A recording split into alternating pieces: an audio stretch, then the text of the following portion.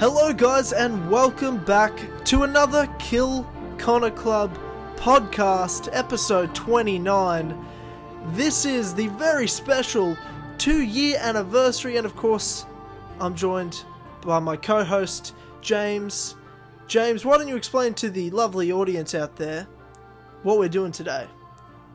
Okay, I'd be happy to. So for the 2-year anniversary, we thought what we'd do is we'd do our normal segments, but for each different segment, we'd get on a different guest that we've had on the podcast before. So during the podcast, different guests we're going to have on. We're going to be having Loomer, Aftermath Nick, Nick from TheCreed, Ethan, George, and Joe, TheGaminSheep. That's right. You heard it correct, ladies and gentlemen. We're going to be having TheGaminSheep, he was at one point the third member of the Kill Connor Club podcast until he left YouTube behind, I don't know, back in like the 5th episode or something. So this will be really cool to get in touch with him again, have a chat to him about everything, what's going on with him, life outside of YouTube, and kind of we can talk about and reminisce, I guess, about 2 years ago when the Kill Connor Club podcast started, that infamous Assassin's Creed Unity livestream that began it all and changed the Assassin's Creed community forever. So dramatic. Jesus Christ. So dramatic. Oh, that's hilarious. But we're going to be talking to, all those people, as James said. It's going to be a lot of fun, doing some cool stuff, chatting about the community and its growth overall with guys like Loomer, and the future of the community with people like TheCreed, and obviously we've got top 5s, reaction videos, classic bants with all our friends out there in the community. So hopefully you all enjoy it. We're going to kick it off the way we did 2 years ago with James, myself, and Joe, TheGaminSheep. Let's get into it. So ladies and gentlemen, please welcome back to the podcast. We have TheGaminSheep, Joe. I say that like it's a live audience right now, like in the studio. Put your hands together. Woo! Joe, what's going on, man? It's been a minute. It's been a minute or two. Oh, Jesus Christ. Not a lot, as I just said to you. I'd be working, left college, not doing YouTube anymore, not really playing Assassin's Creed or games. You're not doing YouTube anymore? What? What's this? This is news to me. You're not uploading? Oh my god. That is so far behind me, man. Like, I'd prefer you to call me Joe as opposed to TheGaminSheep or anything on the podcast. Everyone knows you as TheGaminSheep. It's a habit at this point. Except us. Yeah. We know you're just our friendly neighborhood Joe. Obviously. Yeah. Neighborhood Joe. If you prefer to call me TheGaminSheep, then go ahead. But no, that makes you physically Joe ill. is my name line. That would make me physically ill. Yeah. Like when I listened back to the old podcast like 2 years ago, and I call James Lasers, I feel sick. I'm like, I feel sick. So funny. Thanks for having me on, Lasers. It's a blast. Shut up, James. Fuck you, man. But for those of you who don't know who Joe is, he was one of the original hosts of the Kill Connor Club there 2 years ago, as this is the 2-year anniversary podcast, from the original live stream for Assassin's Creed Unity that Joe and I were featured on James's channel, talking about Unity Q&A. It was fucking amazing. It ended up on the front page when you searched Assassin's Creed for like the next week. It was an awesome 3+ hour live stream, and then the Kill Connor Club was born from there. And then Joe quit YouTube early 2014. Stuck around for a few Kill Connor Clubs, but 2015 I should say. Yeah. But you just kind of disappeared off the YouTube internet world. Well, did any of you play Unity? I mean, come on, but yeah. I said in one of my videos, if that game was actually shit, I would quit. And what did I do? Well, I quit playing Assassin's Creed. I don't think I said I'd quit YouTube. I'm not sure. Yeah. But I did anyway, didn't I? You did. You certainly did do that. After announcing a Q&A live stream. Not Q&A live stream, but a Q&A. You said, let's answer some questions, ask me some questions, and then never answer them. Did you ever intend to answer the Q&A? Well, yeah, obviously. I wouldn't make the video otherwise. I don't know. Just to fuck with people? Unless you're some sadistic bastard? I don't know. Yeah, I'm a psychopath. I don't know, but I don't know. I do these weird things. I'm lazy. I'll make one half of a video and then never make the second one.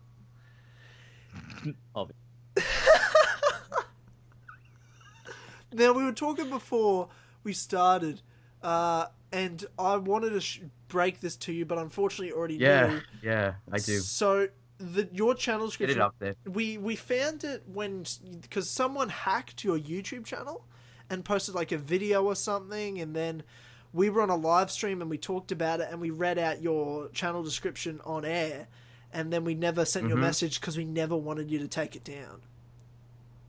Right, okay, yeah. So, I've still seen it, and I still have access to the YouTube channel, but I'll just leave it there anyway because it is funny. It's fucking mental. It's fucking I can give you the inside scoop, though, right? Yeah, sure. I don't think it was anyone random that actually watched my YouTube videos or anything. I think it was someone at college, because I have the playlist on my YouTube channel, right? And I listen to music and stuff, so when I go to college, I'd log in, listen to music, and think nothing of it. Obviously, leaving it logged in, some little twat decides to go on the laptop, fucking log in. Well, obviously logged in, obviously. Also, am I allowed to swear in this? Yeah, are you joking? I can't remember. It's been so long, man. Yeah, man, But, yeah. 100%. I don't give All a we do. I don't give a It's fuck. 40% of the podcast is just me saying swearing. Me saying cunt and stuff. Like, it's fine. Don't worry about it. Yeah. Do you drink often in the podcast? Oh, Beers, my like, while you do it? Dude, I've gotten drunk multiple times during this podcast. Live interviewing people. I did watch one where you got fairly tipsy, like. Yeah, dude. And then saw the picture of the bottles afterwards on Twitter. Yeah, that was pretty funny. Yeah, I do. That's about a 1 in 4 podcast for me. James has done it himself as well. It's difficult though for me because normally I'm doing the podcast at midday.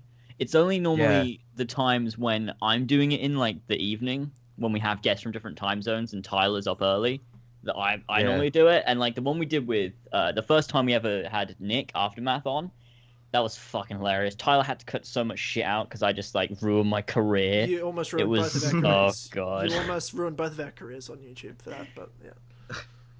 No, I love that though. That's the good thing about being on the other side of the podcast is that you get to see the stuff people cut out, like. Well, hopefully we don't have to cut anything out of this one.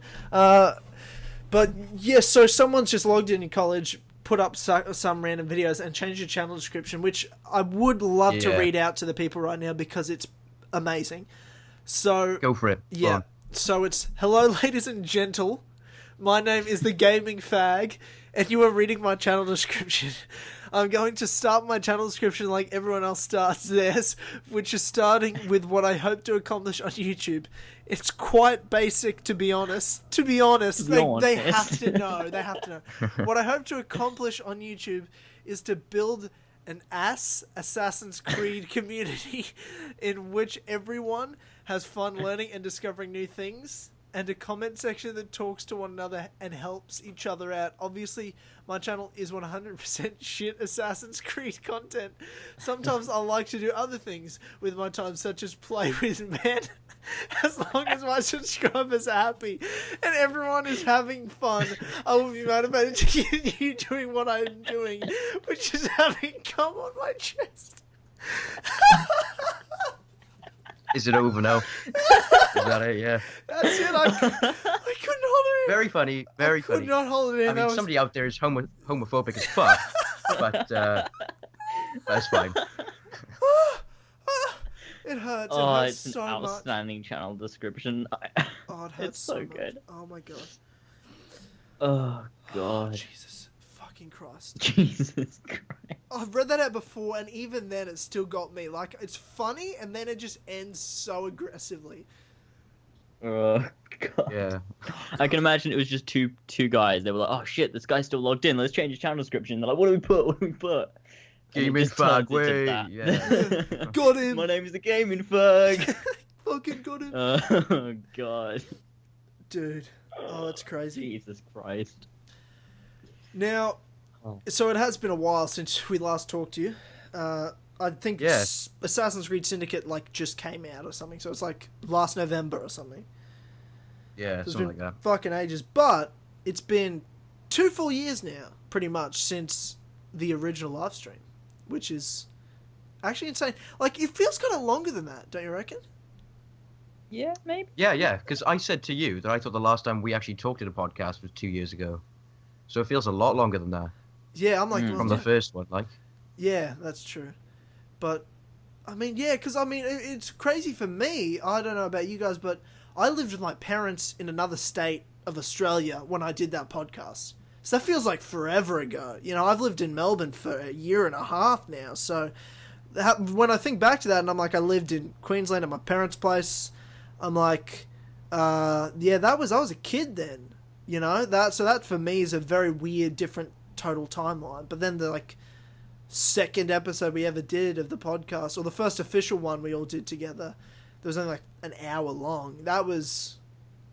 I think that's when around the time I moved anyway. So most of the podcast has been me here where I am now, but that one 2 years ago, I mean, sure, it doesn't feel like that long, but at the same time, it feels like about 5 years ago. Been forever. Yeah. It does feel like a while. Like, Joe, you were balls deep in Assassin's Creed like us at the time, and now you're dead. Well, I'm glad I grew out of that, to be honest. Oh, really? Way too much. I spend way too much time playing video games. Like, I'm glad that I restrict it now. And What are you trying to say, Joe? You trying to say you're better than us? I think that's exactly. You're trying to say we're nerds? Right, lads, The calm down. Nothing wrong with playing video games. All I'm saying is I like to do other stuff as well. That's fair. No, there's nothing Fair wrong enough. with that. Well, I mean, I still play video games, like not as much, but yeah, I try to read, run, cycle, climb, all that stuff now. bit So of you're a real life assassin now, right? Yeah, exactly. That's Into that what it parkour stuff. how to become a real life assassin. Step 1: climb stuff. That's it. You're done now. That's it. You've done it. Learn karate. Achievement get. Achievement get. What? Oh, man, that's fuck. I'm trying to think back to that first podcast. Right, that was. I mean, it was the first time I talked to either of you. Any of us had really properly had a discussion. We first got to know each other, like collaborating. I don't know. Had any of you guys done videos with any other channels before then, like proper videos like that? Oh yeah, I had Really? plenty of Like, times. Well, Well, I mean, your brother. I don't count your brother. That doesn't count. no, Yeah, it's, that doesn't count, man. No, I was a guest on this podcast called the Bitch Please podcast with this other YouTuber called Super Tuber Eddie. He did this show called the Inside A Show. It's kind of like a news channel. He covers news, but he also covers gaming news, and his podcast is all about like gaming and stuff going on at the time. I think it's the podcast that I've been on that's ever come the closest to the Kill Connor Club, because it's just a bunch of people that like love games and love to just talk about shit, and we just sit there talking shit for a couple hours. And that was awesome. And that was the thing that I was a guest on a lot of the time, and Luke came on sometimes as well, and that was good. Before that, I collabed with a few people. It was all really kind of meh and not good. But, the Bitch Please podcast is one that I remember. And for anyone listening, I recommend that as a podcast if you're ever looking for another podcast to listen to, because that's really good. But for sure, finish this episode and then go to. Oh, yeah, don't just leave. Don't just fucking leave. Like, it's not that good, Jesus Christ. But it's pretty good. Well, the live stream was the first time, because I think Joe, I felt like I was in your position, yeah? Like, I was like, Unity better be good or I'm out of here, because I'm barely hanging on as it is. I was thinking about quitting YouTube already and leaving, Yeah. and then I did the live stream with you guys. I'm like, holy shit, I've never thought I'd ever do that sort of thing, like actually work with other YouTubers and do that. Like, that's really cool. Like, and then I started to get to know other YouTubers that you guys are connected to, and then it was a bit more of a other people involved rather than it just me sitting on my own talking into a microphone all the time. So I was like, oh, maybe I could stick around for a bit, and then doing the podcast continuously, it's really the only reason I'm still around. To be quite Still honest. around now? Yeah, 100%. This podcast has saved my life on YouTube. Do you mean in terms of back then, or if you didn't have the podcast now, you'd quit YouTube? Both. A bit of both. Like, I mean, back then, it kind of kept me going, yeah? It made me stick around for a little while and then find my love more for the YouTubing. Like, if there was no podcast, I'd still do it, but I think there was the tough period where I didn't really want to do it anymore. I wasn't really enjoying it as much, where that became the thing that kept me going and pushed me through, and now I don't think I'd ever quit until, like, I physically do not have any time to do it anymore and I can't properly work at it. I feel like I'll never stop until that point anyway. So hopefully until I die. Good for you, man. Thank you very much. And you're sitting there like, well, the podcast wasn't good enough for me. I'm out the fuck out of it. He Well- laughs, but he means it. Last time we talked to you though, Yeah, Joe, but you... why am I still here? But I do enjoy this podcast. that's All true. sound like. Yeah, that's Everyone true. does podcasts. That's Who, it. who doesn't enjoy this podcast? It's amazing. Well, Not to suck my own dick or anything. that's a good point. Yeah, that's true. You kind of sucking your own dick there, James. But the last time we talked to you, Joe, you were a zombie. Yeah, last time, right? Oh God, yeah. Something Yeah, that was I ages ago. remember. I think that's a meme too. That's a bit of a meme now. Joe, Anything Joe related Is it? a meme, really, isn't it? you're still famous, bro. Like people still talk about you because you're the elusive Joe. Like when you. What is the elusive Joe though? What is it about me? It's the fact that so many people in the community actually don't know you, but they're like, "Oh yeah, Joe." They always talk about Yeah. Joe, but they don't Yeah. actually know who you are. Because And then we talk people about make you. It's that memes sort of thing. about it, and we kind of fill them in on the background, and they make memes out of it because they don't really understand any of the context at all. So it ends up making it even more funny. It's And kind of like just- following you two guys, isn't it? What do you They mean? know nothing of my work. It's just listening to Yeah. you guys and making memes. Exactly, that's it. That's essentially yes, that's it. Especially now there's so many new people listening to us, and probably the people that used to listen to us don't really listen to us. I don't even know. There's like always the transition period. There's always people coming and going. Coming Yeah. and going. That's true. James, though, man, can I get serious for a second? Yes. You must be making a lot of money now, right? It's decent, yeah. Decent, yeah. It's pretty Decent. good. How much is decent, man? Oh, it's a decent amount. Yeah. That amount. He hasn't even told me that. Yeah. Yeah. Not that I don't no, think I've no, ever not asked you that, to anyone. be fair. You've No. got to ask, man, haven't you? Yeah, that's true. That's a good point. You make a good argument, Well- there, Joe. You know, it's like It's all right, yeah. Do you say? Hang on, Joe. I'm gonna stop you there. Do you say it's alright? Is that what you just said? yeah. I say that all the time. Ironically, I don't actually say that. You do. You don't say that all I'm the time. white. What Yeah, do I you was mean? like, it's alright. It's alright. It's white, guys. It's alright. I'm joking, Tyler. I'm joking. It's alright. It's alright. Jesus Christ. That's fine. See, I type "ite." I wouldn't say it though. Yeah, I How- type it as well. how do you spell But when white? when I say it, it's just AIGHT. I think. Oh, is that how you spell it? I spell it I- ITE. Oh, I just say yeah. I just spell all right without the L, and I think you put an apostrophe there. It's like Either way, I- it's the same, really, isn't it? But doesn't yeah, really make much difference. yeah. It's not even a fucking word, so I don't think it Yeah. matters. Yeah, it's like half a word. Yeah, well, no, that's actually a legit point. It is pretty much exactly half a word. You're just Yeah. halving a word because people are so lazy. They're just like, instead of saying, "Yeah, it's all right," not bad actually. It's nah, it's alright. It's alright. What the fuck are you saying? What are you talking about? Oh god. Sorry to any people who actually say I. No, fuck It's you. fine. no, Yeah, really. you keep saying it, but it's all sound. It's all sound.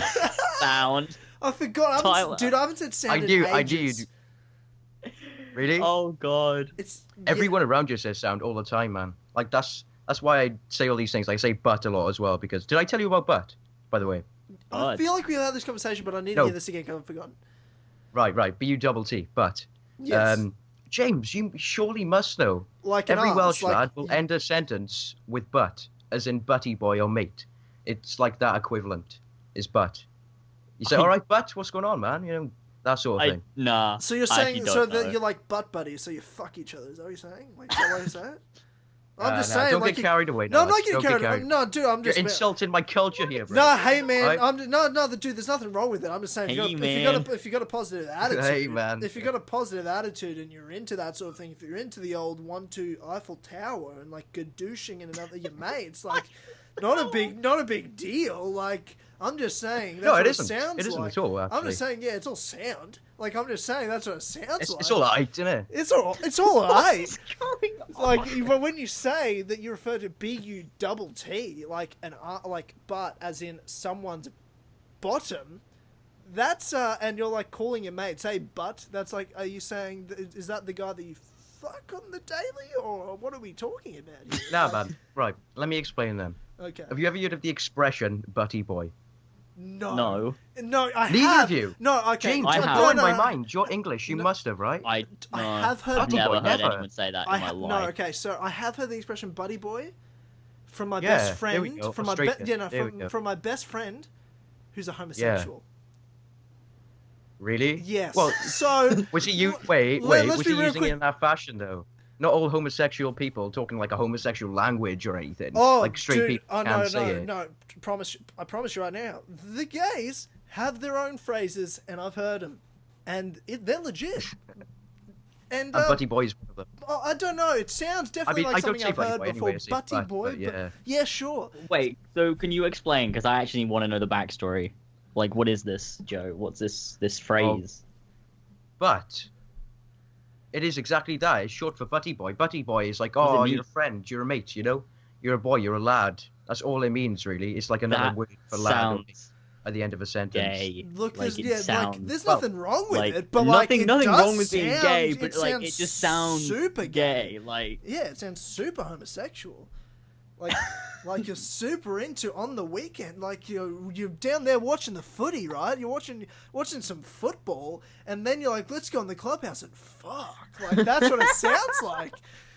Well, dude, it would sound like it's- that to you because you're not used to it, That obviously. goal was But awesome. down here, It's it's the halftime now. usual. Let's go in the It's the bathroom and usual. fuck each other. There's three of us around. Hey, butt, let's go in the bathroom and be a couple 1-2 buddy boys.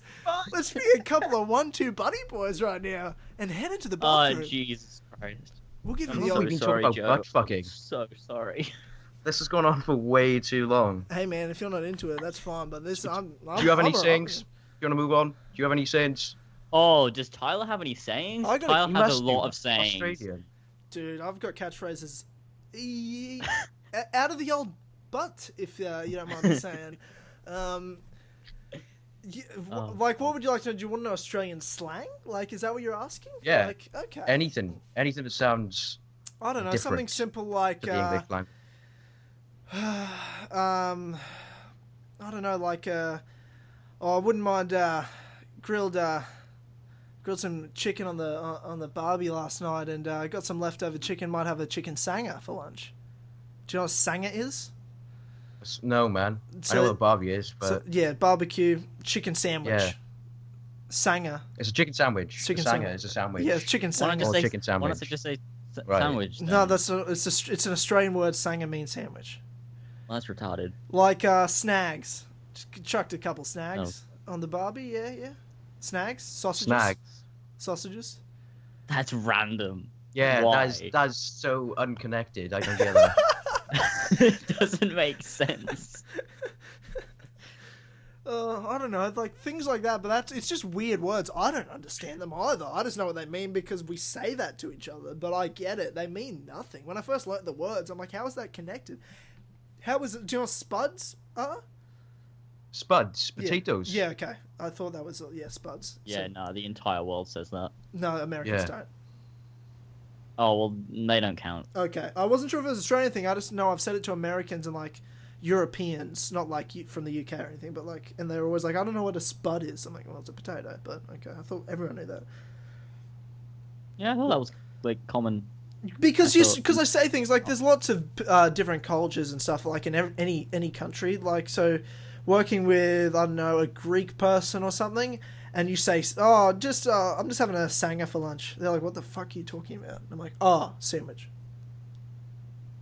They're like, okay, well that makes no sense. Why don't you just say Random sandwich then? conversation. I to know have with a foreign person. it's like saying just like I don't know, g'day mate, what's going? Yeah, g'day mate, how's it going? Yeah, how you going? It's All right, variation in it. That's It's the different, it's all way. different. Yeah, that's the way. Not bad. Eh? Yeah, mate? there we go. Fucking g'day.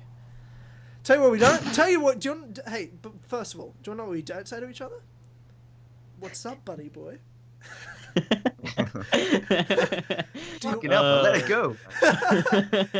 Dude, I got no problem with it, man. I love it. I can't help but actually. say it. I just realised. Didn't I say it then as well? Yeah. Like look, honestly, it's mate, don't second even- nature don't to even me. worry about it. Yeah, no, it's all good, man. I'm actually gonna try to make it a thing here now. I fucking love it. Fuck.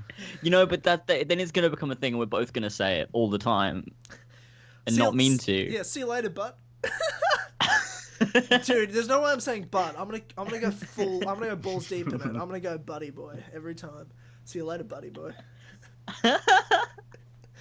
I love it so much. That's brilliant. This is my favorite thing ever. This is my new favorite phrase of all time. Oh, it's Tyler's new catchphrase. Buddy We've boy. been needing a new one. You've been stuck on I'm all set for quite a while. I don't know. Honey dicked. I still say honey dicked a lot. Don't I? No, yeah, well, that's not as common. Like, for sure, relax. That went way back. It's still I still say it, but not often as I used to. So Yeah. I have catchphrases every other week, Joe. Essentially now these days, I just have Yeah, words I okay. say a lot, and then they kind of go out, and then I have a new word. Like it started with I always was like for sure relax. Like I'd always have to say that when people are getting out of hand. I'd be like just for sure relax, and then it was like I don't know, honey dicked. Like you're honey dicking me. You know what I mean? You've seen the movie The Interview? Honey dick. Yeah. So it's like they're being interrogated or not interrogated. Yeah, they're getting set up by the CIA telling them what they've got to do and go to North Korea and stuff. And Seth Rogen and stuff like. Is he the honey dick? Is that what he is? Like you're supposed Seth Rogen.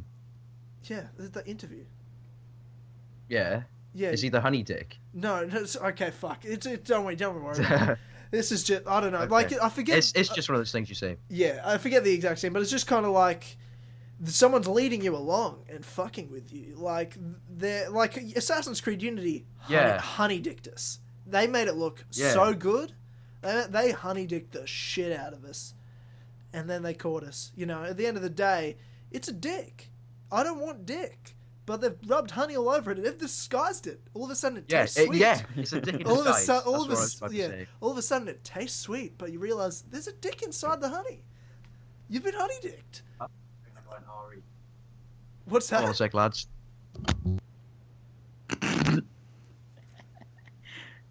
So Joe has cut out completely his laptop. He's just messaged us. His laptop is totally fucked. So I guess for this episode, anyway, that's our catch up with Joe. Fantastic. Well, fuck, I'm yawning. Jesus Christ. I guess, yeah. Well, that's that. I guess we'll have Joe back on soon and have like a full episode so we can catch up with him properly, have some banter, catch him up on whatever. But at least just did get to have that chat. Like, better than nothing. Even though his computer's destroyed and we didn't get to finish up. Like, better than nothing, man. Yeah. I mean, it's good. It's good to have Joe on. Classic Joe. And we got to have the trio back again 2 years down the road. Who would have thought 2 years later we'd be talking about good old buddy boys and the old 1-2 gadoosh.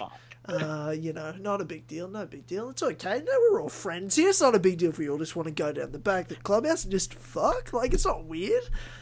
It's only weird if we make eye contact. It's not a big deal. Like, whatever. I'm not gay. You're gay. Like, not a big deal. Whatever. Jesus. So anyway, we'll move on to our next guest, which is Loomer. So everyone get excited for that. Thank you, Joe, for coming on once again. Happy 2 years on the Kill Connor Club. Let's move on to Loomer. So we are now joined by Loomer. How's it going, Loomer? Hey, pretty well. How are you guys? We're great. Well, I'm great. How are you, Tyler? I'm very well, thank you very much. We're just continuing on to this podcast that we've clearly been recording all at once, and lucky enough to have every guest here right on time. No, I'm doing fantastic. Excited for this segment now, where we want to talk to Loomer with so much experience that he's had with the community, how long he's been around and doing this for, including obviously we talked about in the last time we had him on, how part of the reason we're here is because of him and a lot of other YouTubers and so on. And Loomer, over the years with community growth, changes and everything, what's this community kind of meant to you overall and how much it's changed? Like the overall Assassin's Creed community. Yeah, that's it, pretty much. Oh man, so I guess for people who don't know, I kind of got into the Assassin's Creed community around like probably late 2010, early 2011 with the advent of Assassin's Creed Brotherhood multiplayer. And I was pretty much just in the multiplayer community for a year or so, but then I kind of paid more attention to and got involved with the single player community too. And I don't know, for me it's just been absolutely amazing. Like there's just so many cool people in the community, really smart people, really passionate people. I still meet new fans every time I go to a convention, whether, you know, usually at like PAX or usually I guess PAX, and sometimes at E3 too if other people are in the area or if they're brought along as star players. And it's just it's been really eye-opening, I guess, because especially with the star player program, which I was a part of last year, and then this year I was at E3 but not part of the program, but I still tagged along for a couple things, and so I still got to meet people. But they bring people from all over the world, you know, lots of different countries and cultures, and just, you know, some people are there for cosplay, some people are there for like their art, other people make videos, and it's just it's exposed me to a lot of really cool people that I never would have had the chance to meet otherwise.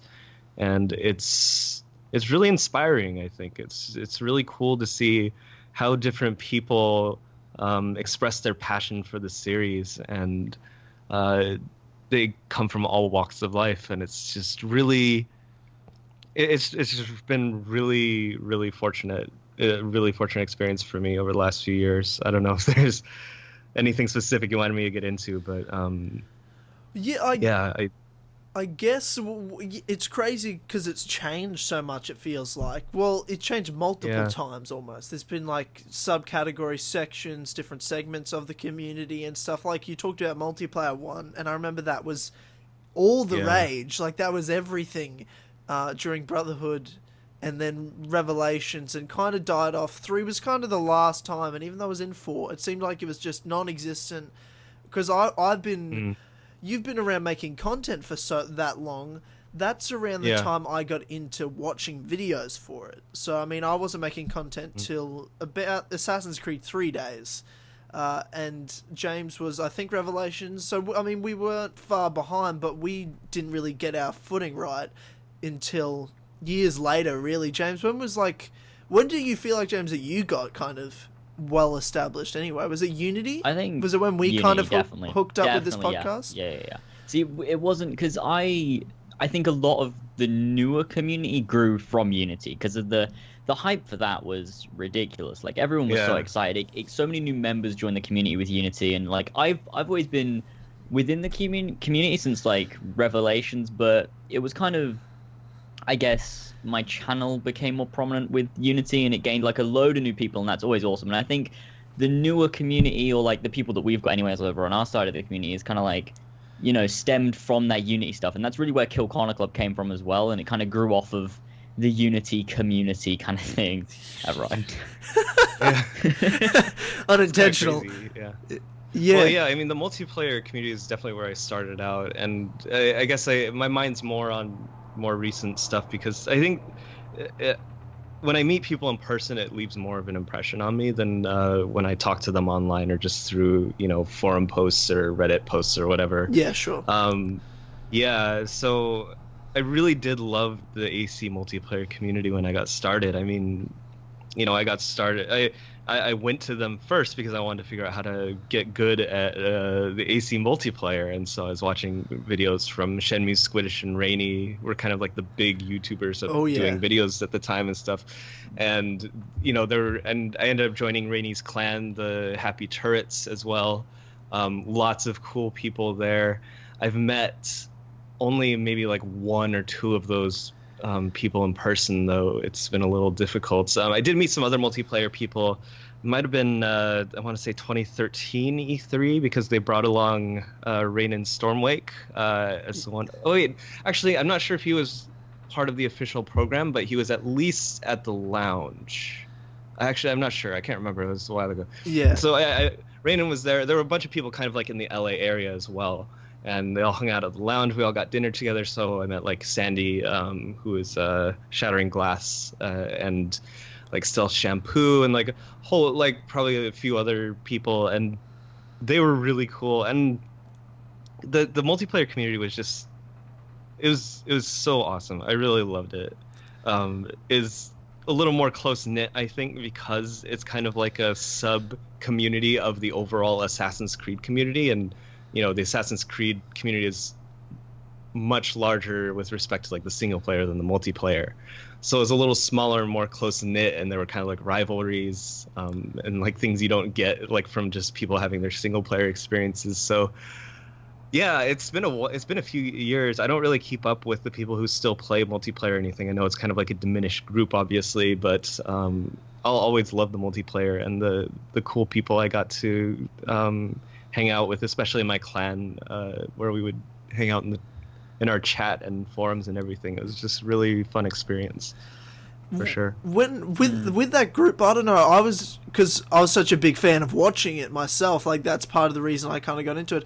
I don't remember much. Like single player was always what I cared the most about. Sure, in terms of playing it myself, but in terms of watching online, I really only ever watched multiplayer stuff because one, I wanted to get better at multiplayer myself, just as a player, but. I don't remember there being much of a standout group of people that were talking about single player or doing. I think what James and I do now. I don't remember that being a thing back when the multiplayer community was huge, and there was just a bunch of great personalities there. Like you said, Squiddish and Chemnu were just like two of the most entertaining guys out there to watch play. I think I mentioned this on the last time too. For a while I was a little bummed out, and I was worried like I wanted to see more like single player content like with regards to like videos. I mean, I think like like the art community and cosplay community has been around since the beginning, but it's only really recently that like you guys and there's like AC Universe and like UB Central, like people doing like consistent and like really good like coverage or videos relating to kind of like the main franchise single player stuff. Like that's something that's pretty new as far as I can tell. Like it just popped up in the last 2 or 3 years, I would say, and that's been really awesome to see, and I'm really happy, especially since now the multiplayer stuff is kind of like died down a bit, and by died down a bit I mean like gone away completely. But it's I totally agree. It seems like a very recent thing that is really cool. I'm really happy to see more new content out there. And then you have people like Kawaii Wizard. If you watch Kawaii Wizard, he makes like all those ridiculously hilarious videos around. Fantastic. Oh my god. Like you get the variety in there too a little bit. I think there's still definitely room for more creators and more branching out a little bit. More in terms of like types of content, but like it's been really cool to watch like some of these channels spring up recently and do really well in some cases too.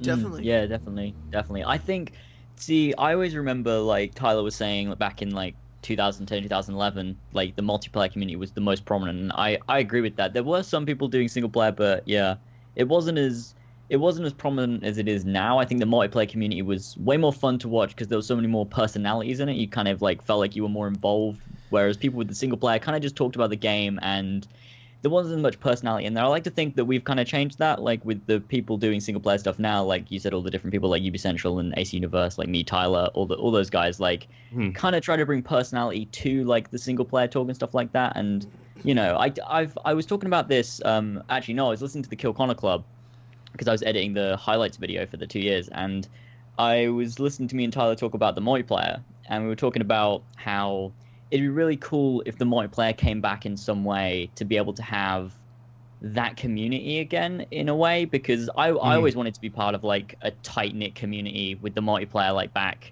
in 2011, but of course I was like a 13-year-old kid that was just there like, I want to play with Loomer and Esco Blades. But I'd love if the multiplayer came back in a way that could kind of form that community again, because I always thought it looked really, really awesome. Yeah, and it's like it's the community you get from a multiplayer game is always going to be different from the single player, especially when you start having like clans and everything that people join. It's just going to be inherently a different experience and a little more close knit than single player. Because if you want like a close knit single player community right now, it's kind of like, you have to go out and like consciously be like, okay, I'm going to join like the subreddit community and I'm going to be a part of that, or I'm going to like, I have like, a couple dozen people on my live streams that are pretty consistently here and there, and we've got like our own little tight knit community there, and it's like they kind of just spring up here and there, but not like in a super formal way. It's kind of just more where you spend all your time, and yeah, I think it's just going to be different always with multiplayer, especially with the interactions in game. Yeah, it's definitely interesting, and actually funny that you mentioned that, James, because I didn't really think about this, because obviously in terms of all these personalities, and then when I watch single player content, I didn't know who was doing the single player content. They kind of just voices behind a screen, if that makes sense. And then someone like you, Loomer, or Esco, you guys stayed around after the multiplayer community kind of died out, so you were already established personalities going into talking about single player, doing podcasts, doing things like that. And then everyone else kind of left, or people like Squiddish and Shemnu just kind of stopped playing Assassin's Creed altogether and moved on to other things, and then other people just kind of, when the multiplayer died, it died. And then when I looked at myself doing single-player content, or someone like James doing it, or other people, we were just voices behind a screen, and I'd like to think... I definitely don't think we're the people that did it, but, like, to some level, Kill Connor Club, this podcast has been a part of single-player YouTubers being personalities, rather than just we're here to talk about Assassin's Creed and that's it. People only want to hear us talk about Assassin's Creed. They're like, oh, it's Tyler or it's James, they're going to talk about whatever and we're going to think it's fun. Like, this podcast I feel like's been cool, at least, and to bring other YouTubers and give them a chance to be themselves, rather than just, here's the newest Assassin's Creed Syndicate information. Yeah, well, I think what you're talking about is kind of something that's a little more fundamental to what you decide to do as a creator in general, where it's like, you try to think about, try to think of the best way to say this, but like, you try to think about why people are there watching your videos. And are you building your channel kind of like around, like initially I built kind of like my videos kind of around a very specific thing, which was like tips for Assassin's Creed multiplayer type thing, right? And the draw really was like, these are informative videos, you're here to learn things, right? And that's different from if you say later, like, oh, you're here because you enjoy spending time with this person. And like, a lot of people who still follow Squiddish or Shenmue or whatever, past Assassin's Creed multiplayer, they do it because, they're there for the personality and not because of,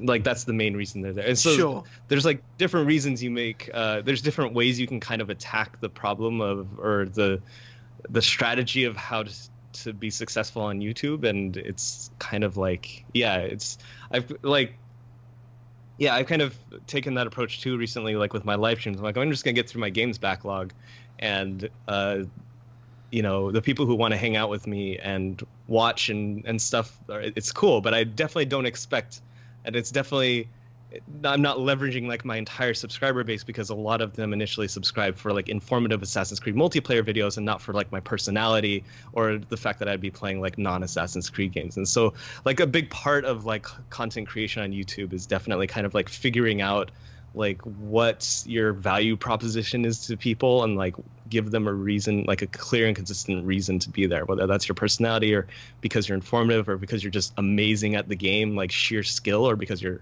hilarious or what, so it's not an easy thing to figure out, but it's definitely worth thinking about.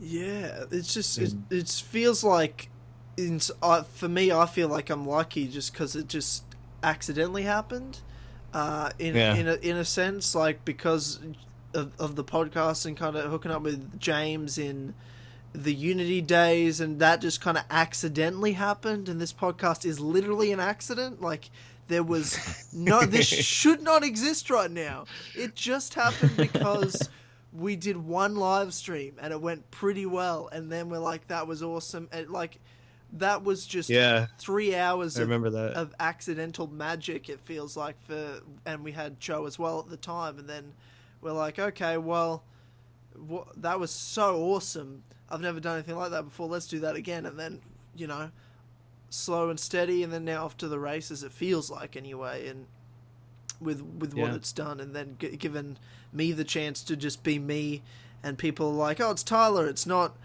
Dynamite, or it's that sort of thing. So that's always cool as well. And I mean, the community's definitely changed, but it does feel like these days it's almost in, like you mentioned, subcategories where it's not as, I don't think it's ever been fully universal, but it's there's definitely, it feels like it's more little exclusive groups now. Like, the people on the subreddit they're like, oh, we're not gonna go listen to the Kill Connor Club, that's for this group. Like, I don't know, or people maybe on your live streams might not be the people that are on our live streams or something like that. Like, I don't know. It just seems like... Yeah, I don't know. Maybe... Oh, God. Judging from our chat, and when I go on your live streams and see your chat, like, I love the people that watch our stuff, but you guys might be a little nicer and less brutal than the ones that are in our comments. Like, I don't know, but... So wait, are you... Wait, do you know that Lazer's chat like came over to my chat yesterday and like half of them got banned? Yeah, guess who went over, Tyler? Oh God! Guess the one that went over, Tyler. Oh God, no! I'm so sorry. No, this isn't to apologize for it. God, I was like so pissed, like, because Abdullah Blue oh no went over with about like 5 fake accounts. One of them was a fake account of Hipstone Jamie, and Jamie's like, Abdullah, stop, it's not me. Yeah, I think Abdullah got banned, like the fake one got banned or whatever. Oh no, God. it's fine. Like we yeah, well. So I think the other thing is, like, this is kind of like the first off year we've had in a really long time for the franchise, in the sense that there's no game, there's only a movie, and the movie is not necessarily appealing to the same people as the people who love the games. Wow, that was worded so well. Wow. Yeah, but I mean, there's like Ubisoft, like, that was great. I wouldn't have been able to control myself. But I mean, like, there's obviously some overlap. Like, like, most of us, like, the really, really hardcore fans are, like, excited to see what they do with the movie. But it's different. It's fundamentally a different medium, and it's meant to appeal to different people. It's meant to broaden the fan base of Assassin's Creed, the franchise, and not just Assassin's Creed, the video games, right? And so I think by nature now you have kind of a lot of people kind of not being as invested in the AC community because there's not as much info and it's not quite the same as when there's a new game coming out. Gamescom just happened and there was no, any other year we would have like a new trailer and new info and more interviews, but they've been so tight-lipped on the movie. There's nothing at Gamescom, of course, and like it's really hard to get new interviews or new footage. And it's also just like a very singular experience, right? Like the movie is something that we're all going to watch and we're all going to experience the same way. And it's going to be different from, when we play the games. And, we still hit the same story beats, but we might play things a little differently or do some side missions or not some side missions. And so I think that naturally, like this year, I feel like the fan base is like a lot of the really, really like casual fans are not really engaging. Definitely. And they're off doing other like games and things in life. And even to an extent for me, like I've been taking a break from doing like Assassin's Creed videos for the last few months, and just focusing on live streaming, catching up on other things in life. And so, yeah, I think once you start lowering the population like that, it kind of starts to break up even more into little subgroups. And what I'm curious about is to see what effect, if any, the movie has into bringing people into the community. But I almost feel like it's hard for me to imagine, I don't know, a lot more people. I don't think that just because someone watches a movie that they'll suddenly start playing the video games. I think that's like going to be a very small subset of them. Yeah. And so, but I am kind of curious to see if it's going to have any effect on our existing communities or if we'll see any others spring up. But I think it's hard to just have a whole community kind of dedicated to the film versions of Assassin's Creed. Like I can't really see that sustaining itself very much. Yeah. Like I don't know. I'm almost more interested to see, because to me the community, I agree with you that it's going to be, I think it'll be small, if any, like you said, with the movie. I'm more interested to see, with having a year off, which I think is a genius decision of a game, because I think just everyone, casual fans included, are just fatigued. And I think by nature, Assassin's Creed is such a freaking awesome concept. Everyone loves the concept of it. Even the casual fans are like, that's a cool idea. They might not like every game. It might not always be for them. But just by nature, a historical game where you kind of time travel to an ancestor and you're an assassin, like, that's just cool as a gamer, you know, casual or not. To have a year off and to it not be a thing that's in their face all the time, and by nature, let's say have, for example, ancient Egypt next year, hypothetically speaking, that will be mega huge. I expect it to be so big next year in terms of casual people returning, old hardcore fans returning, and then people that have been around. Like, honestly, thank God for this. Whether it be real or fake, thank God for that leak in January, this 4chan thing, because James and I would have nothing to make content on this year. That's literally it. If We've been milking it for 7 months.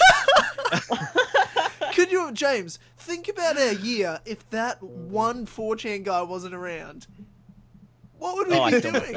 What would we be doing? I don't know. What would we be doing? Jesus Christ. That one article is our whole year. Their whole year of content. It's kind of saved us, though, because it's kept people around and interested and kind of helped. It's brought in new people. It's so crazy. Like, we were talking about the brand new channel, TheCreed. He started a couple of weeks ago. He's almost on 5,000 subs. Literally based on a game that doesn't exist. It's a rumor. 5,000 subscribers in 2 months. It doesn't exist. The game doesn't exist. I don't know what's going on. Yeah, his growth's been insane. Yeah, it's something to behold. But I mean, when you see his content, it's like, okay, I can understand why. Like, it's just one of the very, very well put together and professional. Got it. And check that out. Yeah, definitely recommend him. And yeah, it's kept a lot of people around and watching things, and at least keeping people engaged.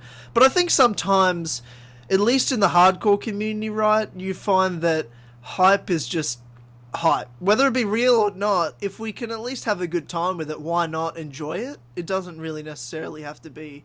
At the end of the day, I loved the Unity days. I may not have loved the game that much, but I had a great time with all the community building it up and talking about it. You know what I mean? At the end of the day, it's a whole different experience to be on this YouTube community or just in general online community, because that's fun in itself. It doesn't even really, because we're talking about the game, the fun part isn't necessarily because of the game. That's a different experience that I want to have on my own with single player or with friends and multiplayer. Either way, that's very different to me sitting down and talking to James for 3 hours every other week, just talking smack about whatever. It builds friendships, and I feel like it's something I never thought, one, I'd be in the position to do this, or I'd have such a good friend in James through YouTube, or the many other people that we've got to talk to regularly throughout it because of it. It's just kind of like such a weird thing, this community in general, or a community at all, just online. It's just kind of weird where we are right now. I agree. Really great. Sorry, go ahead. Yeah, no, I didn't even know where I was going with that. I just kind of was just saying words there, but. Oh no, I thought James was gonna say something. No, I was just like, I want to say sucks. something because I want to fill the gap, but then I was like, well, I don't really have anything to say, so I'll say like something anyway. Yeah, no, that's smile and nod. I agree with you, Tyler. Smile and nod. Smile and nod. I did want to ask before you go, Loomer, a quick question, because I know you obviously can't talk about the new game, but I wasn't sure if you would know or not, so I thought I'd ask just your opinion on whether you want it or not. This rumor of an Ezio collection, what are your thoughts on if that's a possibility? Would you like to see an Ezio collection for the Xbox One, PlayStation 4? Yes. So I don't really know anything about whether this is true or not. Yeah, sure. I think the thing I've always said whenever this comes up is that, like, in my ideal world, what I really want to see, and we might have even talked about this the last time I was on the podcast, I can't remember, but like what I would really want to see is not just, what I don't want to see is just like, oh, here's the PC version of the game at max settings or whatever, right? Like, what I think would be really cool is if you do either more of like a remake or a reimagining where you build it like almost from the ground up, like in the Unity/Syndicate engine or whatever next year's game is, with that caliber of graphics, 1-to-1 building scale. You redo like all the cutscenes and everything with like full performance capture, and like you can even take a little bit of liberty with it a little bit if you need to. But there's been other kind of reboots that are similar like this, like Mirror's Edge Catalyst is kind of like a reimagining of the first one, kind of, right? Like, but it takes liberties, and like that's something that I think would be really interesting to see. I'm not expecting that at all. I think what we'll get is kind of like an in-between, but more towards like the max PC setting side. What if it's true? What I think it'll be is I think it'll just be, runs at 1080p, 60 frames a second, like ultra settings for PC, and then maybe they swap out some of the textures for higher, like maybe they'll redo some of the main character models for higher polygon counts. And maybe they'll swap in some higher resolution textures here or there. But like, the buildings will still be, like the map will be exactly the same. The buildings will still be the same scale. The missions will be exactly the same. That's what I imagine it would be. Yeah. More like the BioShock collection that's coming out. Or any number of these other remastered things are kind of like that. That's more what I'm expecting. But like, in my head, like in my perfect world, what I think it'd be really cool to give somebody, to give them the trilogy and kind of reimagine it a little bit. I guess I'm thinking a little bit of if you ever played Metal Gear Solid: The Twin Snakes, which was a reimagining of the first Metal Gear Solid, but on the GameCube, and like they completely redid the cutscenes. They're a little over the top, but they also brought in like new gameplay features from the later games and everything. Like, I thought that was an interesting experiment. It's not like the old games ceased to exist, right? Like, so I'm a little more interested in something like that than just a pure slight graphical increase. But we'll see if it's true, and if so, like what it looks like. That's a good point. I just think the game you're asking for, I think, is if it would ever happen, it would be years down the road. Like, I wouldn't expect the fact that I'm hearing about this. Yeah, true. The fact, I guess, that we're hearing about this in 2016 says to me that it's just going to be simply what the Nathan Drake collection was, what this BioShock one, as we talked about. Whereas there's something that I agree with you, that would be amazing to see. That's something that would be I wouldn't expect for years down the road, if ever. I 100% do not ever expect them to do what I'm talking about. Yeah, sure. It's just like I cannot imagine that they think it makes a business sense for them. But also, I mean, like, would you replace Ezio? Because Roger doesn't really do performance capture, right? Like he was talking about how he was having trouble even with Revelations because they had like face cameras, like the facial. Like they would do kind of like motion capture for the face while they're speaking lines, and he found that like even distracting. But it's like, a lot of these just get someone else to be the body. It'll be like Darth Vader. Someone else plays the body, and then you get the pro that comes in. You could do that, but like ideally you wouldn't. And then there's other things, like Rosa's voice actress died a few years ago in a car crash, and I mean she's not like a huge character, but I mean there's little bits like that. But then there's also I just don't think it makes financial / it doesn't make sense for them to do that, and I don't think as many people are as interested in something like that as I am. Like, this is kind of just my personal thing, and I think like the larger public is probably just like, yeah, it's good enough just to give us like the up-res, higher texture, poly count remaster, and like we'll buy it and make you tons of money and stuff. So what I would love to just know if it's real, and if so, when it's coming out, because like I like to live stream the Assassin's Creed games on Saturdays. And like I would hold out on streaming Brotherhood of Revelations if there's a remastered version coming out. But then it's like, how long do you hold out before you say like that? That's another Loomer problem, and not like a general widespread problem, though. Yeah. Hashtag Loomer problems. Yeah. So and you're playing the Devil game at the moment, right? You're playing that one, the one on this podcast we can't speak of. The Devil game. I have no Bloodborne? No, the Assassin's Creed game. Oh. Sorry. That took me a while as well, Yeah, and I'm on the podcast. Yeah. yeah, Assassin's Creed 3. Yeah, I'm playing through that. And it's interesting to go back to it because I haven't played it since it came out in 2012. So remembering all the things, like the little things I hated about that game, but also really appreciating like some things with kind of perspective and the hype not at Yeah, the forefront of my definitely. brain. And this is a really weird game. Like it feels so different from the Ezio trilogy that I think I was a little Thrown off. dazed after I finished it the first time. I was like, what did I just play? That was weird. It also wasn't like the trailers and everything like that I thought it would be. So I don't know. Yeah, I'm currently playing through AC3, almost done. But AC3 is like one of the game. Like I think it's the game in the series the most where you really need to play through almost all of the side content to really get the most out of the game. Gabe said the same thing to us. Gabe said the exact same thing. And Yeah, because especially with the homestead about missions. about the homestead missions. Because Gabe was like, we were talking about Connor, and Gabe was like, well, Connor's kind of better if you play the homestead mission. I'm like, yeah, but Ezio didn't have homestead missions, and he's great. The fact that you had to play homestead missions to get a character isn't a great sign, but at the same time, for me, I guess I always say this. It's not like we actually hate Connor.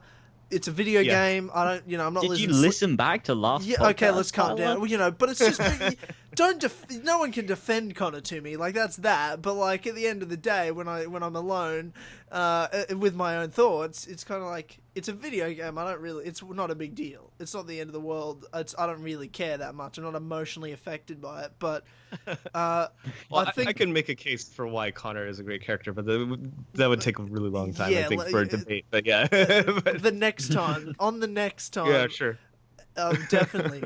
But I think it's just, it's Assassin's Creed. I love Assassin's Creed 3. It's just my least favorite in this group of great games, right? In my opinion, and. I 100%ed 3. Like I got every achievement. I did everything in the game, like I've done with every other Assassin's Creed. Like I have to get every achievement in every Assassin's Creed. I have to 100% everything. That's just what I do. And I did the same with this game that I talk shit about. But it's really I talk shit about it kind of for the fun of it, more or less. Where it's not it's just because I've got a persona to uphold, right? Like. We hate because we love. we hate because we love. That's a great way to put it. Awesome. Yeah. Awesome. Well, Loomer, thank you so much for joining us on this 2-year anniversary of the Kill Connor Club podcast. Yeah, no problem, guys. Congratulations on 2 years. Thank you very much. And now we'll head on to the next guest and next segment of the podcast. So, we are now joined by Aftermath, or Nick. He is a co-host of the Dead Set Cast over at UB Central, the Watch Dogs podcast, or host of Animus Island, the Assassin's Creed podcast, or also, so many titles there, Nick. You're the moderator of the Assassin's Creed subreddit. Welcome, my friend. How's it going? It's going great, guys. How you guys done? Very well. Very Good. well this fine Still morning. good. Still good. Because I feel like we're going to say this every single time, Yeah. We should change it. Every time someone asks, how are you? We go, I'm alright. Or, I'm good. Or, I'm really sad. I just And shit every single myself. time. I just something. What? Like, just change it up, just freak people out. Like, what the fuck's happening? Like, fucking. I got an erection right now. It's weird. It's just confusing. Something like that. I don't know. Like, we can just make it work. Yeah. So, we are here right now for Top 5s. Welcome. Woo! We're getting started. So, Nick, you've been here for Top 5s before. It went really well last time. Back on episode 19 of the Kill Connor Club podcast. 10 full episodes ago. That went great for you. You weren't bullied. And also... So this top 5, we haven't done a top 5 like properly in a while. We've kind of done weird various ones, but this one we're going to do properly. It's top 5 Assassin's Creed trailers. So for people listening at home, get that sorted in your head of what you think your top 5s are, and we'll tell you you're wrong and what you should have an opinion on. Okay. You're being so aggressive. You said let's just do it different every time, so I'm just being super aggressive to everybody and just you're like so energetic right now. Like the Loomer one was just a chilled chat. As soon as we get Nick on, all of a sudden you're like, yeah, whoa, let's do this. Yeah, let's just everyone shut the fuck up. I'm talking now. Oh, Jesus. I'll change it up every segment. It's gonna be great for people listening because it's gonna be weird. It's like, why is he? What the fuck is Tyler on drugs? Like, obviously I am, but like people aren't gonna realize that because it's like different every time. But yeah, so I'll calm down. I'm actually, yeah. Okay. So I love this so much. What is even going on? Every single What is time, even Nick, going on right now? I think it's you. Like I've just realized it's fucking you, Nick, because James has Every never. time. Last time you were on, James was fucking retarded. Almost ruined our whole careers. I had to do so much editing. If it was live, oh my goodness. Wasn't he wasted though as well? Yeah, that's true. I'm just delirious because it's so early. Like, I don't know. I think it's just you, man. Like, as soon as you come on, I'm insane. I don't know what's going on. It is weird. Your voice It's is a weird one. I think Nick just fits with the Kill Connor Club perfectly. If we ever needed a third member, it would be Nick. We don't need a third member though, so don't get any fucking ideas. But Okay. It's because well, I guess Loomer's really nice too. Like, I was about to say because he's so nice, but I don't know. I think it's just because I like to freak him out a little. I think I almost like to freak Nick out a little. I don't know why. I just do. Anyway, that's not top fives. We'll get actually into top fives now. I think Tyler, I love this episode. we're only going to be doing 10, 15-minute segments with these guests. I'm like, lol, what the fuck? No way that's actually going to happen. This will be a 7-hour podcast. So, who wants to go first? Let's go with you, James. You can do your top 5 Assassin's Creed trailers. okay, so when you say trailers, do you mean every trailer or do you mean just the cinematic trailers? It can be any trailer. I don't really care. I just thought you meant like cinematic Did trailers I because say they're kind of cinematic relevant. trailers, James? No, you didn't. No, I but didn't. I you said could have meant trailers. that. I said top 5 trailers Oh my of Assassin's Creed. God. I didn't say Okay, next time I won't cinematic clarify trailers. and I'll get it wrong and you'll be upset. Are we going to do this right now? Are we going to do this right now? Seriously. Okay, 1 second. Is the movie included? No. Can you count the movie trailer? Oh, okay. If you want. You can count Nice. it, but if it's on your list, then Yeah. you can leave. Nice. Nice. Fuck, I love having you on, Nick. Every time. Jesus Christ. Okay. Movie trailers. What? Assassin's Creed trailers. Okay. Let's think. So, top 5. Jesus fucking Christ. Oh, I know. Okay. So, there's that one trailer for Assassin's Creed 1. There is that one trailer. I don't know what it's called. It's just got that song in the background. What's it called? Shit. It's got that song in the background. Oh, my God. What this is? How do I know which trailer it is? I don't, do I? You've I don't been- know. you've I know been- which one it is. You've been covering Assassin's Creed for 4 or 5 years. What are you doing? Yeah, not in 2007. It was called the fucking... What was it? Wait, shit. This Oh. is the best podcast. You can find it on IGN. I swear it's not called- actually like this any other time, but when you're here, like, it's usually It's actually fine. weird. It's normally quite normal. Like, it's kind of borderline. Like, when we're with Loomer, it's very professional. When we're on our own, it's kind of, in between. When we're with you, I don't know what happens, but the scales are unbalanced. Brilliant.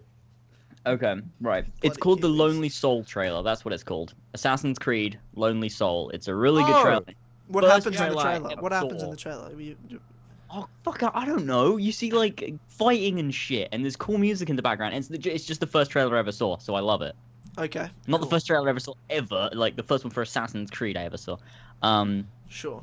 Okay, that's one of the 5. Now we've got to go through 4 more of them.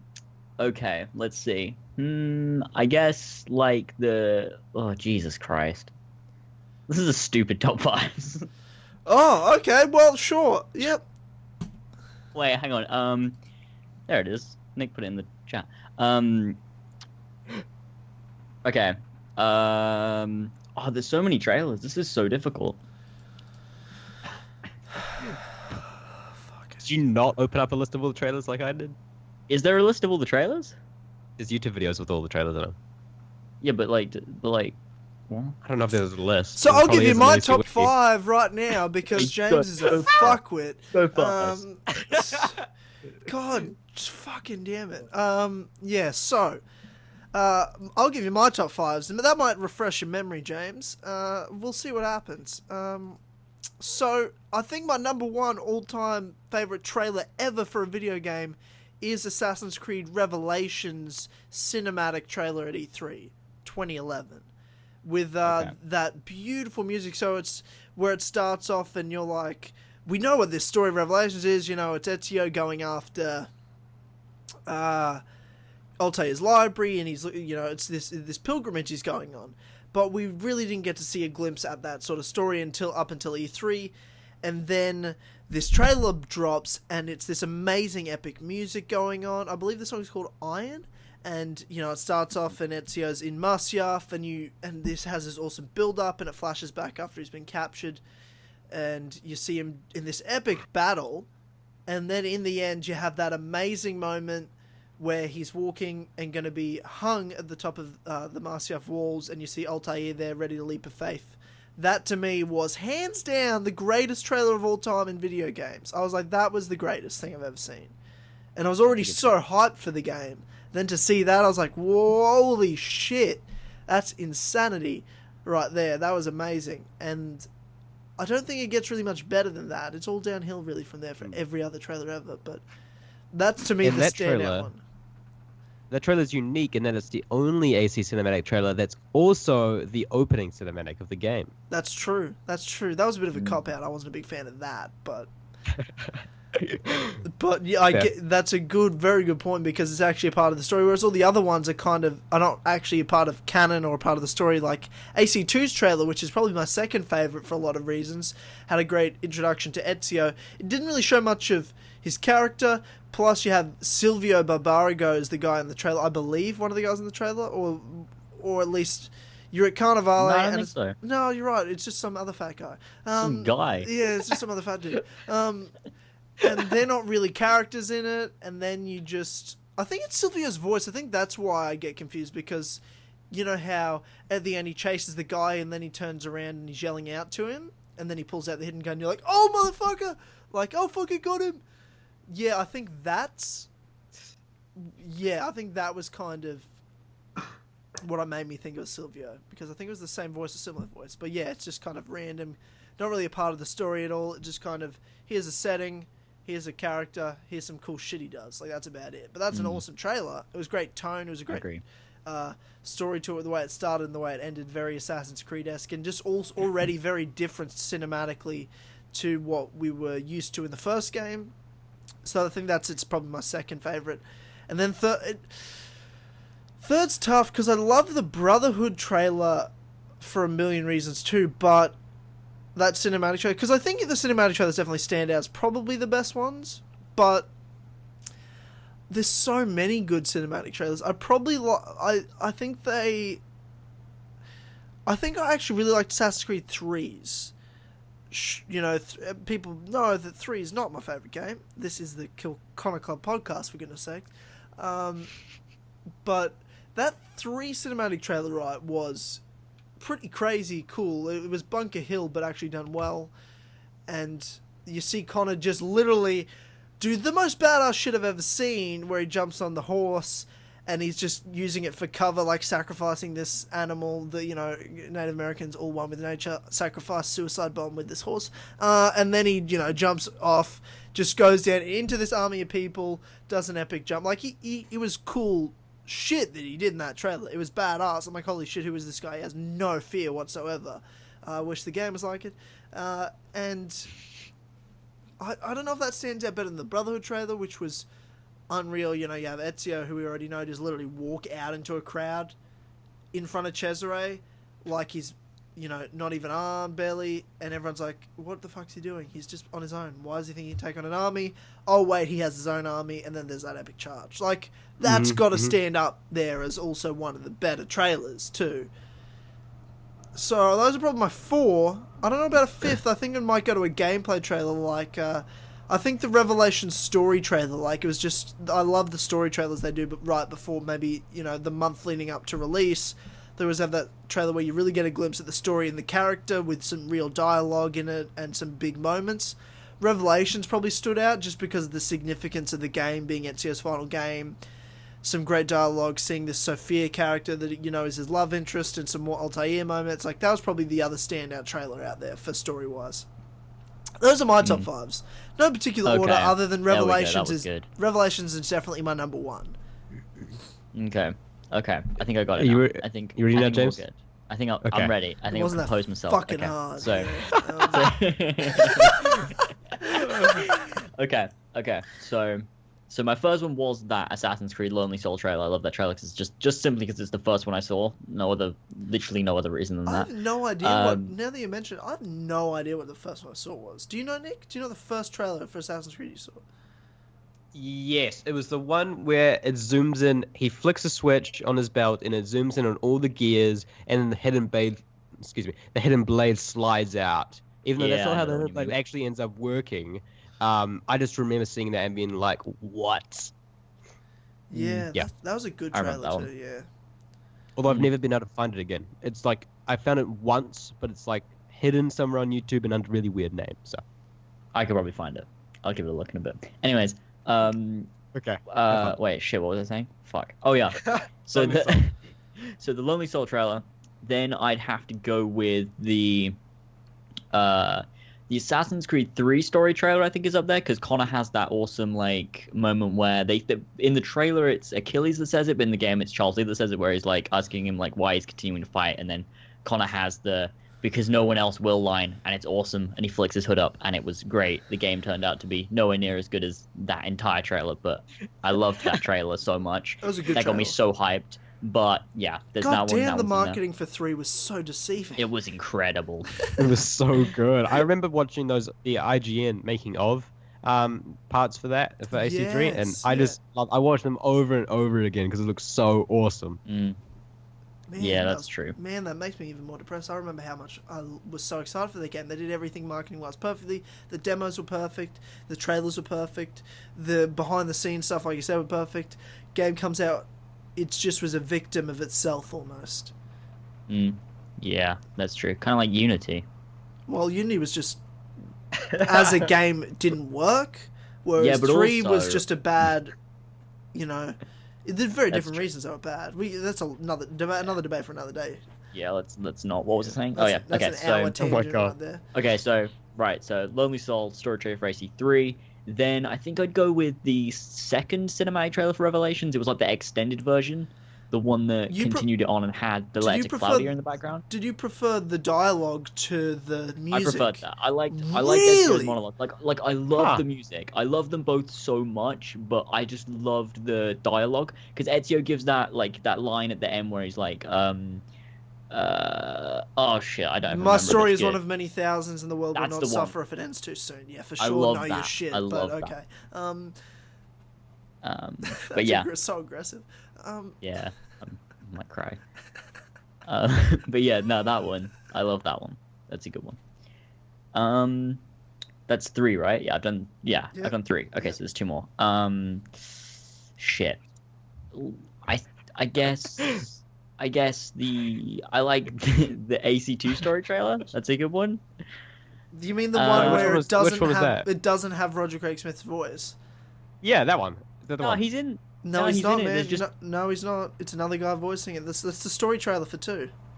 It's so bad. It's horrendous. It's like the worst trailer of all time. Wait, what? Your list is shit. Look, it's fair enough. I did say that to Nick last time. It's okay. You can ridicule me as much as you want. Okay, well, I'm gonna put it on the fucking list anyway. Yeah, sure. Let's go with that. Let's pretend you're right. Okay. And then we can go with I guess. Let's go with the cinematic trailer for 2 as well. For the same reasons you listed it. Sure. Cool, bro. There we go. Did it. Love it. Yeah, we got it done. That's what matters. I struggled with that, but we got there in the end. We got there. I don't have to fucking Good thing. Okay. So, fuck on. Lucky for you, Nick. I did, like you asked, in the last episode, didn't make you go first with this top 5. Yes. Because you got ridiculed last time. So, all good, bro. We got ours out of the way. Over to you, my friend. What is your top 5 Assassin's Creed trailers? So I just wanted to mention real quick that James mentioned the AC2 story trailer, which actually is not the one that has the really crappy voiceover by someone who's trying to pretend to be Roger Craig Smith. That's actually a different trailer. I think it was a TV ad. Okay, so I owe James an apology. James, I apologize. Yeah, get fucked. Get fucked. Okay, Tyler. well, you just ruined my apology. You threw it in my face. Fuck you, man. Fuck you. So Happy 2 years, you fuckwit. I think I'll start off my list with the Assassin's Creed Rogue reveal trailer, which has the unique distinction of being the only trailer that is both a reveal and a cinematic trailer. Do you guys remember I that do, one? where he shoots, where he just Yes. walks up to like the already half dead assassin, and he's just like Yes. really like smugly walks up to them like a smug Irish prick and just like shoots him in the face. Is that the one? Yes, that's the one. Okay. No I offense. just remember- No offense to the Irish. I'm in love with an Irish man, so it's okay. Conor McGregor. Oh, I love you. Continue. Yes. So I just remember waking up the morning that was revealed and checking it out and just watching this, because we'd heard rumors that we'd be playing as a Templar at some point, and there's this Templar-looking assassin guy who's got the hidden blade and he's got a gun and he just walks up and he just destroys this assassin. It was like, yeah, so that's pretty cool. He's in the Arctic too, and his ship's behind him. Yeah, I love it. That So is a sick. good- And he has that little speech. I forget what he says. I haven't seen that trailer in a long time. Yeah, I think I watched it once. I probably watched it twice. But it's not a bad trailer. I'm not mad at the actually- trailer. One thing that doesn't annoy me is that it has two different dialogue. Like there's the US one and there's the UK one, which I think yeah. I can't remember which one That's has the true. better dialogue, but one of them has definitely very better dialogue. So that's annoying. Next, I've got one from Unity, and it's the Elise one, where Elise was revealed. It was shown at Oh, Comic Con. yeah. Oh, she's gonna get That's like a good one. hung or put in the guillotine. Or Yeah. something. I think that's the second time a Woodkid song has been used, and the first one being that Revelations song you mentioned Yep. in the cinematic. What a great And it was used brilliantly once again. That was And a I just, good trailer. yeah, just seeing that for the first time and seeing the hood come down, the Templar necklace being there, it was a really cool reveal. I liked it. Yeah, I forgot that was a good trailer from memory. I need to watch that again at some point. Yeah, that was a good And trailer. I forget the song listed- too. Oh man, I had it on my Spotify playlist for a long time. I've got to go find it actually. And then the final one, not the final one. That's actually my third one. I'm not actually nowhere near finished. Yeah, let's. Yeah. The AC movie trailer. Oh, you just. The AC movie trailer. Really? I The first don't understand. What? What is going on? The movie trailer. You didn't like it? I No, sense. it was very average. It's a fine. It's Wasn't it? fine. It's Didn't hate it. no, it's a but- fine trailer, but like, there's amazing trailers out there for the games, and I just didn't think the movie trailer beat out the probably like 10 trillion other trailers that Assassin's Creed had done. I don't know. It was just kind of. It didn't stand out to me other than the end leap of faith bit, right? Yeah, I agree. I was The rest of it I was pleasantly very surprised meh. that it didn't suck. I was like, that's good. Like I'm not going to shit on it. It was fine. I enjoyed it, but okay, interesting. Why do you like it so much? Well, Michael Fassbender's awesome, and seeing it was kind of just like the reveal of everything that I've been looking forward to for so long, and heard so much about, and stuff I can't talk about. Yeah, sure. Just because It was NDAs and made James and Ethan stay up all night because you didn't tell them the trailer wasn't going to come out. You son of a bitch. You and Brett are the biggest bastards. I know. I forgot about that. Oh my god. Yes. But yeah, I just liked it. I thought it was awesome seeing the reveal of all these different aspects of it. I don't think I'm going to watch any of the other AC movie trailers other than that one, just because I want to go into it as fresh as possible. But I thought the use of... I am pretty much alone in thinking that the use of the Kanye was actually not terrible. and I actually quite enjoyed it for the trailer. I didn't even notice. I literally, Yeah, until someone very pointed it out, indifferent. I didn't even notice. I don't really care. It didn't do anything good Yeah. or bad for me. It was just, Yeah, don't hate it, don't love it. It's just there, works in the trailer. I guess it's whatever. yeah. I didn't get why. I mean, people just hate to hate, and people just hate Kanye as well. So there's that. I don't know. Weird. And the at least revealed trailer's music is Golden Age by Woodkid, by the way. I've literally got it up. I'm gonna watch this after we finish recording because I need to watch that trailer again. That's interesting. I forget. Then the trailer completely. Then I also have one of the ones you guys mentioned already, Brotherhood cinematic trailer, because that was the first ever cinematic trailer I actually watched in the lead up to a game, and it was so awesome. And I watched it at least once a day, if not twice a day, all the way until release. Although I can no longer think of it without thinking of the Tabascus version, Yeah. which is sad. Oh god, yeah. Which is sad. Yeah, it's a bit like, well, it rapes people, so we don't really want to. Yeah. Oh, sorry. We're We not- talked So about that last time strange. I was We on talked here, about that too. last time. Yeah, that was one of the topics. Yeah. Has anything even happened? Well, I'm not even want to get into it. I was about to say, do we even know what happened? But we won't even get into it. Yeah, let's not. That's a discussion that will last fucking hours. Yeah. Is that 5? Or Oh, No, there's one more, right? There's one more. yeah. more? Yeah. Yep. So, Assassin's Creed 4. Which The one? one where he starts off the the whole bar. game. Cinematic trailer. Okay, The one where he starts off on the bar, and then it goes to Oh, the ship, and then yeah. he kills some bitches. That's a good try. Yeah, He kills that's some pretty good. bitches. That's pretty good. Well, that's aggressive. And he like brutally murders their guy with the ship's wheel as well, which was awesome. Oh yeah. I forgot Yeah, about I that. do like that. That is good. It's a good trailer. That's a very good trailer. That was very tonally, and I think this is why I liked the Revelations trailer so much, because with the music, one, it's the best music I've ever seen in an Assassin's Creed trailer, but it set this tone that I could not be duplicated. I was like, this is the exact tone this game needed, and it's got it. It's mystical, it's epic, it's familiar, but it's unfamiliar. It's like I want to know what this is, but I don't really understand it yet. Like, it's insanity. And then I thought it had the exact tone the game needed. Assassin's Creed 4's had the exact tone the game not only needed, but the game was when it released. The exotic, adventurous, brutal. It nailed the tones for the different things. Because it's got the underwater quick section, then it's just got Edward just, fucking up people in a bar. Like, it's just a great trailer.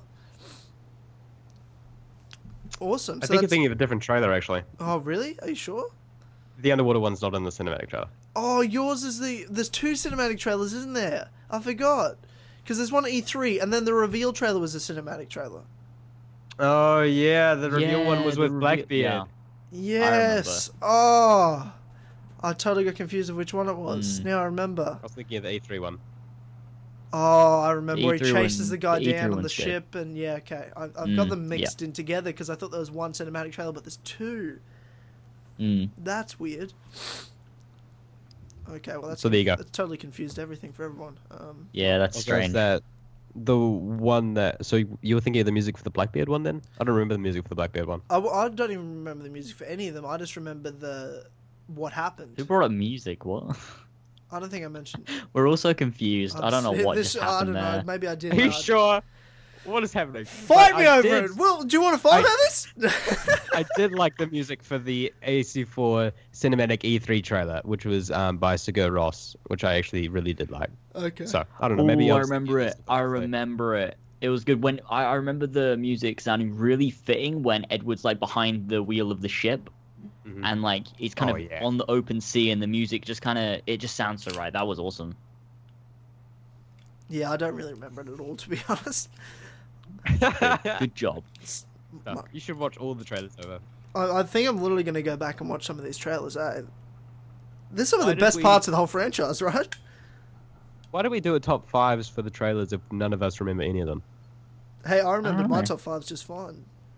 I guess it was Yeah. your top 5, wasn't it? Yeah, maybe if a certain someone came up with the content, maybe they would know more about. What? Look, I've been doing it for 2 years. I'm not even gonna change. Yeah, just it's gonna like stay the like this. last It's episode fine. we got in an argument on the last podcast. I'm like, we've been doing this for 2 years. What the fuck are we doing? Can we not figure it out? And it's like, no, we can't. We never will. That's kind of the charm of us. Isn't it? So that's top fives, ladies and gentlemen.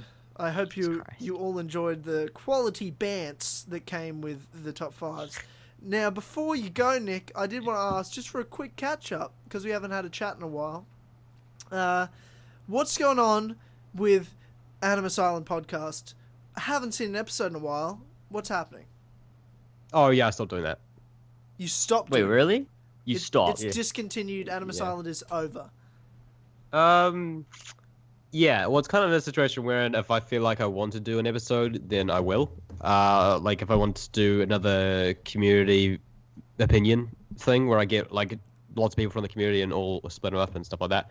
But other than that, I won't because it became too much time. And I didn't really like it enough, and I have a actual job now, and I am back at school. So, and my goal all along was to do it for a year, and so I did it for 53 episodes, one a week. So. That's fair enough. I'll miss it. I'll miss it. I've been missing it, but that's why it's a bit disappointing. That's just brought it down into the whole situation. Yeah, it's awkward. Yeah, well, that made me feel quite sad. Well, I mean, there's now we Celebrating can the just take 2-year over all of your anniversary. fans. Yeah, So yeah, celebrating the 2-year anniversary of our podcast, and we get to talk about the death of another. That's depressing. That's I wasn't the one who brought it up. Hey man, I was hoping Fuck for an Tyler. inspirational. Fuck you, It's Tyler. coming back, bigger and better than ever. And then it's just like, no, it's just not. Maybe when Empire comes out. That's true. when Empire If it comes does. out, confirmed. It's confirmed right here. Because There we it know is. Nick I'm already sorry. knows I'm it. sorry, He's confirmed Nick. it. He's just, does. ladies and gentlemen, we have just got confirmation. No. Right here on the Kill Connor Club podcast, Empire's coming out. Oh, that's hilarious. You might as well give us the release day and every detail since now you've told us and Right. confirmed it. Like You- you might you- as well. Right, guys. I'll tell you right here. Release date, August 23rd, 2016. 2 days, guys. It's just 2 days to wait. Come on, guys. We can do it. That's When you listen to this podcast, it's already out. What's your Real talk. favorite moment? top 5 moments Come in on. Assassin's Creed Empire, ladies and gentlemen. Welcome to top You know, fives. that'll be a video I'll do before the game's out. Like, I'm just gonna milk the shit out of it. Just like top 5 moments in Empire. The game's not even out I yet. love how you're just saying, I'm just gonna. No, I am at this moment milking the shit out of a fake game that's not real. Yeah. So let's not Yeah. use future tense like it's a plan you have to milk the shit out of it. Everyone knows the next game's going to be in feudal Japan. Come on now. I'll It's fight- definitely not. I'm gonna fight you. It's definitely- over this. Yep. Okay, banter. So Giggle banter. No offense. giggle banter. So, I have a question for you guys. Oh god. hmm Yep. So, you know how in the lead up to Watch Dogs 2 being released this year, the Ubisoft guys brought Bratz and a whole bunch of the other Watch Dogs community members to Montreal to play the game, talk about the game, and talk about the last game as Sure. well. I'm sure you'll be talking more with Brett about that. Yep. Do you think that Ubisoft will do the same with myself, James, and Tyler for whatever next Assassin's Creed game may be? I'm not saying I know what it is. Empire, I yeah. don't. I certainly beyond anything fucking happen. hope so, because if they don't, I will cry. I will cry too. Interesting. I will cry. No, but I'll cry my I eyes mean- out. I'll die. I mean, I don't see Assassin's Creed as a bigger franchise than Watch Dogs. That's just reality. I don't see why that wouldn't happen. Do we get invited? Look, I hope so, but I don't know. I mean, I'm not the one that decides, but I certainly hope that for the work that James has been doing, that I've been doing, that we will. That's what I hope. Who does we decide? We just need. Do we know who maybe- decides? We just need maybe you to put in some good words for us, my friend, and just be like, hey, look, I won't come unless Tyler and James are coming because they're the best. Uh-huh. So yeah, and just don't point them towards the unedited version of the last time I was on the podcast. hey man, what did I? Also- Why would you That do that? doesn't Why would you exist. just I don't do know that to what us? you're Why talking would you about. just It do wasn't that even to us? edited. That It was I didn't- completely just It was just honest. we it was a joke. We scripted that. It was all scripted. That was just a joke. We just like banter, giggle, it's all okay. But for sure, just put in some put in some good words for us, because that's the dream. The dream is next year to get the invite to Montreal, or the invite to E3, because I am old enough to go to E3, so for sure invite me next year to E3 Ubisoft. Shout out. Okay, well, thank you, Nick, for joining us for Top 5s and for this segment and the 2-year anniversary of the Kill Connor Club podcast. Really appreciate you coming on again, and obviously we're going to have you on again very soon. So thanks, man. Thank you guys for bringing me on, and here's to another 2 years of Kill Connor Club. Here's to another 2 years of Kill Connor Club. 2 years of Kill Connor Club. And now moving on to the next segment and next guest for the 2-year anniversary of the Kill Connor Club podcast. So we're now joined by Ethan here. How you doing, Ethan? How's it going? I'm doing alright, actually, but you lads? Yeah, good, pretty, man. Pretty good. decent. Pretty good. Oh, I love the lies that are just seeping through Tyler's right now. I'm good, man. I'm good. Well, behind the scenes, I'm not doing too well, mate. Well, it's like, I was just thinking to myself at the start of every segment for this podcast, it's like, how's it going? And they're like, yeah, good, how are you guys? And we're literally saying... You sound like everyone's stuck a dick in your ear in all of them. Yeah, well, it's like, we've got to respond the same way, right? Because it's one podcast, but they're all recorded over the past, between this, episode 28 to now, and there's 2 weeks. And, various times, we're not always going to be really great. Loomer, how are you? Right now, I'm at death's door. Comedic effect. Don't worry about me. It was purely for comedic effect. Look, it wouldn't be the 2-year anniversary of the Kill Connor Club podcast without and it's not fucked with your head, I understand. Yeah, well, it wouldn't be the 2-year anniversary without you in general, Ethan, our most frequented guest ever on the Kill Connor Club podcast. I am literally like Joe's unwanted replacement, as it were. For a long time, you were Joe's replacement. I could never replace Joe on a serious note, though. It just seems like banter. Joe's fantastic.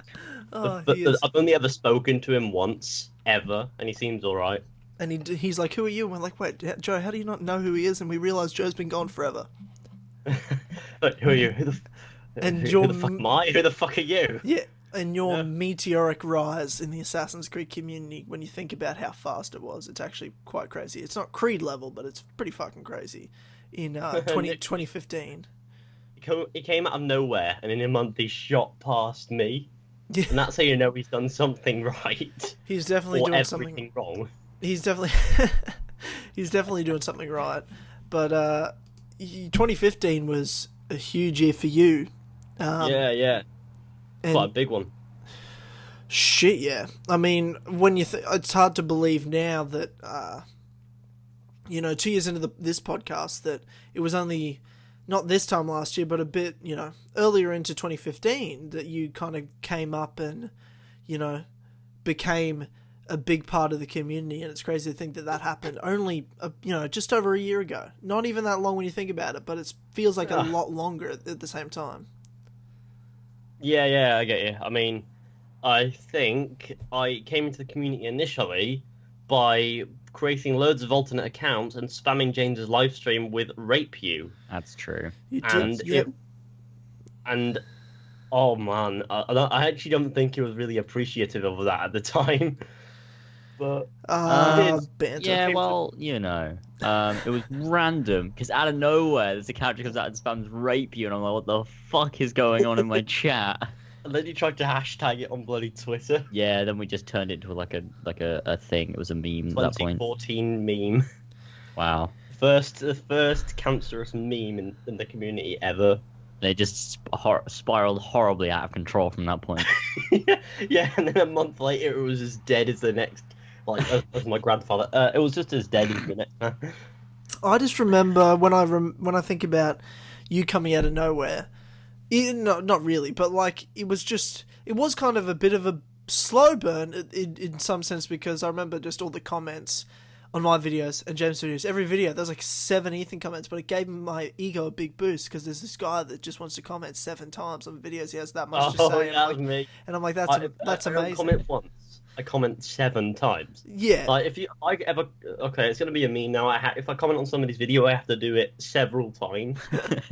Like I have to point out all the minimal things because I really love pointing stuff out because A, I'm an arsehole, and B, I'm a bigger arsehole, and C, I'm fucking annoying as shit, and that's what I like to be. But and then I remember, this is how I remember it anyway, was Me laughing Swag behind the came up, Swag. and I knew you were starting, you were doing some videos, but I hadn't really checked you out. I just knew you commented a lot. And that was about it. Yeah. And then I'm talking to James, and he brings up Swag. I'm like, what the fuck is Swag? What are you talking about? Oh, I yeah. saw this poster. I'm like, what the fuck is Swag? What are you talking about? This sounds ridiculous. And then I was like, Yeah. I sort of realized who it was. There's this guy that comments all the time and comments crazy shit about rape and just weird fucked up stuff. and I'm like, this guy is I'm either... glad to know you guys think of me highly. Yeah, I'm like, this guy's either a fucking genius or a psychopath. Glad to know it's a little bit of both. It's actually quite a mix. And I actually do have psychopathic traits, but that's between you guys. No, 100% you do. And then I'm like, I gotta get this guy on the Stick of Time of my podcast. Kind of right, because he's clearly gay. You know. And I'm like, he'll just be really into the Solid 2. And Oh, then yeah. I was kind of like, after that, talking to you, and I'm like, this dude's hilarious. And I think a lot of people realised how hilarious you were. And from there, and before then, the whole Swag thing, James helping build it up, it was just like off to the races for you. And then here you are now. Yeah. Well established and making Assassin's Creed content. Well, that's so It just fucking seems like weird. such an anticlimax, doesn't it? Like, he's come in with this amazing product, this amazing film. He's shot it out there, and instead of going on and talking about the next thing, he's making Assassin's Creed Empire speculation. It's the best thing ever because Tyler built it up to be like, oh, he's come out with Swag, he's in the community, like, oh, he's building up his channel, and it's just like, yeah, well, now he's making Assassin's Creed content, like, he's talking about rape in the comments, and all of a He's a sudden now he's genius making Assassin's and a Creed Empire psychopath. speculation. It was part of my plan. But to be fair, I Oh, God. wanted to sort of do this sort of speculation content because I thought I had a lot to bring to the table. When obviously after this like solid Assassin's Creed content, I've What? What just happened there? That was some... Ethan's died, ladies and gentlemen. Oh, God. Ladies and gentlemen, am I dead? on the Am I dead? ladies and gentlemen, on Oh. the 2-year anniversary of the Kill Connor Club, Ethan has died and been resurrected. He is Jesus Christ, our Lord and Savior, confirmed. I'm Harambe. That could be true. I wouldn't be surprised. Harambe is actually one of your IRL alts. Yeah, I have bullet holes in my stomach. Jesus. So that's how you know I'm Harambe. That's super aggressive. That awkward moment when Harambe loses his hair and he's actually white. Oh shit. Always shooting That's always shooting the white guys. And this is Always. boring. Cops always shooting the white guys. That's just it. I find it funny. Racist. People used this Harambe incident to take pot shots at white people. So there were people saying, "Oh, if the kid was black, they would have shot them both." The kid was fucking black. Are you blind? You know. It's just why? It's just the feminists and fucking social justice warriors who don't have eyes. Hey man, you know how much I hate them social justice warriors. So much that you'd probably block them on Twitter I would do that. and then MySpace just to get back at them. MySpace. Just I've create a never had, MySpace account just to block them. yeah, I've never had a MySpace account in my life. I don't know. I've create never one had a just to block MySpace them. account. What, fuck, MySpace? That's embarrassing. That was back in like 2007, 2008. That Yeah, was, I don't think- I didn't have a MySpace account in 2007. that was the shit. I had MSN, bro. Oh yeah, so did I. But No, I didn't. MySpace? MySpace I think my was mother great. was really keen on both of them. Nah, it's just like... Yeah. I always remember my mother signing into bloody MySpace. It's like, just imagine a little me, just like, man, who sent you those dick pictures? Just imagine. It's just. It was it's Tyler over MSN. Oh, it was this guy called Martin Wood. Oh fuck! You know? Damn it! I thought a divorce ended this shit. Jesus That's Christ. amazing. Wow. We just got deep. Oh, Jesus Christ. Ladies and gentlemen, we're just getting deep. We've had. What the fuck are we talking about? We've discovered our Lord and Savior, Jesus Christ himself. And Coin it. We coined it. We coined it, everybody. You know what you gotta do? You gotta comment hashtag Jesus. Jesus. hashtag Jesus. Harambe. Harambe. Jesus sex Harambe. Oh God! Well, I expected nothing less from this segment with you, Ethan, than absolute Solid. quality banter. Yeah, I mean, I really enjoy just having a laugh with people because when somebody starts something off and I have like a clever thing to add, it just really escalates quite quickly. I mean, sooner or later we'll be on the topic of shooting children. Well, no, we won't. That's aggressive. That's that's No, we've already been on that topic. oh yeah, James. Harambe James. or whatever that is. James! We've already been there. No? Oh, God. I don't even know what that was. I'd probably make a better Joker than Jared Leto fuckface. Yeah, well, yeah. I mean, I'm not gonna deny he's an alright actor, but it's just not the Joker. He was too, I don't know, Unjokily. short. Yeah, That's a well, the great Joker way is of canonically like 6'5", isn't he? Of course we're talking about height. Yeah, well, The Joker is quite a tall fellow. I don't think he's 6'5". Let's don't know. 100% relax, for sure. Let's Relax. type in the Joker height, shall we? See what happens. Maybe Google even, has the answers for everything. you We'll might find even out. you might even say for sure relax at that level. Oh. But you know, maybe James. No, James is too short. He's 4'9". So let's. 4 foot. No, You said 4'9" yesterday. No, I didn't. 4'7". You Come did. on. No, I didn't. I said it today. You didn't. Mm-hmm. Wait. Oh, okay. Yeah, well, it was today. Fucking. But it wasn't today. I did it funny. Oh, I suppose actually no, it was today. It was still today for me as well. It was like 1 a.m. or something. Yeah. Okay. Well, this is behind the scenes and confusing for everyone else. Oh, No, yeah, you're I right. apologize. I'm pretty sure. Hey. Why would I change your height, man? I said the same thing because that's how tall you are. You're 4'8". You said 4'9". before. No, I didn't. I said he was 4'7" the whole time. I don't know what you're talking falling about. one behind because you should be on 4'6" at this point. What are you? I don't know what you're talking about. down. What do you mean? I should. What do you mean? I should be on literally 4'6"? said I said 4'6". 4'6" the whole time. I've never changed my mind. That's how tall you are. That's what What's the whole. device to start this Yeah. little segment, James. I don't know what you're talking about, man. You'll be 3'10" by the end of it. No, he's not. He's 4'5". Relax. He's not. Oh Yeah. shit! What- Oh Let's calm no, down. we're Let's we're- calm down. I'm we're not. I'm not. vertically challenging him. I'm not even. I'm not laughing. This isn't a fucking joke. I'm just stating a fact here. You brought up height. I'm just talking about James being too short. You know, when you're 4'4", Eric was too the short, only so- role you're going to get at 4'4" is Tyrion Lannister. You're not playing, the Joker when you're 4'3". It's just too short. Like, it's just. I'm You sorry, can't do it when you're James. 4'2". What do you? What's that?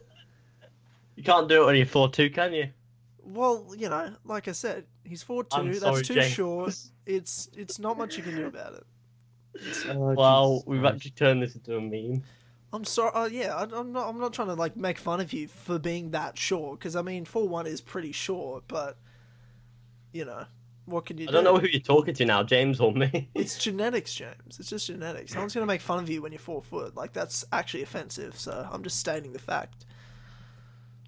Oh yeah, below 4 foot is actually a dwarfism, isn't it? Well, you are a dwarf technically then, right? Because 3'11". Oh, What? That's not. We can't laugh at him for that. That's embarrassing. I'm sorry, James. You okay? I'm not laughing. I'm clapping. What the fuck is going on? Do you want me to block Ethan off this? Like, that's bullying. That's bullying. He's making fun of your dwarfism. Like you're 3'10". I get it's embarrassing. Tyler, this is taking up a good 3 minutes now. I'm just saying. Like you're the one bullying him about being. To say. Well, he's 3'9", so what can you do about it? We should just bury the hatchet here and say, He's a fucking dwarf. He's tiny. I mean, 3'8's not Yeah. tall. Let's just put it that way. Sorry. Fantastic. What a segment. You've lost a foot Jesus. and an inch. That's true. Well, Anywho, Ethan. Tyler. Oh my god. Why does it always get weird? I absolutely love it so much. This is what I've loved. Weird. This is what I've loved about this podcast is that, like, talking to, catching up with everyone. That pretty much, well, it's not definitely not all the guests we've had, but like a segment of the guests we've had before on the podcast. It's like reminding me of all the good moments because it's just the same when you get people like Ethan and stuff on. It's just quality every time. I mean, this segment feels as if like an entire hashtag Ethan joins.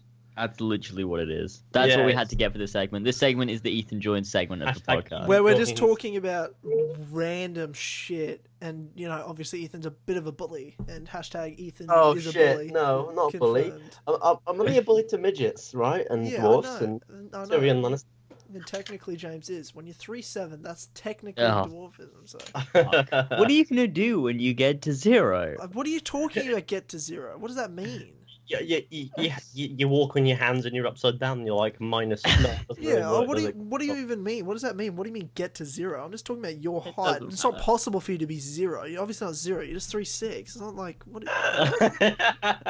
I think he'll run out of time in the segment before he gets to 0. So don't worry. Well, about we it. can continue it next time. Oh no, I don't know if you want to. Yeah. Yeah. How tall are you though, James? I'm 5'6". 3'5". Yeah, no, I know, but like that's yeah. I'm going to cry. I I'm gonna know, cry. but for sure you're Bullied. 3'5". So let's just relax, huh? Hammer in the head. Don't feel bad. Don't need to lie to the people. Who'd have thought? Don't worry, guys. We bully James on for a living, and it happens every day in That's the true. sacred grounds of the sacred group chat. It's true. It is my day job. So What- I'd expect nothing less than hashtag Ethan joins to be about height. So I'm Well, we I'm got very onto grateful. the Jared Leto. Then we just went straight on to bloody height. Like, he said too short, so I said, yeah, the Joker's meant to be like 6'5". I'm Like, of course I'm gonna be totally straight up with you though. No. I'm gonna be totally straight up with you in this segment though. Can I be honest? What's that? I 100% purposely said he's too short to segue to make fun of James. I planned I that got that. from the very I beginning. got that. I got it. I 100% planned that. Me Oh. putting in, because I know you, Ethan. I know as soon as I mention height, it's a conversation. Yes. And then it began. I approve. So that's, I'm I just approve. saying, you can go back, ladies and gentlemen, you can go back and listen to this segment. I literally, And knowing why that Tyler would had I a bring plan. up, why would I just randomly say, oh, Jared Leto's too short? I haven't even fucking seen the movie. I just wanted to bring up height because I knew it would be a conversation for Ethan. And then I could make fun of James because I like bullying dwarfs because he's 3'4" and it's funny. So just whatever. Classic Kill Connor Club. That disclaimer, I'm not a bully. I love dwarfs. Tyrion Lannister is my favorite Game of Thrones character. I love Peter Dinklage. Yeah, that completely means that you like dwarves. I do. He's the only Guys, dwarf. I love dwarves because I love Peter Dinklage on Game of Thrones. That's true though. Fuck I'm pretty sure he's everyone taller else. than you. Like Dinklage. he's in the 4-foot range. Like 3'3". That's way shorter than Peter Dinklage. Well, that's fun, isn't it? He's in the 4-foot range, yeah. But then again, so's Danny DeVito, isn't he? I have no idea. The trash man, where he throws garbage at people, in his rich New York accent, like sort of a mix between Italian and American. Do you want to know the top results for Peter Dinklage height? People also ask, is Peter Dinklage a dwarf? Nah. What do you mean? Is Of Peter? course he's The not a second dwarf. one is suggestion is Peter Dinklage a midget or a dwarf? Midget, he's not a dwarf. Hang on. He's over 4 foot, surely. How much does weight is Peter Dinklage? That's How much does weight? is Peter Dinklage. That's the question. How much does Wow. weight is Peter Dinklage? How People much also does- ask. That's Wow. the fourth suggestion, and then is Peter Dinklage a vegetarian? That's the top 4. People also ask about Peter Dinklage. Is he a vegetarian? Who gives a shit? Oh, great. Eh? Okay, that's fucking hilarious. Someone commented on Watch Dogs 2 video, my Marcus X Wrench gay love story, anyone? I ship it. Well, I mean, yeah. Yeah, it's gonna happen. Yeah, sure. Confirmed. And then the replies like, I give you an L, but I laughed at this for some reason. No, that's disgusting. I still think Wrench is a woman. The odd woman doing a crime, what? Was to be sexist because it has to be just men doing it. That's on a video where I mentioned that there's no diversity in people committing crimes in Watch Dogs. They all seem to be male black people. Yeah. Well, ladies and gentlemen, that's Ethan Joins. Yeah. On that note, let's just all be like, thanks. awkward. Ethan, You can't. Ethan, thank you so Yeah. much. I appreciate so much you coming on the 2-year Well, anniversary. You are very welcome, Tyler. And And then some. and then some. And obviously, Yeah. there's no doubt that you'll be on the podcast very soon again. And it'll be longer than this short No. segment. What? Sorry? Well, I didn't even hear what you said. I just said just let me know on the. Well, it will be done, my friend. It'll be very easy. Wait. So, I guess on to the next guest. Da-da-da-da-da-da. Bap-a-dee-ba-doo-boop-beep. All right, so we have now joining us Gerg or George or Hello. Long-Eared Fox. What's up, man? How's it going? I'm here. I got so excited there. I was like, hello.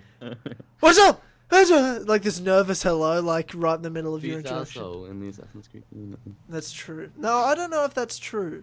You I don't s- think it's true either. I Wait, think I'm yes. actually the biggest asshole, but you just stole the title, just like BPR stole the #1 source for Assassin's Creed content. Yeah. Yeah. What? BPR is, to be fair. Why'd you start that? What made you go number one biggest arsehole in the Assassin's Creed community? Oh, it was Ethan in a video. He made the joke. He was just like, it came up on the screen, biggest arsehole in the Assassin's Creed community. So I just let it envelop me, and I became the biggest arsehole. But it was a joke about you, that's the point. Like, he said biggest asshole in the Assassin's Creed community, and it came up with a picture of you. That was the Yeah. point. That's why you took it. Yeah. Yeah. Yeah. Did I not explain that? No. Okay. Good fucking job. So that's the reason I'm the biggest arsehole. Because of that. Okay. Because it's all Ethan's fault. Even though you're much nicer than James. I am. It's true. Yeah. James is a cunt. He is true. Dick. This is going to be the segment similar to the most other segments of this podcast where I team up with our guest and make fun of James for 25 minutes. Fuck, that's every segment we've done so far. Except Joe's, where we just make fun of Joe Oh my and his God. and his Butty Boy reference until he quit, and then it's like, oh, my laptop broke, and we're like, okay, man, I think we just bullied you off the podcast again. Yeah, he's actually just crying in the corner, like, I can't go back, Oh, ever. God. Never coming back now. You've officially just completely kicked him off the podcast. Did you ask him when he's going to do that Q&A? He says never. I'm really... What? Yeah, he goes never. He's like, no, I'm not going to make it. He did Oh my say God. something along the lines of like, he might come back to YouTube to me. But like, it wouldn't be gaming, it wouldn't be Assassin's Creed. He might just put shit on his channel. I'm like, well, okay, good luck. He's going to do Weymouth vlog. Good luck, bud. Oh, God. No one gets that joke. No one gets that joke. What joke? I know. Nobody's going to get that. I So- missed it. I missed it totally. Because you don't get it either. I didn't hear the joke. I didn't even hear what you said. It's not He even a said- joke. It's a reference. He said he's gonna. It doesn't actually matter. Doesn't even matter. Oh, for fuck's sake. It's just an Okay. inside joke that no one's gonna get, and if I explain it, it's just gonna make it worse than not knowing it. It'll just be a big hole in the ground. That's all it's going to be. Okay, well, okay. Cool. Excellent. Glad we Okay. established that. What are we talking about? We weren't actually talking about anything. We haven't Oh. really Do we started have a yet. topic for this We segment? haven't really started yet. The only real topic was I didn't really have a specific thing other than Assassin's Creed Kingdom Hearts, just bants, because it's Gerg, so Okay. it's just easy to create That's- bants that with this makes man. sense. Yeah, it's Especially on the remember the old Division live stream. Oh That god. was the funniest thing I've ever seen. hilarious. Shh, George, quiet. They might hear us. That was Oh, hilarious. killing all the dogs and shit. That was so much fun. I miss that. Actually. We should play that again. No, I'm not That was booting fun. the division up. We at least Not doing. we all need to at least play something together. When was the last time we all played multiplayer on anything? Do Unity multiplayer. We'll have to get another copy of Uni. Oh shit. I do have 2 copies, except one is in half. Oh yes, of course. Just glue it together. It's fine. Yeah, that's true. I did want to. I guess it would be cool to talk about for this. I mean, because it's been a lot of Assassin's Creed talk and then just other stuff and banter. The fact that the two of you over the past almost 12 months now have had Kingdom Hearts take over your lives, and I did want to ask both of you now, right here, on the on Arno's birthday. Such a special day. On this, Not confirmed yet. We're not talking Be about. real. On Lauren one fucking announced it. okay, on this special day, on whatever day we're recording this / when it releases on like the 28th of August, where does Kingdom Hearts stand in your favorite franchises of all time? Oh, like at the top, I What? think possibly. Series over, yeah. It's like the one I enjoy to play the most and look forward to the most is Kingdom Hearts. Then the one that I'm invested, I guess, the most because YouTube is Assassin's Creed. So they kind of compete in that way. But if I wasn't doing YouTube, I think Kingdom Hearts would take the crown. Yeah. It's Excellent. so weird because we've only been playing it for like less than a year and it's already become like our favorite game series. Because it's so fucking good. It is I amazing. told you. I said it. incredible. I haven't got a thank you yet, by the way, James. Like for that. Thank like you. I don't know. I I like- thank you for changing my life for the better, Yeah, Tyler. no, I know. I I'm- know. I'm really pleased. When we started streaming at Kingdom Hearts on Horsey Fox, so many people have gotten into it and Yeah. like are really invested in the story and like super excited for the next time we stream it and stuff. And can't wait till we stream Dream Drop Distance when that comes out in 2.8 and everything because they're like, I need to know more, and it's so Yeah. awesome. It's such a good game. It's fucking It's amazing. just the best of all time. It's Kingdom Hearts. It's Kingdom Hats. Kingdom Hearts. Kingdom Hearts. Like, I mean, I've said time and time again on the podcast the fact that I'm beyond words hyped for the next Kingdom Hearts 3, and now I got a PS4. I mean, sure, I wanted to play all the Uncharted, so that's there. No Man's Sky was coming out, that's cool, but I mean, it's Kingdom Hearts 2.8. Like, that was almost the defining reason I bought the PS4, and the hope that they'll chuck over 1.5 and 2.5 remixes eventually, so I can just play all of Yeah, them. they better because you haven't played Chain of Memories Yeah. or Birth by Sleep. That's have true. you? Big I haven't. fan. Yeah, well, You I mean, fake fucking fan. do you guys know what happens in Dream Drop Distance? Do you want me to spoil it for you right now? Because last No. time I checked, neither If of do you that, know what I'll the fuck. fuck. I will fly. to Neither of you Australia know what and the I'll fuck go happened. at you So with who are knife. you calling the fake fans? You guys have been around for 5 But you don't. minutes. You I've haven't been a played fan. Birth by. How have you I've not been a played Birth fan by Sleep? for 15 What the fuck's years. happening? For 15 years before George was born. George was just out of the womb. Drinking milk you've been a out of fake your mum's fan for tit, 15 and years. I was playing Kingdom Hearts, and you're calling me, the fake fan of Kingdom Hearts.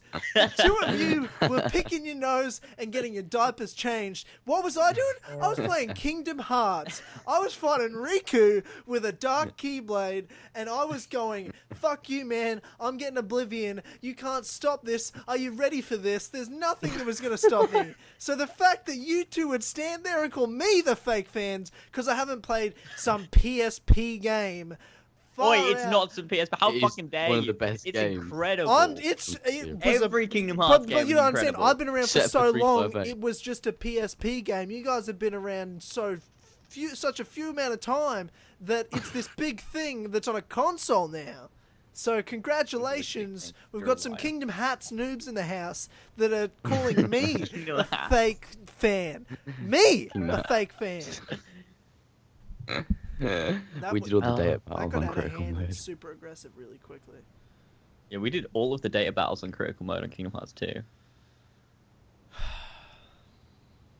Sorry, I just didn't realize. It took I'm it just took pressure. all night. That took all night. That was insane. That was a 15-hour stream. Oh my god, the amount of time that took. 15 hours of trying bosses over and over again. That was fucking banter though. That was Mate, hilarious. I wanted to kill myself by the end of that. doing the Axel boss battle was fucking hilarious. Get took back. so long. Because every time he hit you into the firewall, it like insta-killed you, so you had to try and not do it. It's like That we was were level great. 99 with the Ultima Keyblade. We were just trying our hardest, and it still was fucking impossible. It was so much fun. It Oh was god. amazing. And I did my Lucia first try. Oh yeah. There was I wasn't even phased by that one. That was first try, data battle done, easy as fuck. I know, man. That was insane. That was great. That was a good one. And then the Roxas battle, Jesus Christ. Oh Jesus, yeah. But then we just completely just fucked him up by the end That of it. one, 'cause because you just learn those attack patterns, and you're like, actually, this is easy as fuck when you The know amount what of they're times- gonna do. Okay, the amount of times I said that during the The Sephiroth one, boss, yeah, but I was yeah. like, I'm just gonna learn tap patterns. And I was there for about 3 hours. Just kept And then saying that. Damascus Bureau Leader showed up in the chat, I wanted to kill shouting myself. abuse. He was just like, George, you're a fucking novice, and I was like, That was a kill me. hilarious stream. That was just before the data battle one. I mean, not just before. It was a week before. I was That was looking just up. before. I was looking up, like, how long the parts for Kingdom Hearts 2 were, and I'm like, holy shit! First of all, there's 8 parts, so you did 8 streams, and each of them are like, one of them's 11 hours, another's 12 hours. Then there's mostly like 5 to 8 hour streams. Like the game is old, like 2006, and it is like 40, 50 hours just to complete it. It's incredible. I know, And it's there's one amazing. of the streams that it got cut off. It was like 15 hours long, but it got cut down to like 11 or something because it didn't save the whole stream. So it doesn't have us defeating Xemnas' data battle for some fucking reason, which sucks. But It's actually really depressing. Like, at least we've got the lingering will boss. 'Cause that yeah, was a 'cause we did that on a fucking good separate boss. stream, didn't we? Before we did. Oh, that was the stream where we finished Kingdom Hearts 2. And if no one knows what we're talking about, because you're like, oh, I'm really confused, but I want to be filled in, go and subscribe to Horsey and Fox. The link's in the description. And basically, we finished the Lingering Will, and then after that, we were like, okay, now, but we didn't do the link. Did we do the Lingering Will straight away, or were we like, okay, before we do the Lingering Will, let's do Mushroom 13? Then Yeah, do the we Lingering did Will. Mushroom 13 Yeah, first. we did that. Yeah. Then we did the Lingering Will, and then we're like, okay, well, on to 358 over 2 days, and we played it, and it was the most horrible experience I think we've ever had, and we quit after an hour and then started Birth by Sleep, which was 10 times better. Yeah. That like 358 was horrible to try and play. It was a piece of I couldn't shit. do it. I couldn't do it. We were in denial whilst playing it. We were like, oh, yeah, this is pretty good. Oh, this is pretty... No, it's fucking shit. Yeah, I Wanted know. to The kill side myself. ones are tough. They're just a tough sell overall. Like it's with things like 358 and Recoded. I think those two are fucking really difficult to play. But then Chain of Memories and Birth by Sleep, those are really easy. Like like even though we played the PSP version, like emulated the PSP version, it's still just like the console one. Whereas 358 is just I don't even know. And I don't even know. I can't even. And I Chain can't of even Memories deal. it was difficult. You don't even need to play 358 anyway. Just watch the cutscenes. That's the important bit because the game's so long and drawn out, and you have like all of these really annoying battles. It's just going to different areas that you see in Kingdom Hearts 2 and fighting enemies there. Oh, and Kingdom Hearts 1 as well, because I think Wonderland's in 358. Yeah. And you just fight like Heartless over and over again in these different areas. And the only really important bits of this is the story cutscenes. So, I guess that's why they is did that that even bit. that important? Like, Well, I mean, it is because it fleshes out Roxas and Axel, and it gives more of a bless you, and it gives more of it gives more of like a backstory to Roxas and Axel, and so when you see their friendship in Kingdom Hearts 2 and stuff like that, it gives them more meaning, and it makes you like them like Roxas more and gets you to look at it in a different way. Because I remember playing Kingdom Hearts 2, and I was like, okay, well, you know, Roxas is Roxas, whatever, and then I played 358, and I was like, oh my god, that adds so much to like the backstory of Kingdom Hearts 2, and it was just amazing. Like it adds so much, and it's so emotional and everything, and it adds like the whole friendship thing and all of that, and like what Roxas had to give up and everything, and it's just really cool. I do really love the story of 358. So I didn't actually even like Roxas that much before watching 358, and then I watched 358 and I was like, he's one of the best characters in this whole thing. Yeah, I agree, because it was like in 2, he's just kind of like, well, he's there taking up my time when I want to play as Sora, Yeah. but then He when definitely like I was, still don't like that part of the game because trying to replay the game is really difficult because you have to go through that long prologue that you don't really want to do. But Yeah. That's the It thing makes me with lots appreciate of the games, character. right? You think about it more. There's some games with long prologues really can take you out of it. I think Kingdom Hearts 2 was the first one I ever played that did that, and it pissed me off. only because I was 11. It was my 11th birthday, and I got it, and I'd been waiting, years to play the Kingdom Hearts 2, and I'm like, Sora, I can't wait for Sora, 11, and then I'm playing as this fucking guy I don't know, and I didn't really understand what the fuck was happening. Harlan's sitting there trying to explain it to me, my brother, and I'm like, what are these nobodies? Where did they come from? Where's the Heartless? Where's Sora? What's going on? He's like, you didn't play the Game Boy Color game, bro. I'm like, what the fuck is that? Harlan. Of course Harlan played Chain of Memories. Of course he knows what's going on. I don't know if That's why Harlan's the better brother. Yeah. Oh my god. Yeah, that's true. He does know Kingdom Hearts more than anybody I know. Oh god, we should get him on so we can just discuss Kingdom Hearts. Yeah. That'd be for the full 3. Well, when we do, surely we'll do, when Kingdom Hearts 3 comes out, or 2.8, some sort of spoiler cast for 2.8. Get Harlan, 4 of us on. Oh, that'd be amazing. Oh my god. Yeah, we can just talk about 2.8 and like playing, Dream Drop Distance and the, 0.2 fragmented passage and everything. Great. Yeah. Fuck, I'm excited. Kingdom for 2.8. Hearts. It's too fucking good. It's too fucking good. It really is. Yeah, it's difficult for as well because I make videos in Kingdom Hearts all the time and I mention it and people are like, I don't get it. Like, why? That sounds really weird. And I'm like, just trust me, please, just play it, please.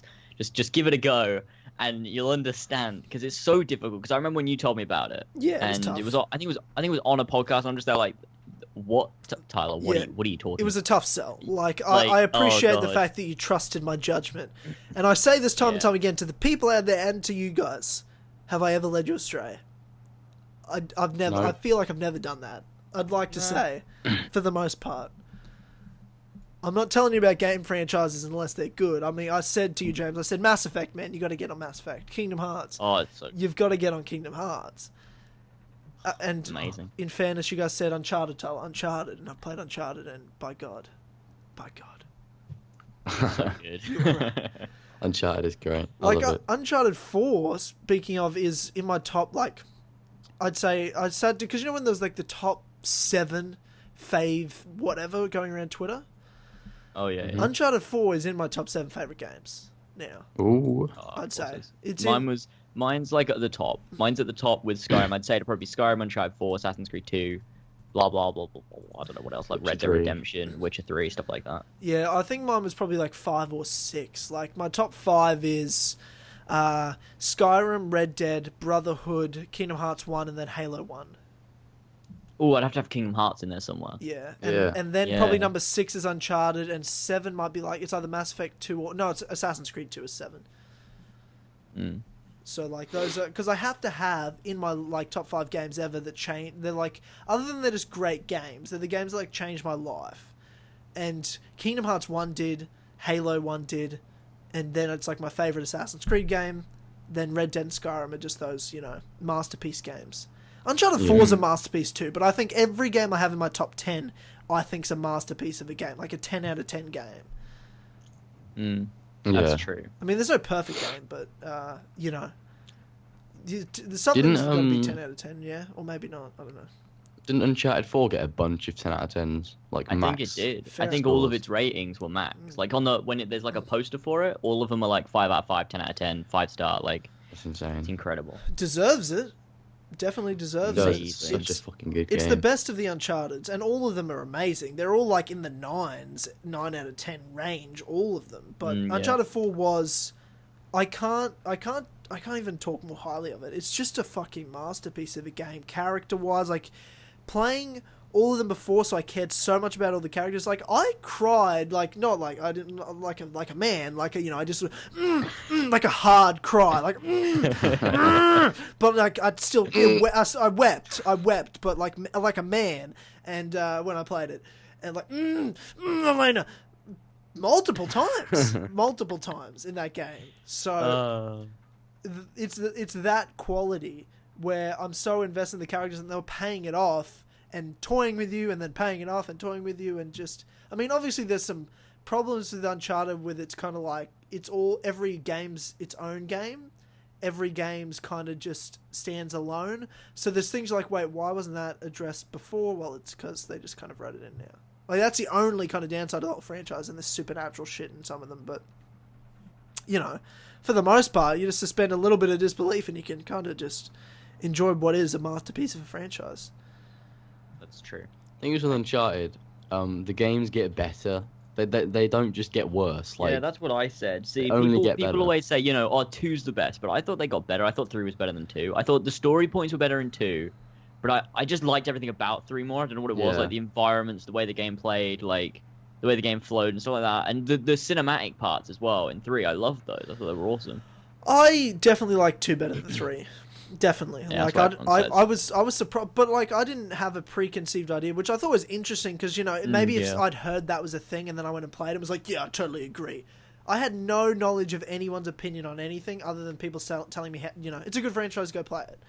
And I just played 3 and enjoyed it. 3's amazing, no doubt about it. But I was just like, no, I really enjoyed 2 way more. 2 is a tiny bit too long, but I just enjoyed the treasure you were going after and the location it was in. 3 was just a bit too ridiculous. Everything was just conveniently there, and it didn't feel like you earned it at the end. I think the biggest thing for me is when I heard people have said 2 is like a carbon copy of 1, where 3 is different. And I'm like, yeah, that's kind of true. But 1 worked, and 2 was just improved on it. And I don't have a problem that it did similar things to 1. It was great. 2 was amazing. But I thought 1 and especially 2, there were long journeys and you went through a whole lot of bullshit and a whole lot of problems as a character and a whole lot of obstacles you had to overcome, and you earned getting to the treasure at the end. You earned the payoff and the ending. Whereas in 3, it didn't really feel like I earned anything from the characters other than I loved the Sully storyline. That was amazing, and I loved that it was about Sully and Drake as a kid. I loved the flashback sequences throughout it. I thought most of it was great. Like, character-wise, amazing. 3 was unreal. But in terms of the treasure storyline of it, it just felt kind of out of place and a bit just... It felt like just kind of tossed in there because it's about Drake again, and I'm like, wait, why didn't they talk about this Drake treasure in the first game? And why have I... I just didn't... When you got to this treasure city, I was like, wait, what? I've done it now? That's it? I'm here? I randomly wandered an infinite desert and stumble upon it. It was just kind of... that's true. I was a bit like, this is a bit too ridiculous for me. It was the first time I put in the franchise, other than, Nazi zombies, when I was playing the first game. That surprised me a lot. Because I didn't know it was any supernatural bits. And then Nazi zombies show up. I'm like, what the fuck is this game Yeah, that's now? fucking weird. That's fucking weird when that happens. You're like, wait, what? What the fuck is going on? And they didn't have any of that in 4. It's No, like that a was theme great. that ran through the series, and then all of a sudden it's like 4 didn't have any. 4 was like really a lot more grounded, which I Yeah. guess is a good thing, but it's also strange that it's like a thing that ran through the series but suddenly wasn't in the games anymore. Oh, 4 was perfect in that sense, because it wasn't there. Like, there was the... It didn't need to be there. It's still the unbelievable suspend your disbelief in terms of the treasures that are there and all that sort of stuff. And, like, I mean, that Pirate City was a bit fucking ridiculous, but it's amazing, And I thought, other than it was probably the best looking game I've ever played, by far. Yeah. Just from the start to finish, I was into it so much. At the point where, like, I think my favorite part of the whole game, other than the ending, was where you're just in the basement and you've got all the collectibles and things from and your journals from the first 3 games, and you're walking around in your basement. It wasn't a basement, it was an attic. Attic, Yeah. sorry, fuck, my bad. It was so good. That was my... amazing. I got That goosebumps. was a good bit. Yeah. That was a fantastic bit. I love it when series like go back and like show you things you've done in the previous game. I love references. It's just too good, and it References makes and everything- nostalgia. Yeah. It And makes then- everything feel Great. worthwhile and like it's all connected and it's this big universe and you're like, oh, we've done all that stuff like that. The story's carrying on. Yeah, it's amazing. good. And then Makes Crash. everything feel worthwhile. And then Crash. I'm Yeah. like, oh my god, I'm playing Crash right now. What the fuck's happening? Oh Yeah. yeah, that's incredible. That was actually amazing. Yeah, without They spoiling could have too left that much, out. but yeah. They could have just said no. Not having that in. They put it in. I don't want Uncharted to go away. I really don't. I would love in 5 years' time to get the next generation of Uncharted games. Let's just say, with Uncharted 4, they set up a way that they could make an Uncharted 5, but they don't necessarily have to if they don't want to. Yeah. Like, it's a possibility that's there, but they don't ever have to do it. It Because doesn't it even doesn't look like necessarily things. have to be the characters you think. There was 2 other characters that weren't finished. Then I was like, oh, that would be a cool DLC or spin-off of those 2 guys. Maybe, but I think it'd kind of feel forced. It wouldn't I be don't know. nearly as good. Like, no question. No, but yeah, it wouldn't. But there's meant to be a single-player DLC coming for Uncharted 4 at some Ooh. point. what the hell would Not that be? entirely sure what they're doing, but they've said that's a thing apparently. The Malaysia Oh. job? You get Oh, a Malaysia God. job. That's amazing. I'd pay good money for that. I would too. That's That's great. hilarious. That was one of the. That's the best game I've played since Skyrim. And like, if I look at my top 5 list, you know, the 2010 Red Dead, 2011 Skyrim, and the rest are all older games. So, Uncharted 4 is the best game I've played in half a decade, easily. Not even close. Easily, Uncharted 4 is the best game I've played in the last 5 years. That's awesome. I didn't actually do that top 7 list thing. Could never be bothered to. Should have done it. I probably should have done it, to be fair. There was a really great period between 2008 to 2011 of like masterpiece games, you know, like Oh, so 2 many Assassin's games. Creed 2 and Brotherhood. You have the Mass Effects in there, you know, Mass Effect 2. You have Skyrim, Red Dead. Games like what the fuck? yeah, some good You don't games. get a Uncharted 2. cluster of those. Yep, that's true. Uncharted 2. You don't get cluster of games like that together anymore. Like I said, Like, what good games have come out recently? Uncharted 4, that's about it. Yeah, Uncharted 4, yeah. Witcher Witcher 3? Yeah, Witcher 3. Didn't play it, so I'll take your word for it. It's I mean, there's just a bunch of garbage games coming out. yeah, nothing really fantastic has come out recently other than those. Kind of like I can't really think of anything. Nothing stands out. I mean, but like before No Man's Sky came out, I would have said, oh, No Man's Sky, 100%. But it's like, is it that good? It's fun. It's definitely fun. Yeah, It it's is good. fun. It's definitely a good game, but it's not like one of those masterpiece games. It's like, oh, No. this No, is no, just no, the best not thing at all. ever. Yeah, I think like like Skyrim, Red Dead. yeah. yeah, that's it. And I think, and even if you look 2009 as well was Mafia 2. Assassin's Creed 2. Yeah, Assassin's Creed 2, Brotherhood, Mafia 2 as well. So there's just it's crazy the games that were coming out in that period, and now we're getting the follow-ups and sequels and new generation of consoles. Like, I look back on the game of the years for me, the last. So 2011 was Skyrim. 2012 was, I don't even know what was that. Halo 4 probably for me. I really liked Halo 4. 13 was probably not Black Flag. It might have even been Black Flag, but I feel like something came out earlier in the year to Black Flag. That had Surely lots- something else came out. that in didn't have a great 2013. fall release because it had all the new consoles coming out in 2013, and then and lots of things got delayed as well. Like Watch Dogs got delayed. I was playing Did Watch Battlefield Dogs 4. come out in 2013? No, it Watch came Dogs out was in meant to 2014. come out in 2013, Watch but it got Dogs- delayed to 2014. Watch Dogs was my Okay. game of the year 2014, I thought, and 2015 was Fallout 4 because I didn't play Witcher 3, and 2015. Everything came out in 2015. yeah, what What else came is there? out in 2015? I don't know. It I said wa- that as if I knew, but I didn't It's actually like know. Batman Arkham What, Call of Knight. Duty Black Ops 3? Like, what? Batman Arkham Knight was great. Syndicate was fun. Oh yeah, well I guess I'd say The Witcher 3, but yeah. Like there was If not, fun then- games. There was fun games last year, but the game I thought Fallout 4 was the best game last year. I love Okay, that's Fallout fair 4. enough. I really enjoyed Fallout 4. Yeah, so did I. That's fair enough. But then this year, I'm like, like I said, Uncharted 4 is the best game I've played in 5 years. I struggle to believe, based on that fact alone, that there's somehow going to be another game that's going to be the best game I've played in 5 years that beats Uncharted 4. So This year or this year, like, Watch Dogs Yeah. 2 is coming out this year. I'm sure Yeah, that'll no, be that's- great, but that's not that's going to be not better than gonna be. Uncharted 4. Kingdom Hearts 2.8? That's again that I've played Dream Kingdom Dragons Hearts 6 before. 3. Oh, Kingdom Hearts 3 is not coming out this year. If it was Where coming comes out that this next year, year? next Yeah, year, but it's talking about this year. We're talking about this year? yeah. Yeah. Sorry, I'm Yeah. fucking confused as fuck. So, my apologies. But I think Kingdom Hearts 3, I mean, that's my most anticipated game of the past decade. Because that's 20 how long years. I've been waiting. I've been waiting 10 Yeah. years. Next month, it's officially 10 years since Kingdom Hearts 2 next month. So that's how long. Kingdom Hearts 2 came out in 2005, didn't it? 2006. Yeah. Oh, Hang what? on, I'll In check. Japan, it might have come out in 2005, but in Australia, it came Yeah. out in 2006. And I'm pretty sure Kingdom Hearts 1 came out in 2001 in Japan, didn't it? In 2002. Yeah, it came out in 2002, yeah. Damn, it's as old as me. 2000. Kingdom Hearts is as old as me. I've been playing it as long as you've been alive. And Oh my you call God. me a But Kingdom you were Hearts born in noob. 2001. You've been playing it. What? You were born in 2001. Yeah, I was. Kingdom Hearts came out in 2002. I thought it came out 2001 in Japan though. Oh right, yeah. Fair point.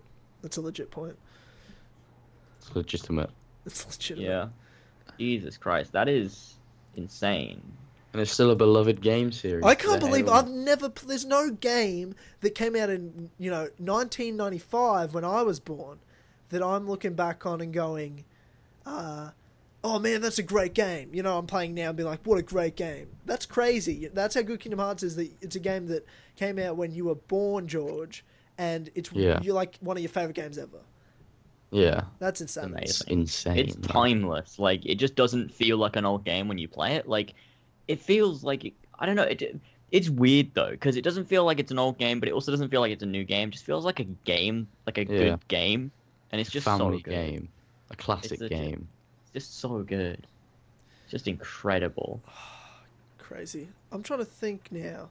So 2.8's this year. Hopefully 3's next year. Better be fucking next year. I'm counting on it. Yeah. Well. What if they delay it? But not. Look. Honestly, I don't really care. I've Waited this long. I've man. waited this long. It's like I don't even believe it's coming out.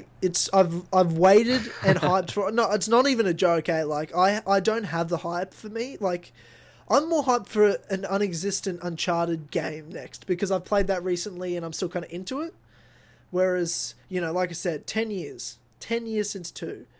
Sure, there's been other ones in between that I've played, but it's not like the follow-up of follow-ups that's come out. Yeah. It's not Yeah. the final chapter to Sora's story that I've been waiting for, and I kept thinking, back in 2011, I was like, oh, surely they'll announce it this year, like, this is the time now, it'll be coming out soon, it's been 5 years, that's how long it takes to make good games, and then people are making jokes, like in 2015 when it comes out, we're like, 2015. Yeah, I'm like, if only it was released then. yeah, It's 2016, still not out. yeah.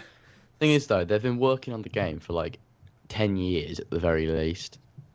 So it's going to be so fucking amazing when it comes out. Okay, well, Yeah, like it better What be. game company It better has be. taken Jesus 10 years to make a game? I don't know. God, it's like Only Like- Square Enix.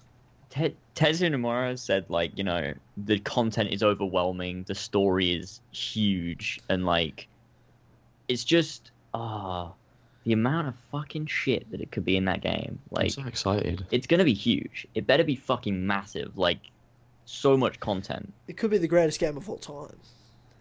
It could be. Fucking better be. It fucking better be. Oh, I I agree. see. That's I the agree. thing I've with waited Kingdom too long. Hearts. Is like there's a lot of games where you play, the old ones, the new ones don't live up to it. But with Kingdom Hearts 3, I feel like that will easily live up to it somehow. Even though the other games are so old and there's so much hype behind it, somehow Kingdom Hearts 3 will still manage to be better than 2. It's- And Yeah. that's weird. Somehow Kingdom Hearts does that, and I don't really know how. I mean, I think my all-time favorite is going to always be Kingdom Hearts 1 now. Like I did say, Yes. Kingdom Hearts 2. Yes. Yeah, I agree as But well. now Kingdom the Hearts feel, 1, the feel of Kingdom Hearts 1 is just so the classic. nostalgia of Kingdom Hearts 1, Yes. even though Join it's so me. strange, even though we played it so recently, whenever I play Kingdom Hearts 1, I feel like I'm a kid, and I'm like, I didn't even play this when I was a kid. I know. But it's so weird, the Yes. nostalgia in Kingdom Hearts 1. Yes. It Just such a good transports you. game. It's magical. I call So Kingdom Hearts 1 good. is magical to me. That's a masterpiece of a game. Yeah. I think Kingdom Hearts 2 is great. It was a bit too much shit in it though, in comparison to 1, kind of just perfect. And 1 is then amazing. 2, you kind of had to know, like, you can't, like, again, as a kid playing them, I couldn't go into 2 and understand it without doing a lot of extra reading. And I'm not doing that at 10 or 11, however old I was, you know what I mean? So, I mean, now it's one thing. Now it's like, I'm a, hardcore gamer. But as a kid, that to me was a masterpiece of a game and still is today, Kingdom Hearts 1. Just a great story, great characters, a nice tight little bow on it, and leaving enough that you want more somewhere in the future. Yeah, it is really good. And the way, like, to me, I always think Kingdom Hearts 2 is a better game, but I still prefer Kingdom Hearts 1. Like, I can play Kingdom Hearts 2 and I appreciate that the game's better, but I still prefer Kingdom Hearts 1 because of the feeling it gives me when I play it. Yeah. Whereas there's more content in Kingdom Hearts 2. There's loads more cool stuff. Like, I'd love if they included all of it in Kingdom Hearts 3. Like, they don't have the drive forms in Kingdom Hearts 3, but they have, like, the Keyblade transformations and shot locks kind of similar to Birth by Sleep. And I hope they have mini games and shit like they had with the Mushroom 13 and those Unverse remnants that were in Birth by Sleep. Is that what they were called? I don't remember. Yeah. At the end of the day, gameplay wise, sure, I'm sure it'll be great. At the end of the day, all I ask from Kingdom Hearts 3 is that it has the heart of Kingdom Hearts.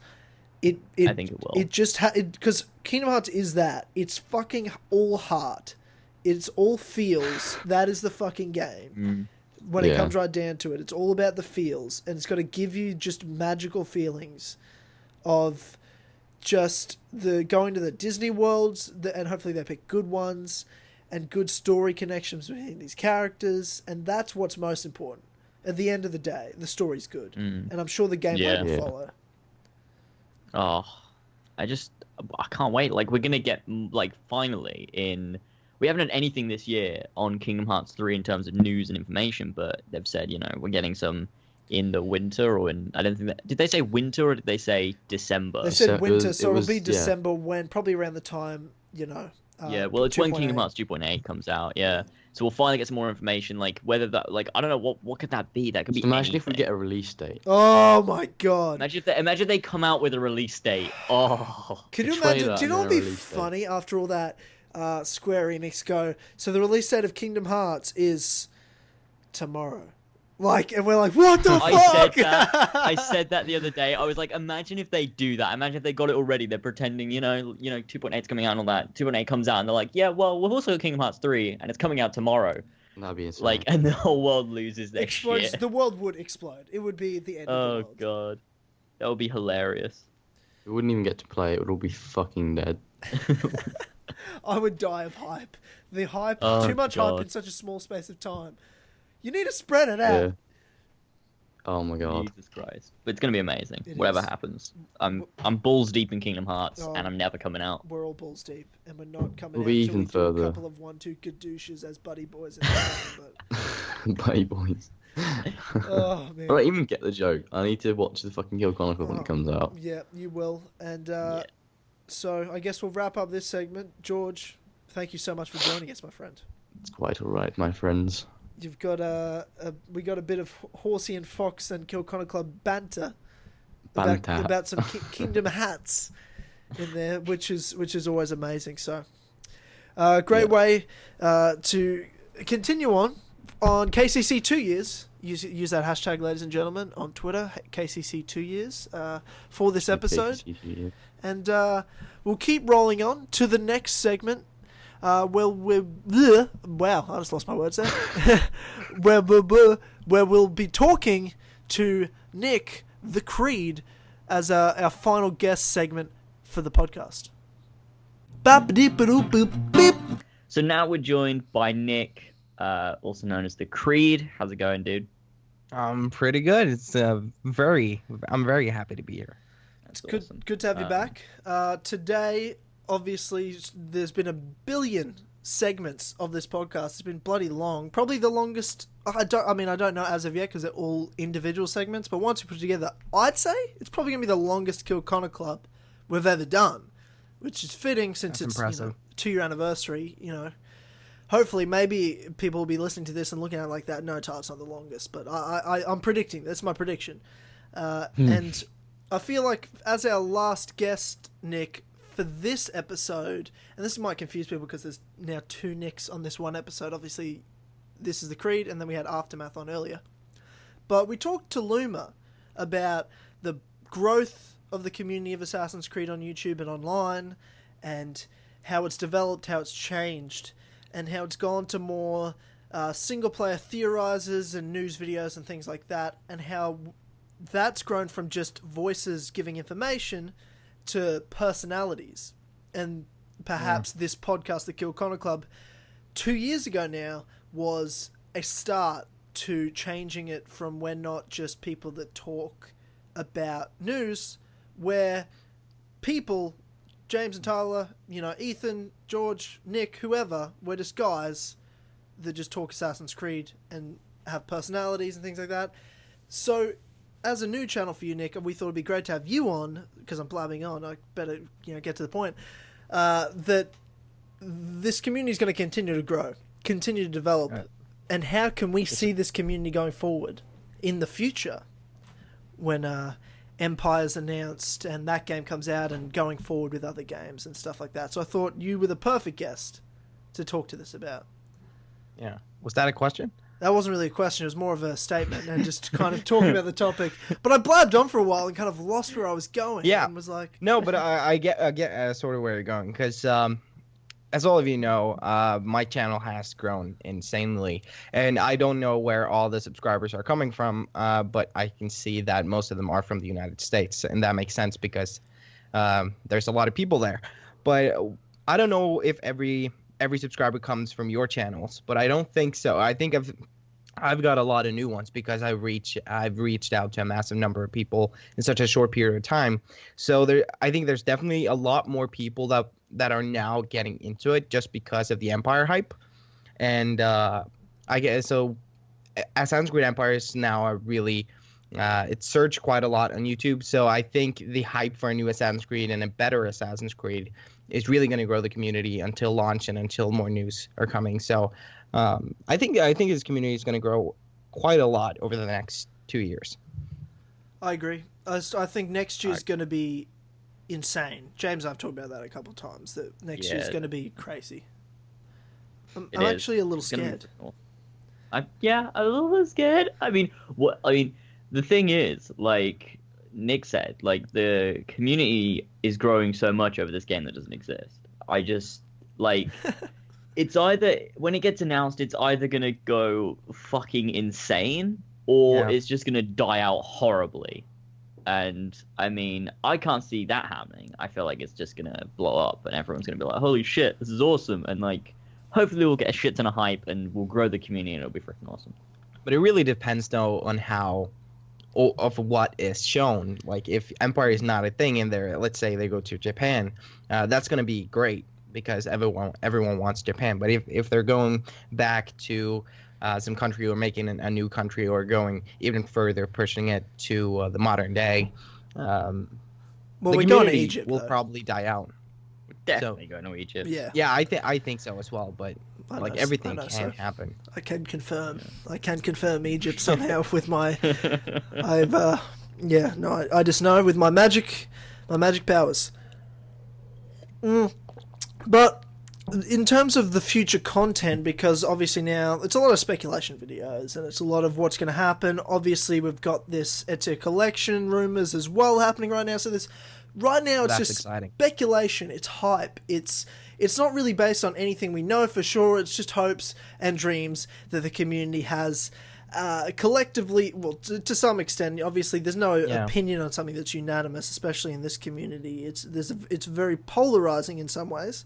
But how do you see content going forward? Because we talked with Loomer in the podcast about how it went from multiplayer to this single player and how it's gone from, just we're just giving info to as well linking in personality to it. Do you see that changing any more with the future? For yourself, who's quite new to this, where do you look to go next? That is really hard to see because I've been on YouTube for about 2 months and I have changed already, I think in quality, but not as much in content because right now I'm focusing on speculation and getting my thoughts out there, the thoughts I've been thinking about for the past year or ever since Syndicate came out. So I have a lot of videos that I want to push out, but I'm thinking in a year I really can't see myself right now making content for another year because I don't think there's enough to go on. So I'm really interested in seeing what I'm going to do in a year and how the community develops in a year because is there enough ideas to make videos on? but seriously, like Fishy is making idea videos now that because he has no idea, it's just making a lot of fun sketches. Yeah, and but that's ideas. because he uploaded like 6 ideas a day, so it's like Yeah. he just kind of got rid of all He of needs his to ideas. spare them or save them. His sketches are great. It's not that, but like ideas are running out for a lot of people. I think. Maybe not for you, and I'm Definitely struggling not to. me. I'm gonna milk the shit out of this. I'm with you there. Plus, I don't make nearly as many as James. I'm like once a week, get a good one. The rest is just whatever extra I do shit. once a week.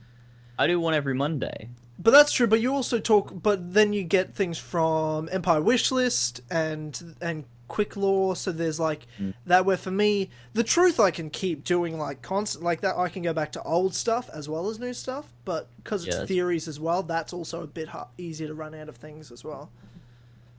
Yeah. Well, I mean, I get stuff from Empire Wishes that I could possibly expand on in a normal like theory discussion video. So I guess I've kind of got to keep going forever and ever and ever until we get something relevant.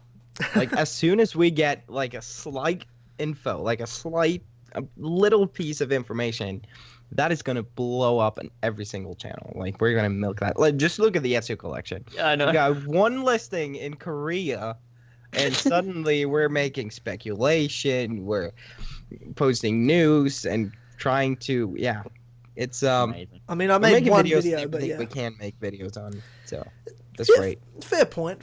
I mean, I've started to brainstorm some new ideas and so. Actually, this is something I might want to run by you guys because I only just had this about an hour ago. So, I was sitting down and had like an hour spare. I was like, I was just going to jump on Xbox. Now, mostly I've been playing No Man's Sky or like I just jump on like UFC 2 when I'm not really trying to play something and get into. I'm just kind of sitting there. I've got an hour free in between doing something, but I was then thinking, oh no, I want to play something. I chucked in Syndicate, played like 10 minutes of that. I was like, look, I'm not having a good time. Chucked in Unity. I was like, this is a bit of fun. And I was, thinking about game rankings and all the stuff we've talked about recently with all these old games and everything on the Kill Corner Club. And I was thinking of an idea for a series because I've got every achievement right in every Assassin's Creed game. I've done everything in all the games except Rogue. Now, Rogue's not my favourite game by any means, but I play Unity, and that's also not my favourite games by any means. So I was thinking of maybe actually doing a series in Rogue called Achievements Creed Rogue, which is just me getting all the achievements in Rogue, just running around doing that. Yeah, that's fun. Because I need something new at the moment, because I'm about to finish my AC2 walkthrough, and then I'm not going to do another walkthrough for a while. It's just, life's just too busy, and this is something I don't have to do like twice a week or 3 times a week. It's just like, once in a while plus the truth or whatever else I do. And Free Run for Justice is about to finish. I'm like, I'm gonna have nothing soon. Like what I think I'm gonna do is limit myself to 2 videos a week, which is certainly it's about what I do now. And I'm gonna start streaming because a lot of people has asked me to do that. So I'm just going to do that for fun, start streaming some games and having a lot of fun. And then I can play games that are not Assassin's Creed because I love games in general. But it will not be like featured on my channel. It will be like in a library or a playlist hidden away somewhere. But I'm just going to have some fun in 2 videos a week. And I don't know what I'm going to do for those 2, but I'm going to figure it out. Yeah, sounds good. I mean, for Tyler's idea about Rogue, I just want to say from experience, people love Rogue for some reason. Okay. And it's just it's great a game. For some Very reason, average. it's such a view magnet. I don't know why. Like all of my videos on Rogue, whenever I play that game, get so many views. Everyone fucking loves it. And I'm like, I don't get it, but It's interesting and so different. Average. So average. No. I was But actually thinking today, after- I don't want to after talk shit playing- about it because I want to do this series and not have people harassing me in comments. So I'm going to say what I'm actually mean. No, but I remember playing Unity for the first time, and I enjoyed it, but it had a lot of glitches, and the story wasn't really that great. But it was an okay, decent game. But then I picked up Rogue and played it on my 360, and I fucking loved it. And I think that was because Unity was so bad. See, I just loved Rogue because the story were better. It was more like the previous Assassin's Creed. It felt more like Assassin's Creed. Oh, I think I might even like Unity better than Rogue, though. Like, that's how much I'm not a fan of Rogue. It's not that it's a bad game, it's just bad setting, like 3. 3's my least favorite game. Yeah. You know, it's like, it's got stuff that's familiar, but familiar either in the sense that I've seen it before and I've seen it done better, aka Black Flag, or I've seen it before and I didn't like it, aka Assassin's Creed 3, and it's mixing them together, but not as good. And then it's a story that's cool, but it's about 11.5 minutes long. And then there's nothing to do when you finish the game, and the free roam's super average. I'm just like, I'd rather play Unity because it's at least different. I love Paris and the graphics. It looks cool, and when it works, it's a bit of fun. But you know, like, I get it, because initially the first playthrough, Unity was fucking just rage. Rogue is fun. But replay value really affects how I view games, and it's why James doesn't like Syndicate that much anymore. Even though he loved it when he played it the first time, replay value affects that, and I totally get it, and I agree with him in that sense, but I think I could replay Syndicate, whereas I don't think James can. I'm speaking for James here, but James can kind of... No, I don't think I could, but I did say that about Unity as well. I did say, like, the thought of replaying Unity made me want to kill myself. Okay, that's But then I replayed Unity, and I kind of liked it. And it's like, when I think about replaying Syndicate, it feels like the most boring, tedious thing I could do, and I'm just like, I don't even want to try it, because I couldn't do it. Like, nothing happens that's worthwhile. Like, I don't even care about replaying the story. Like, with Unity, I was kind of like, maybe I could revisit the story. And now I'm like, well, I definitely know what I got out of the story and the characters when I played Syndicate. I really don't know what else I could do. And it's like, with Unity, I never really touched the side content. So when I replayed it, I went through the side content at the same time as the main story, trying to get as involved as I could, and I enjoyed it. But with Syndicate, the side content's just fucking kidnapping missions, assassinating people, and I don't fucking know, child liberation, man. It's all fucking boring as shit, and I just know. But what if Ubisoft wants this and calls it the Unity effect? They release a game, it's not good, but then they release the next game and it's even worse. So you jump back to the last game and it's pretty good. You like the last game, so now what? Is that Empire a real and theory? it's shit, Is that a real theory? and you go back. No, I'm kidding. But like, Empire releases and it's totally bullshit, and everyone hates it. So you go back to Syndicate, and everyone's like, "Oh, holy shit! Syndicate is actually the greatest Assassin's Creed game of all time." And so it moves on. Oh god! Oh my god! That's hilarious. Jesus Christ! They release a new bad game to make that old bad game look better. Great marketing. But maybe I'll think better of Rogue if I do this series and I play it a bit more. I'm like, oh, actually, this is a bit fun. Like, maybe I will think that. You know, I haven't played it since I beat the game in my first run through. Do you know when the last time I played Rogue was? It was the 24-hour live stream a year and a half ago. A year and a half ago? I believe you do those. I haven't played it last since year's then. one. December 2014. Oh, yeah, because you were last playing year's one was Rogue. Brotherhood. Yeah, but you jumped off Brotherhood in the end anyway.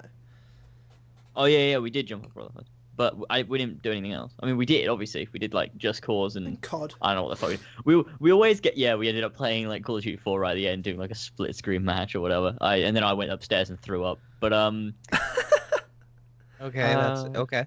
Yeah, but I haven't played Rogue since December 2014, and I kind of want to play it again, like the whole way through, because I think I've only played the story through once on my own when I was recording it. Oh no! Actually, I'm wrong. No. I played Rogue on Horsey and Fox before Syndicate came out. That's the last time I played it. But look at Rogue like I did, and maybe you enjoy more. If you don't look at it as a separate game, but you look at it as a DLC for Black Flag, but it's not a and DLC expensive. for Black Flag. And it's a full price game. I know, but look at it as a DLC, and then it's excellent. Yeah, but I'm not going to. But so what you're saying is look at it and pretend it's something it's absolutely not. It's absolutely because it's absolutely not DLC. It is a game. And how is that different from making content in a game that doesn't exist? I don't know because I don't know. It's like James brought up earlier. Well, actually, Empire does exist, but anyway. Yeah, it does.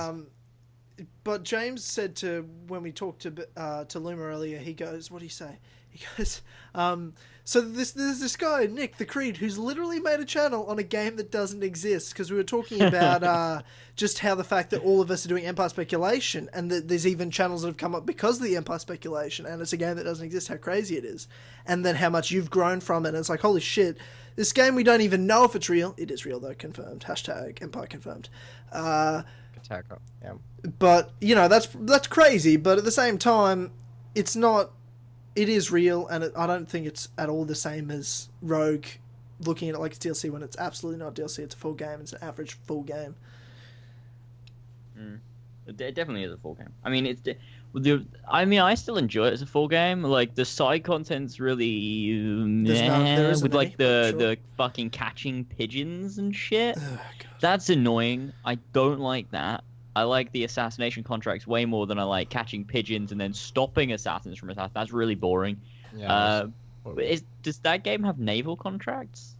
I don't know. Because I don't I don't remember. Probably. It has something naval. I don't remember what it is. I don't know. I like exploring the world. I kind of think it's just fun to just sit back, just explore the world, gather some collectibles to get some cool armor. It's just kind of fun to like explore and kind of set your own kind of objectives, I guess. I love going to know. tropical New York. That's always nice. That's what it looks like. It looks like straight out of Black Flag, tropical, like humid, but you're in fucking New York. I'm like, what are we doing? It's weird. It's fucking weird. It's weird. What I hated in Rogue though was that you couldn't swim in water when you were up north. Like that was so painful to not be able to swim in water. If you were to swim in water when you were there, you die. Yeah, I get that. Makes a lot of sense. It was still annoying. Yeah, it's like it is a video game. Because in Black Flag, you had this amazing world you can jump out anywhere, but you were so limited in Rogue. European. Yeah, I know that. Just fucking trying to make a point, and we're just like absolutely like, no, wrong. You're wrong. Oh God. Sorry, Nick. Oh, it's okay. Wow, that's hilarious. That didn't even at all go to the way I thought this topic would go. Talking about Rogue, we're talking about the future of the community. Oh yeah. Let's just keep talking about that. Well, I mean, I guess going back to that, I don't think I'll be making the same stuff next year or after Empire that I was last year or the year before. I think already this year I've changed what I'm doing. Like I do some news videos. Like I'll do a news video if a game's announced or leaked or so, like major stuff. I'll do videos on. A demo comes out, I'll do like an analysis of it, but I'm not going to do news on, so this developer said this or that. Like that's, to me, I guess I guess it's a bit different to the way I view lots of other channels. So when I look at all the other Assassin's Creed YouTubers, like the two of you, like Ethan, like George, and just other people that are out there, I think to myself, they can all do whatever content they want to do, and it can all be similar because they're all doing Assassin's Creed videos. That's whatever.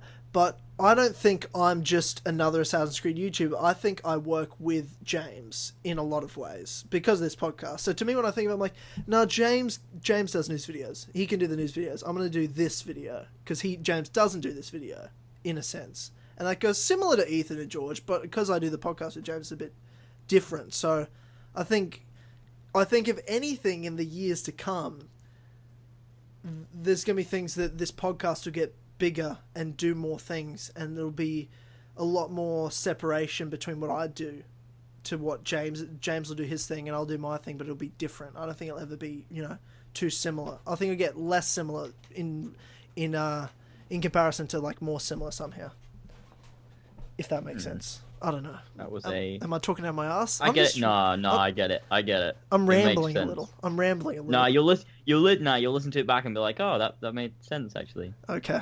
Yeah, it does. Yeah, trust me, it does make sense. Okay. Well, that's good. That's just. I mean, I don't have anything to say, but thank you for that. But that's exactly why the Assassin's Creed community, maybe in the future, and I know you guys have been talking about it, or maybe not in detail, but what I can see for the future of Assassin's Creed community, the Assassin's Creed community, is that more channels come together, cooperate more, and make like what you call it, like a Networks? hub for all. Yeah, like a network with a hub for all the channels and collabs and all that to really focus the community in one place, sort of. Yeah, well, that's actually funny you say that. That's part of the hope I have for it too. But James and I haven't really talked. We haven't really talked about it on the podcast, though, have we? It's kind of like Not really. It's kind of like we've been like, it'd be cool to do in the future. We've never really presented like what ideas we have or anything like that. we've got our own plans privately. We've got our own. We're plotting our takeover, but we Yeah, I know haven't. that. But we haven't really said anything on the podcast because it's a while away. But next year, the year after, we're plotting our takeover. That's for sure. Don't get it twisted. It's coming. Great. Hide your kids, hide your wives, because Lazer's entitlement are coming for them. Something like that. That's fucked. That's what we do in this community. I like reviving old memes. Yeah, it is. That is what we do. That's Ethan's job. Yeah. Memes is Ethan's job. Creating memes. trust No, it's Ethan as well as Horsey Fox as a combined community to create memes that bridge the channels together to some fucking cancerous shit. Yeah, I'll just let you guys make memes of whatever shit I say, because the only memes that I create are memes that other people make of me. I'm never like coming up with memes. Like, I'll say things on the podcast, people are like, oh, for sure, relax. Oh, hey, man, 100%. And like, okay, well. Has anyone ever done that? But, like, if that's what you all make fun of things I say and catchphrases I have. They're the memes. Oh, I love Tyler memes. I will continue to make more. Yeah, they're great. They're great. Like being honey-dicked and shit like that. Yeah, that's all things. There's also BPR memes. Those are always great. You guys do make BPR memes. Oh, I love the BPR memes. What is the one? We're gonna talk about her personality, what she's like, how she does it. Best meme. That has got to be the best community meme. I love it so much. I don't even know that meme. I feel lost. How do you not know the meme? Because Did you not watch the video? You know me. I don't really pay attention to much. Pay more attention to the community, Tyler. I kind of pay attention to what I do, and then what you do, and that's about it. I'm gonna play someone who gets the memes. Can I for a little bit? Wait, what? Say that again? Can I just jump back on topic for a little bit? Yeah, my apologies. Go for it.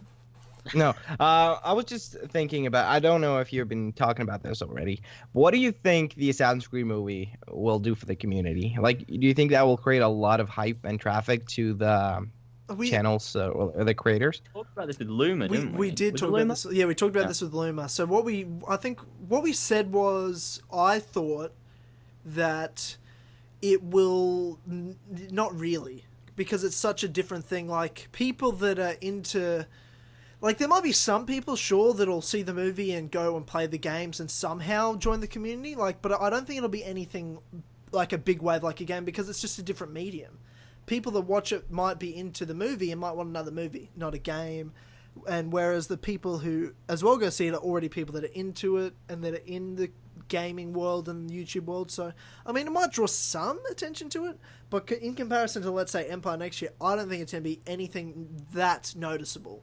There'll be a little spike, but there's always a spike in views and everything like that through the months of October through to January.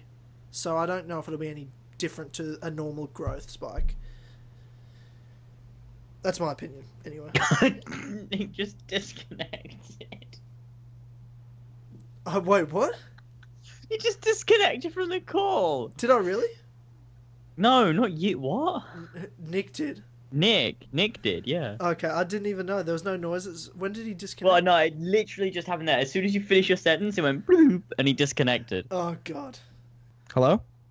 What's Hello. Oh. Is this are we in the podcast now? Well, yeah, we're always in the podcast. It's, I mean, the podcast is me and whatever. the podcast is me and James. Even when we're not recording, it's never going to be heard. You're in the podcast when you're with us. We're always in the podcast. That's just we're a moving podcast. What were we even talking about? We were talking about the movie, weren't we? Fucking hell. Yeah, we were. Okay, Yeah. the movie. Well, we're about pretty whether much it'll- done with it though. Yeah, whether it'll influence the community, blah Yeah. blah blah blah. I no, said my piece. but- James, what do you think?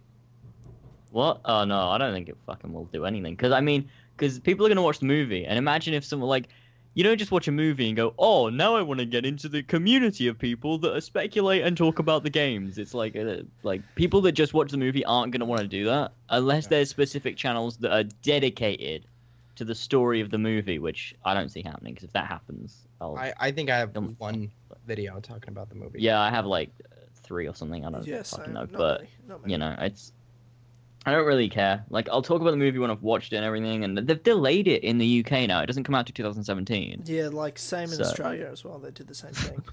Why? I don't know. What does that benefit them? I don't get it. January's a What's the fucking terrible point? month for releasing. It doesn't make sense. a It makes terrible no month. sense. It only Why makes not sense release because it- Star Wars, man. It's January in Norway. Yeah, it's January here too. But Star Wars is in December, and let's face it, you're gonna fucking fail when you're competing with Star Wars. It comes Well, out the yeah, I week mean, I after don't Rogue sure. One. You're fucked. Yeah, real quick, you're fucked if you're trying to compete with Star Wars. You've got no But chance. I don't get it. Why? Why are they? Because why can't people watch 2 movies? Because that's not what most people do. Most people don't go to the movies every week. It doesn't matter what movies Well, are coming I out. don't go even once a month. The last time I went was months ago. But I mean, I used to go every oh, I week. suppose to the that. movies. Okay, right. No, yeah, I get it. I get it now. Yeah, because I'm thinking, well, I want to see Assassin's Creed and I want to see Star Wars, so I will go and see both. But then for normal people, they don't go, oh, I'm gonna go see this. They're like, okay, so I'm going. What do I want to watch? So they pick between and be like, oh, well, Star Wars. Yeah, and like not families take like a Assassin's Creed. family day and they'll see a family movie, or like they'll see Star Wars. Plus, parents will take their kids to see Star Wars. They're not going to take their kids to see Assassin's Creed. Star Wars is a universally liked no age restriction type movie, even though every kid loves. I loved Star Wars as a kid. I know it just works for, and adults love Star Wars. At this point, old people like Star Wars. You know what I mean? Like everyone's gonna see Star Wars over good. Assassin's Creed. Star Wars is always good. Let's be real here. You're fucked. You're trying to compete with Star Wars.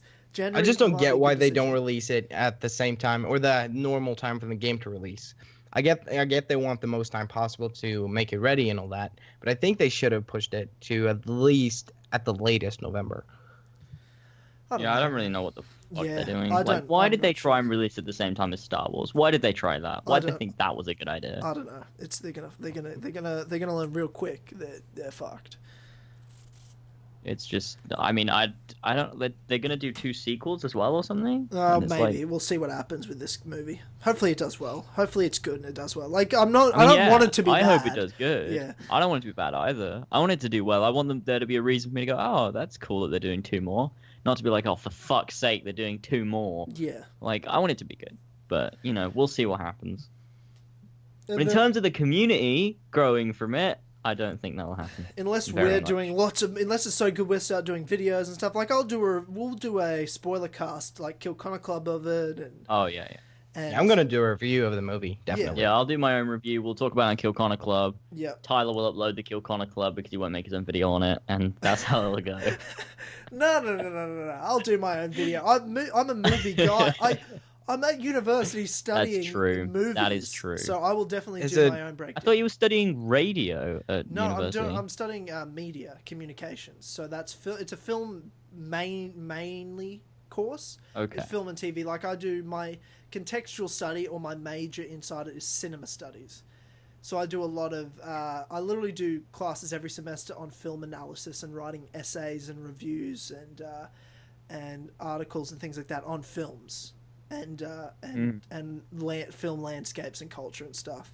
And then my other class is practical, where I either do, like, I worked at a radio station last semester, and this semester I'm making a web series that I'll probably put, when that's being made, I'll probably put a trailer up just to advertise it and direct it to the channel we release that on. So it's a film mainly course, but I do other stuff like radio, marketing, some business and advertising stuff. Like, it's a broad course. It's not just a film course. It's kind of media. That sounds great. all-encompassing. It's fucking Sounds like awesome. something I would enjoy. Yeah, I love it. I love uni. It just takes up too much time. Yeah.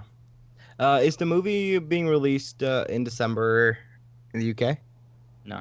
No, I I got just, done. what? I just said that. Really? It's- Yeah, we were yeah, they talking about it. delayed it. Oh, okay. Yeah, for some reason. You I were don't talking- know why. You might have cut I out. don't know why they did it.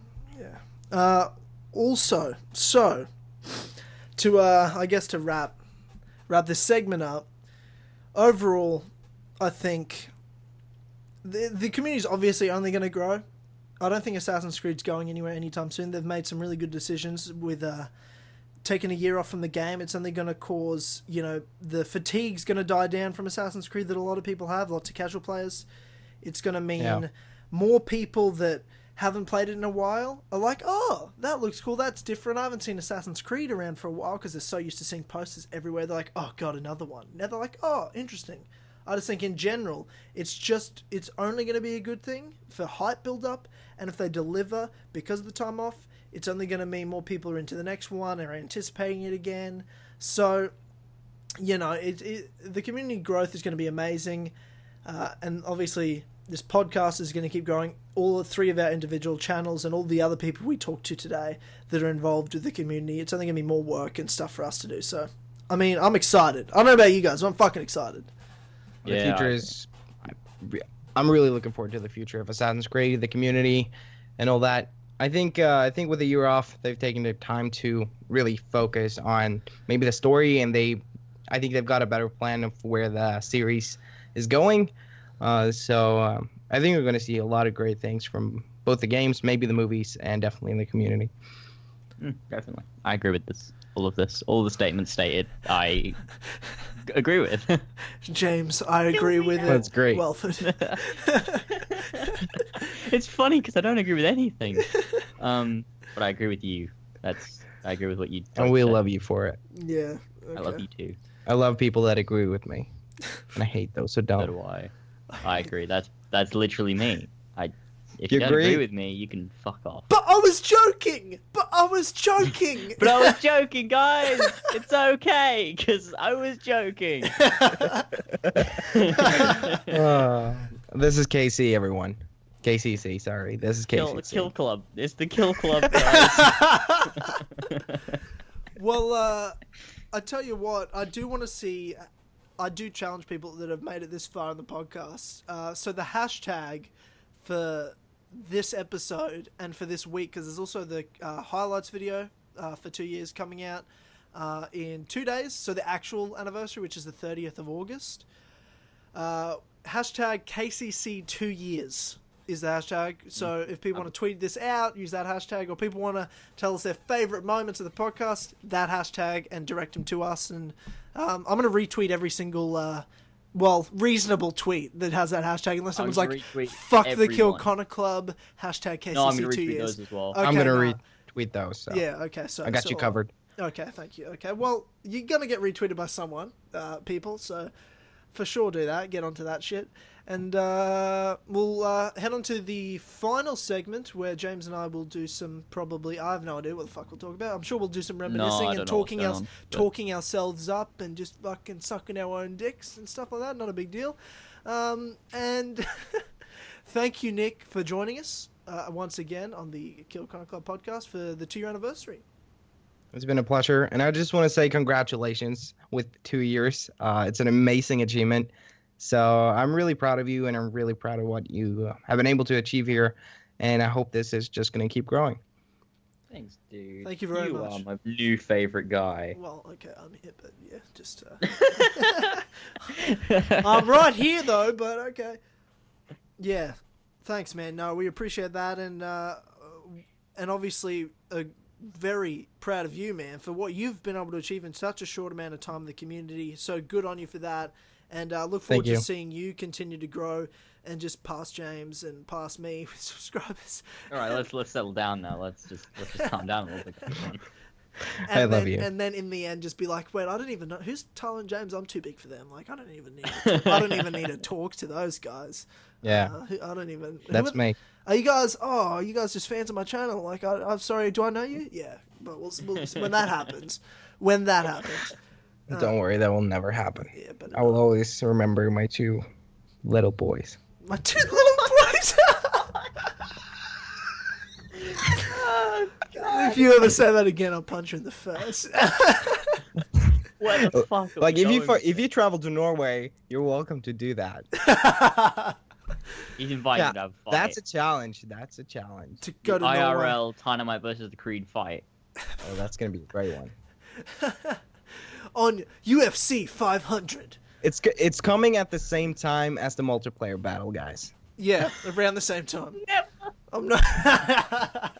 No, the multiplayer battle will actually happen though, but Yeah, no, it actually will. See, the thing is, we do have intentions. People think we're joking when we say it, but it will happen. You just gotta fucking wait. Wait we're for just it, gonna it will find time. happen. We're busy people. I'm a busy person. I know about James. Not really. I'm fucking busy. You fucking shut the fuck up. Oh no, I haven't got up at 9 a.m. since fucking college.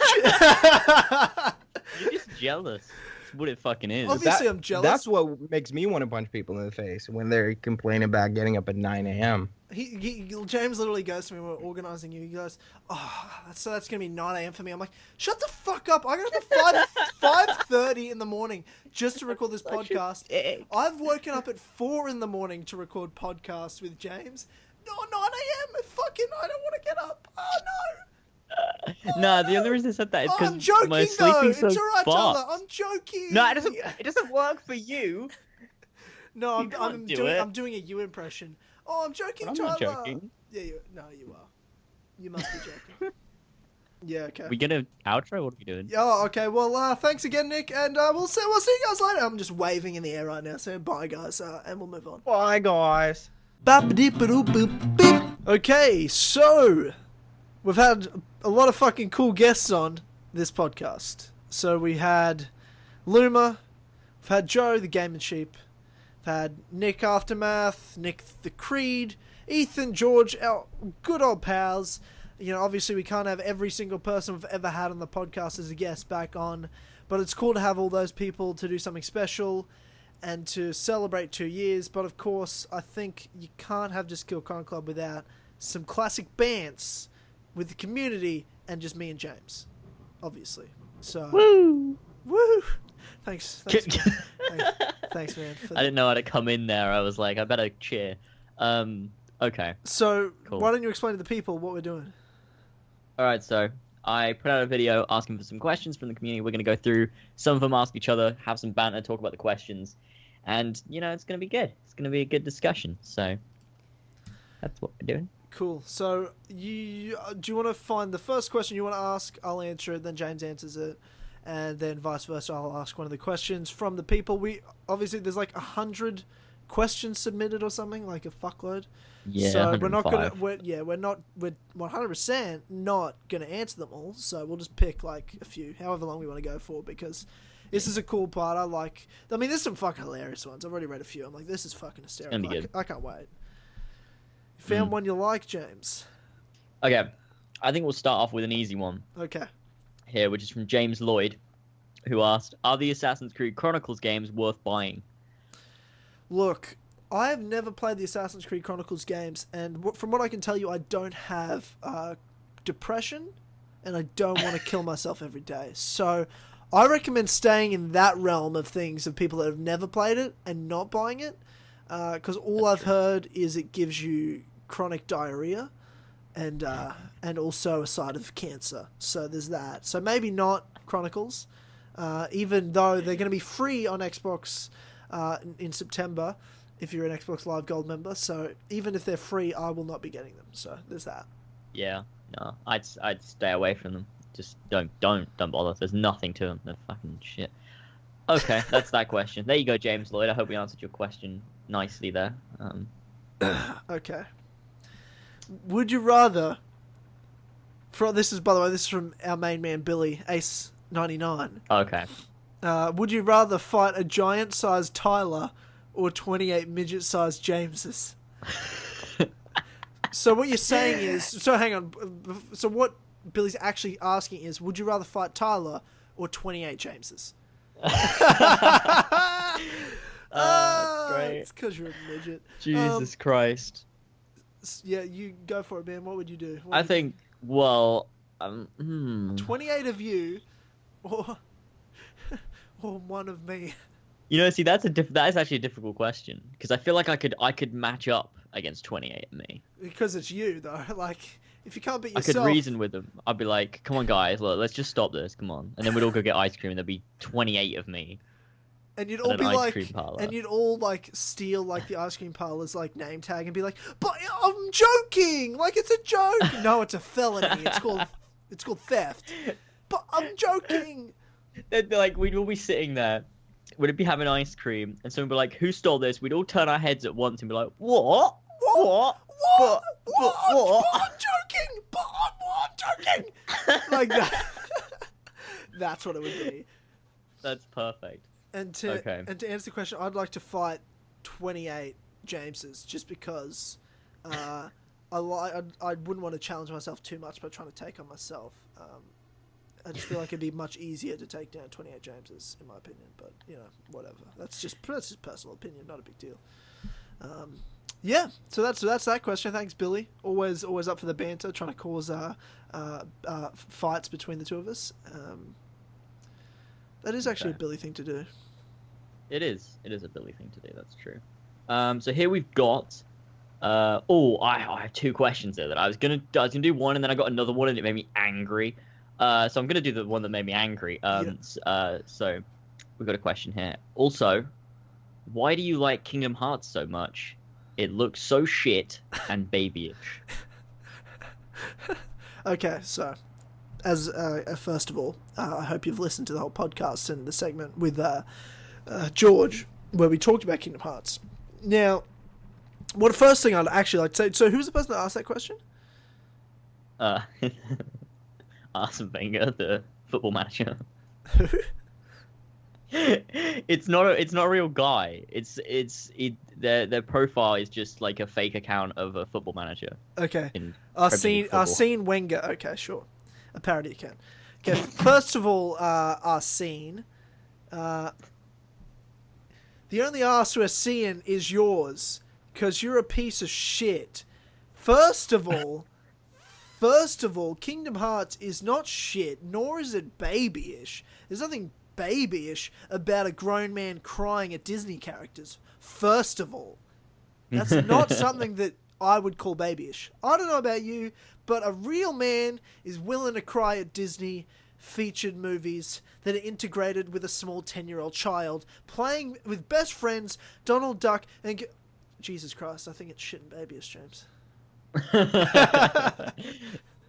Oh God, Jesus Christ. Well, I mean, honestly, with Kingdom Hearts, we talked about it with George, but like, there's just so much to it. There's so many layers of story, characters, gameplay. There's just so much to it, and with every game, it gets way more complex and in depth. And it's like, what I always say is, I think I like the story of Kingdom Hearts for the same reason that I loved the story of Assassin's Creed originally. The way it all kind of connected together and could sometimes be complicated, and you had to like speculate and work shit out with people, and it was just fun to discuss the story and like kind of be like, oh, so that's where that connects there and all that stuff. And there's huge payoffs and stuff. And I think Kingdom Hearts does that really well because the character storylines all intertwine with each other. You find out these huge like plot twists and everything, and it's just so fucking awesome. And lay it on top of all of that awesome story and characters is just incredibly fun gameplay. So that's really why Kingdom Hearts is so good. It's one of the greatest franchises of all time. I'll back you up on that. So, even though... sorry, I was just reading some other questions at the same time and laughed, but that's not the question I'm asking. Even though this is going to be a question we've answered multiple times on multiple podcasts, there are new listeners to the Kill Connor Club podcast every single episode. And if there's ever a time to revisit this question, it's the 2-year anniversary of the Kill Connor Club. And that comes from Sammy Trout, which is, why is it called the Kill Connor Club? James, you've got this one. Oh, well, obviously it's because we just hate Connor. That's obviously completely the reason, and there's no other reason to it. No, it's a weird one. It makes kind of no sense, but at the same time, it's perfect. So it was the first ever Kill Connor Club we did, episode 0, when it wasn't even Kill Connor Clubs. Me, Tyler, and Joe, TheGaminSheep, did a live stream, and that's where Kill Connor Club kind of came from. Is we were just doing that. That's where the podcast came from originally. We were just talking about Assassin's Creed and stuff. We were like, we should do this more often, but the way it happened is that we were talking about the possibility that Connor could appear in Assassin's Creed Unity and have some confrontation with Arno, and Arno would kill Connor.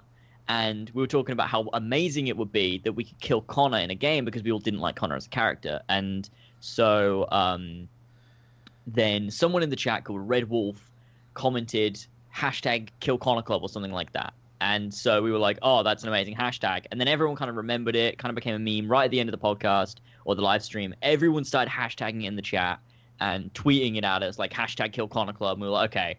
Well, Tyler is actually the one that said if we ever do a regular podcast, we'll call it Kill Connor Club. And then we just did, and that's where it fucking came from. Because So I'm a pusher. that's I why. push people into things. I was like, that sounds good. I'm gonna make James and Joe do this. I don't care if they want to or not. I'm gonna pressure them. And then we have the podcast that is this. And it's amazing. It is amazing. It's unbelievable. Yep, you nailed the story. Nailed the story. I have nothing to add. It's what? Yeah, I mean. Next question. Okay. This is great. So, Extinct Assassin asked, like, this isn't the funny bit. They asked, do you think the Initiate is Desmond's son? Now, we have some stuff to say about that. However, someone replied to that. Julcom, I think that's how you say it. Yeah, classic Julcom. He's an that. Australian, by the way. Shout out to Julcom. Australian blokes. Saying, holy fuck, you asked that. They're going to rip the fucking shit out of you. Oh god, that's hilarious. He's just replying to everyone saying things like that. Like, they will hate your question. That question is the fuel they need to feed off for banter. It's amazing. So do you think the Initiate is Desmond's son? Yes, absolutely I do. I've said it a million times. What's so funny? Nothing. Obviously, the Initiate is Desmond's son. Like, what are you talking about? Okay, so, yeah. Yeah, we do. In the nicest way to put it without ripping the shit out of you. Yes. We both think it's Desmond's son. Okay. The Initiate. Wait, hang Initiate. on. When he says the Initiate, does he mean like the kid? He means the Initiate. No, he means the Initiate. I thought you got the question. Okay. Oh, I didn't understand the question. Now I understand For the fuck's question, sake, and I'm like, Tyler. holy shit, that's even dumber than I originally thought it was. I already thought. Good job. Okay, my Good bad. job. Sorry, my bad. Like, I was kind of half into. I thought he just was like, when he said the Initiate, he just meant like, you know, that kid that's popped up, that's Desmond's son, right? Not actually like the guy we've been playing in the Unity. Initiate. The guy we've been playing in Unity and Syndicate and Black Flag. Like that, he thinks that's Desmond's son. Nah, Black Flag wasn't the Initiate. Black Flag was a. It's a who fuck. It's a Sturgo how would we know? It's not the same. How would guy. we know? Because how would I we know know? why. No, we now wouldn't. listen, No, I we know wouldn't. why. How I know the why. fu- I No, know why. First of all, how would we know? Because we don't gonna see explain. the cunt. We don't Yeah, but I'm fucking gonna explain. see him. There isn't a character in Unity and Syndicate. It's us. We're the Initiate. That's Same the with point. Black It's Flag. like.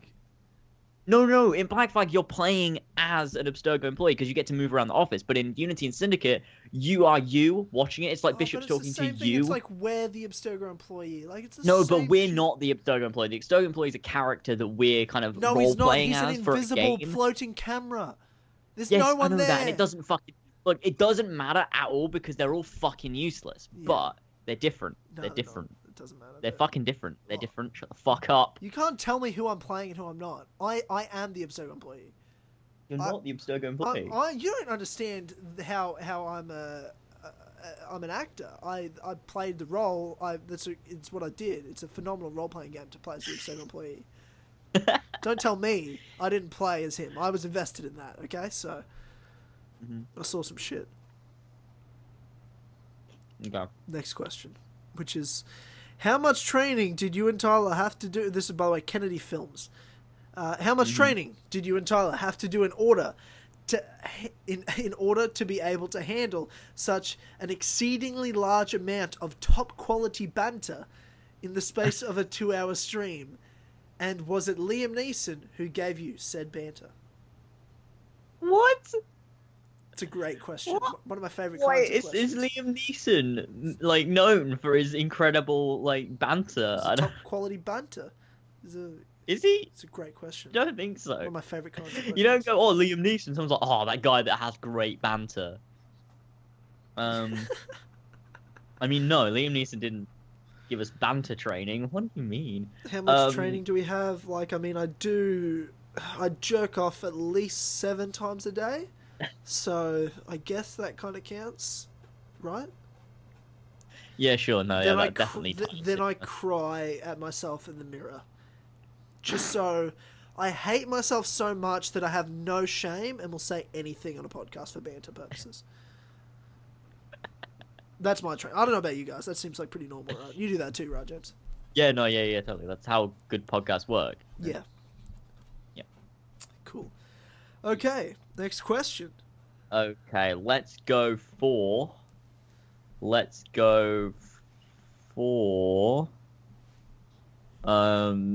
Shit. Okay, this is actually kind of a cool question, actually. This is good. I think someone asked Joe a similar one in 2014. So this is from Captain Stud, who said, if Empire doesn't live up to the hype, or I guess expectations, I suppose, will you give up on Assassin's Creed? Will you give up? I don't know. Probably not, because Assassin's Creed passed the point where I'm a fan, and I've said this before, it's my job to play Assassin's Creed. It's not that I don't love Assassin's Creed. I will always cherish the old games, even if hopefully the new ones, and I can cherish those too, but just at the moment, you know, the old games aren't going to... Loomer says this time and time again, we don't lose the old games. They don't cease to exist. I will always love Assassin's Creed. And it's past the point where it's a game or franchise that I'm a fan of. It is my job, and when I say that, I don't mean I hate it. It means I feel it's my duty to play them, to represent them, to talk to James and everyone about them, and to be informed at least on them. So will I give up? No, probably not, unless it's like that bad. But just not living up to the hype, I don't know. I've played plenty of Assassin's Creeds that haven't lived up to the hype, so we'll see. But I doubt it. I doubt it in general. Yeah. But it's not going to help. True. It's not going to help with my that. channel. It's definitely going to help things if it's bad. Yeah, I mean, it'll be shit if it's bad. It'll be disappointing. But, I mean, we still have fun with the hype, and we'll still have fun with the next hype, and we can still do the Kill Connor Club. We can still talk about Assassin's Creed. We've still got an amazing community here. So, you know, I don't think I'll ever give up on Assassin's Creed, because I love everything that comes with it so much that just because one game's bad, like, Unity was horrible when that came out. Like, that was the most horrible disappointment. Like, that and Assassin's Creed 3. And it's like, I never gave up on it those 2 times, so I don't see any reason why I would now. Like, you know. We've been through some hard yards. At the end of the day. That's all right. We've been through some hard fucking times. True. Cool. Awesome. So, gotta go to our old mate, Mr. Ordle. Okay. If you could choose anyone to be a third host of the Kill Connor Club, who would you choose and why? Okay, so we're never going to have a third co-host, but sure, if we did have to choose someone, I think it'd be a throw-up between Ethan, George, or Nick Aftermath, because I fucking love that guy. Whenever he fits the Kill Connor Club like formula so well that I think he'd probably be my number 1 choice for a third co-host if we were going to have one, but we're not ever. Do you know what's funny? I might think the exact same thing. I think there's something about, like, again, I never want a third co-host because I love just having a third person that could be anyone, or it could just be the 2 of us. That's a great thing about the Kill Connor Club. But someone I love having on, it's not necessarily like my all-time favorite guest, because I have so many favorite guests for various reasons. It's tough to have a favorite. It's like my children. You don't have a favorite, but you secretly do, but you just don't say it. Like, obviously, George and Ethan have to be up there because they're just our good old mates. But in terms of someone that's like a surprise, like that we don't talk to, like we talk to Ethan, George. Obviously, George is your brother. But you know, we talk to them all the time. We're really close. But as someone that's just kind of our friend and a guest, similar to Brett or Asim or, you know, anyone like Loomer, Gabe, everyone like that, it kind of is Aftermath, isn't it? He fits it so well. He's different. He does. Yeah, it'd have to probably be Aftermath. That's true. He's the perfect third guest, host. He's professional how- when he needs to be professional, but he joins in the banter and just adds to it. He's such a smart dude and well spoken. Yeah, and it's always hilarious whenever he's on. Like the way that I don't know, like he just fits the way we do it perfectly, and I think that's great. Bloody Kiwis, gotta love him. Okay, for the next question, let's have a little look. Reading some of these, they're really dumb. There's some funny ones in there.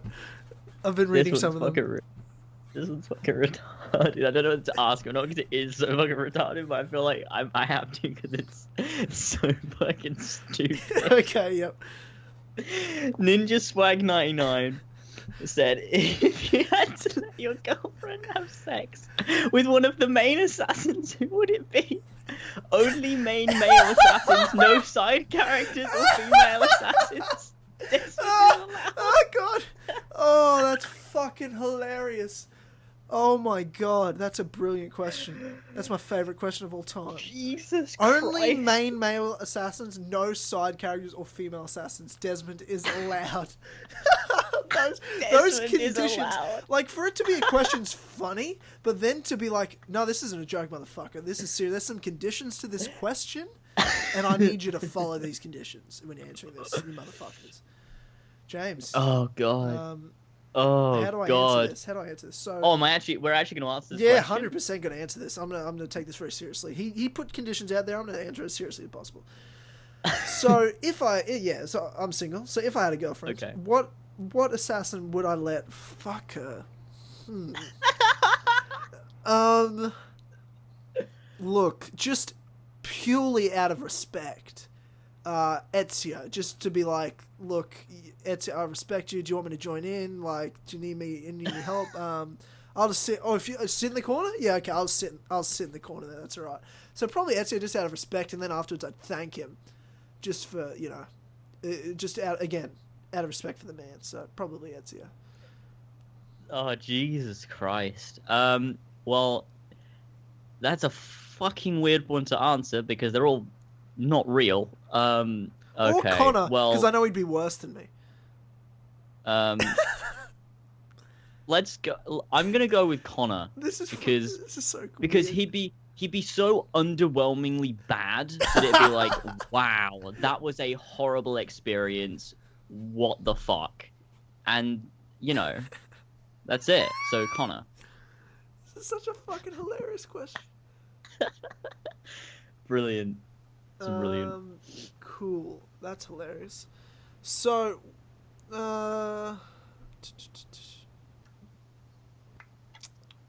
let's have a look at this. There's so many. Yeah, I don't want to miss some good ones that are further down because we're like not going all the way down. Yeah. You both. This is from that random name though, long-time listener and subscriber. Craig, love him. So you both really love Kingdom Hearts and Assassin's Creed. Is there any other games you also love, like you love those series? Ooh, well, yeah. I mean, obviously, but I'm trying to think series-wise. I don't know because I mean, I love things like Red Dead Redemption, The Witcher 3 specifically. I don't think I love the whole Witcher franchise as much as like sure. Kingdom Hearts and Assassin's Creed. I guess. Oh Jesus, I don't know. Maybe Mass Effect has got to be up there because I'm loving Mass Effect. That's incredible. Yeah, if I was Uncharted. yeah, definitely has as to well. has to be. Yeah. Mm. Well, if I was talking my top 5 favorite series of all time, it's number 1 Kingdom Hearts. Yeah, let's say number 1 Kingdom Hearts just purely because Halo 5 fucked us off at the ass. I would have said Halo. Oh, Halo. I would have said Halo. Course, yeah. I would have said Halo as number 1 favorite series of all time. It's number 2 purely because you done fucked up there, Halo. You done fucked up there. You made me wait 3 years and you done fucked up. So Halo's number 2. Then it'll be Assassin's Creed. Then it'll be Uncharted probably. And then I don't know, probably Mass Effect would sit in there or something like that. Those are my favorite series to have played. Fable's around, but it's not in the top 5. I love Fable. Yeah, I agree. I can't think of any other series. I mean, there's lots. I know there's lots, but yeah, it's like I know there's probably a load that I'm missing, but I can't fucking think of any of them. yeah, those are the ones that are still around today that are relevant to us, though. Yeah. So, There's some good ones. That's good. Like I love Jack and Daxter and Ratchet and Clank as a kid, but just the relevant ones Yeah. now are what we've said. That's true. Cool. Okay. We've got one here from Brian Ford. I thought I'd ask this because I kind of read the beginning and I don't really know where it goes. But in AC Empire, do you think there should be some kind of notoriety system? And if so, what style? Like which closest to which previous Assassin's Creed games? Also, just bought No Man's Sky after I watched your stream, and I freaking love it so far. So that's awesome. It's always awesome. Hello Games, if you want to, fucking reward me for that, because I did just sell a game. Yeah, Patreon. Definitely. Yeah. Well, yeah. Yeah. Notoriety system. What do you think?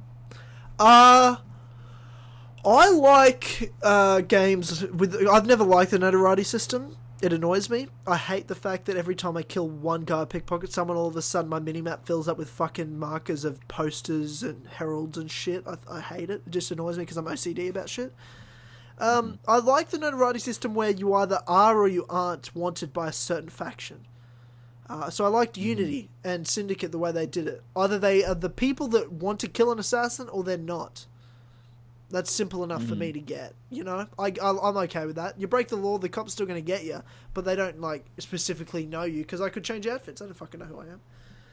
Yeah, It's just, so I just like it as I like the faction system in Unity and Syndicate. That's probably my favorite notoriety system. Yeah. I don't think the notoriety adds much to the game. It's not something that I'm like, oh no, the notoriety system's gone. I can live without it. It doesn't fucking matter at all. Because you got to have it in there to a certain level. That's why I thought the Uni Syndicate, in the sense, it's not like adding bullshit stuff you have to do in between missions, to get less notoriety or anything. because it's annoying. Yeah, that's it. It is You annoying. have to just wander around ripping down posts and shit. It's I don't want to be doing this. I want to get on with the game, but instead I've got to lower my notoriety because I can't get to the mission because every time I walk around a corner, people are trying to kill me, and it's just annoying. So I guess, the way Unity Syndicate did it, I guess that works fine. Just have people that want to kill you, some people that don't want to kill you, and if you do something wrong, then people will attack you anyway. I think that works fine. Yeah, I agree. Definitely. Okay, so... Jesus, okay. A lot of the questions are really long, and I'm trying to, read the whole paragraph as I go. I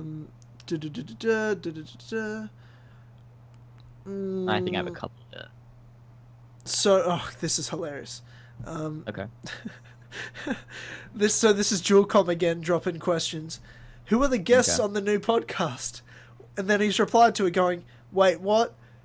This is going to be the one of the last... Wait, hang on. Wait, what? Is this going to be one of the my last podcast of CKK? Is this Beijing pre-recorded? Being pre-recorded. Wait, fuck my hold English. up. Where is he? Where is this comment? I need to read. Where is I can't... Jewelcom, what are you doing? I can't even understand you. Fuck my English. What do you mean? I thought you were Australian. Is this Beijing pre-recorded? Is this podcast pre-recorded? So wait. So first of all, you're listening to the podcast, mate. So you know the guests. First of all, we'll start there. Secondly, no, this isn't one of the last Kill Connor clubs. No. Wait, this is going to be one of my last Kill Connor clubs? Okay, so he's going to stop listening. I don't know. This makes no sense to me. Jewelcom, what have you done? What are you doing? That's retarded. I don't know what he's talking about. I'm moving on. That doesn't count. Doesn't count. Billy, do you love me? That's Ace 99. Yes, I do. Well, obviously. Yeah, obviously. Of course. Who is your favorite assassin besides Ezio? That comes from Mr. Open World. Ooh. Who comes from what? Who said it? It comes from Mr. Open World. Okay. Well, simple answer would be Edward or Altair. Just because Altair is so prominent and so important to the franchise, and Edward is fucking awesome. Agreed. In both of those. Awesome. That's good. Okay, so I wanted to ask this one because we talked about this before, but I needed to include it in the podcast because it's fucking hilarious. Ronan Lynch asks, Tyler, have you ever considered doing YouTube full time?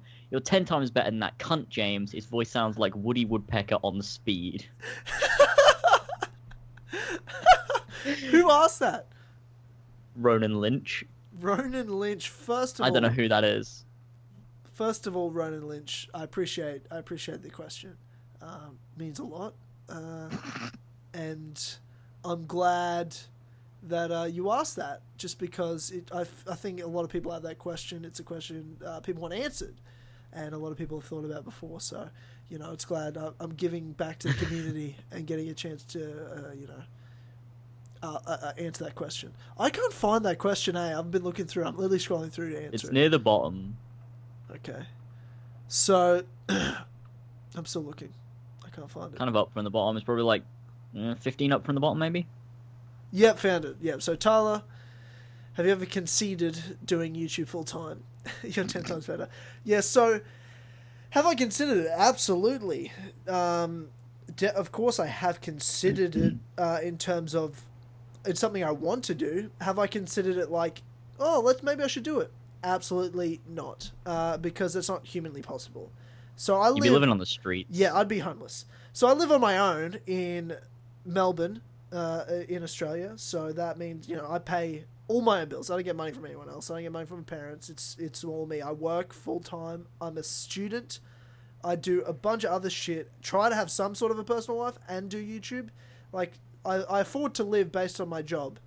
And hopefully I can get better jobs by going to university and finishing a degree. So there's no possible way I can do more than I already do, really. I try my absolute best. It's a miracle I do any videos whatsoever, really. But I try to work my ass off. So even though I get it, I do get it. I know I'm 10 times better than that cunt James. Than Mr. Woody Woodpecker himself. Woody fucking Woodpecker. But you're gonna have to deal with it for a small amount of time before I murder him and take his channel. Like, just for a little while longer. Trust me, I'm working on it. It'll happen one day. So that's why I answered that. What a great question, Jesus Christ. It's a great question. It's a good question. Some of my favorite questions of all time. Next question. Oh no, it's my turn again. God damn it. Your go. I keep forgetting it's my go. It's just this silence. I love this question. So from our boy Hipstone Jamie. Oh, So I know you both adore Kingdom Hearts. So I was wondering, what is your favorite Kingdom Hearts moment? Mine is the part where Roxas and Axel say goodbye to each other, then glow with gold and fade away after Roxas's fight with Sora within his heart during Kingdom Hearts 2 Final Mix. Oh, that's a strong moment. Powerful moment. That is a good moment. Ooh, favorite moment in Kingdom Hearts. There's probably a couple. I think I love the moment in Kingdom Hearts 2 when Sora comes out of stasis. I think that's an awesome moment because it's like, oh yeah, here we go. Kingdom Hearts. It's just awesome because he reunites with Donald and Goofy and it's just awesome. There's also the moment in Kingdom Hearts 1 when he's saying goodbye to Kairi, when he's kind of like, there's like a kind of like Destiny Islands is there, but it's kind of fading away, and Kairi's there, and they kind of have a connection through like a portal, I guess. And he's like, you know what I said about, always being with me, like I'm always with you too. And then it fades away, and Simple and Clean plays, and it's just awesome. It's so good.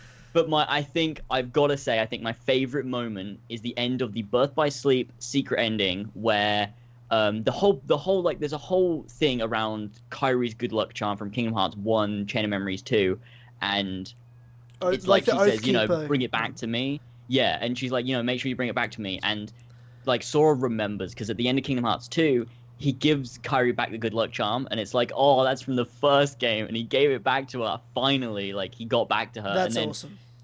The best moment though, it's my favorite Keyblade Oathkeeper. That's my favorite Keyblade easily. I do love that Keyblade. But at the end of Birth by Sleep, the secret ending, Sora gets the message from Mickey in the bottle that says, I don't actually know what it says. I think they explain it and recode it or whatever. But it's a message. Mickey needs Sora's help again, and he says, to Kairi, like, we need to go help Mickey. So him and Riku are gonna go. And then she gives him the good luck charm, and it's like, that's perfect. The subtlety and like the meaning behind it. I love that scene. I think that's awesome. Those are some fucking great scenes. I'm crying right now. My favorite two moments that don't include the ones you've already mentioned would be, because obviously the ones you mentioned, amazing ones. Those are some of my favorites.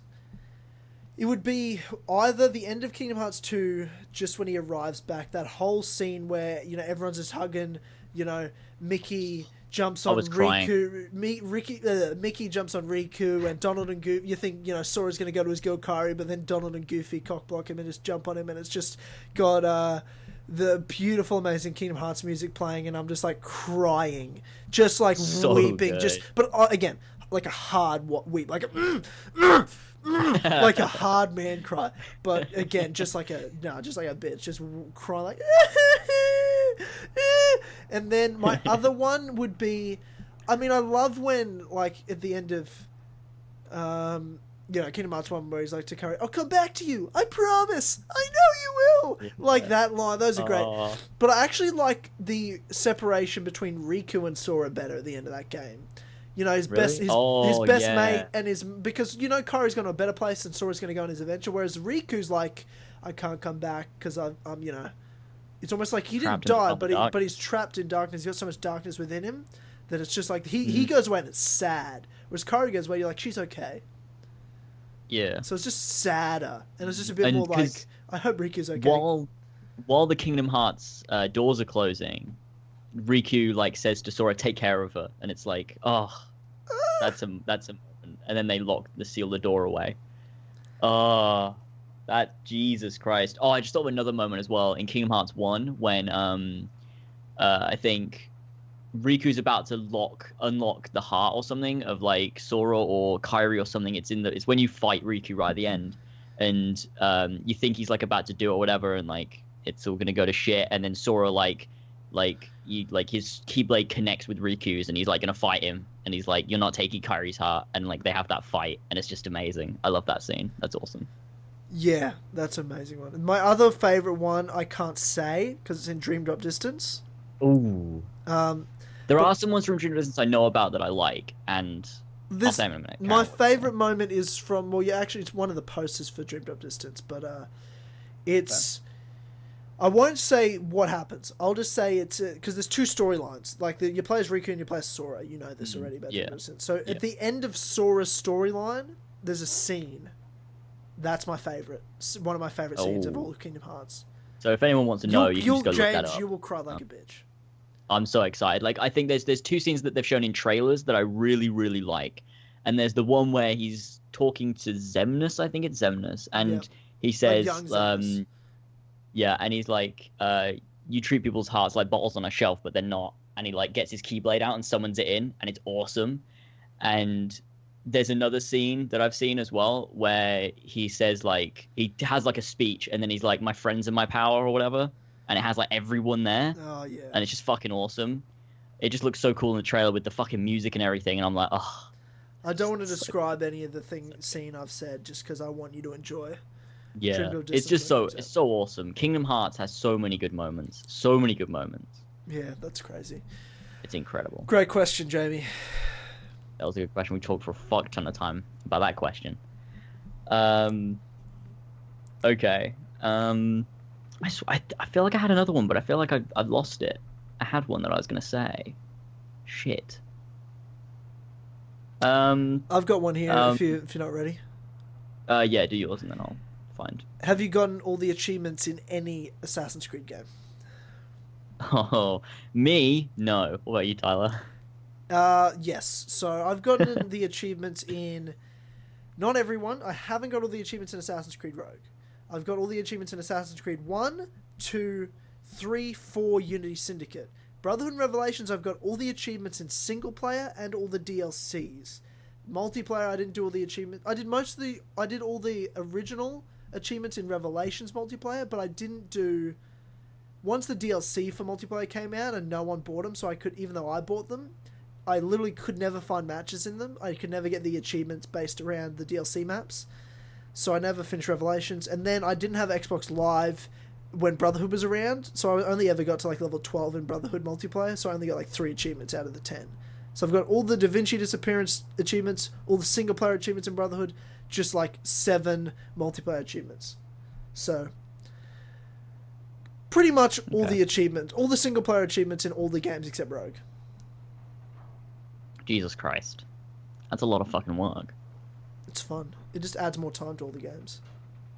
That makes sense. I have one here from Edgar Moyal. I don't know if it's the real Edgar Moyal. I don't want to check. I want to pretend that it is the real Edgar Moyal. He's returned. Praise be. And he asked, Edgar what bless. if Desmond isn't died and is sleep?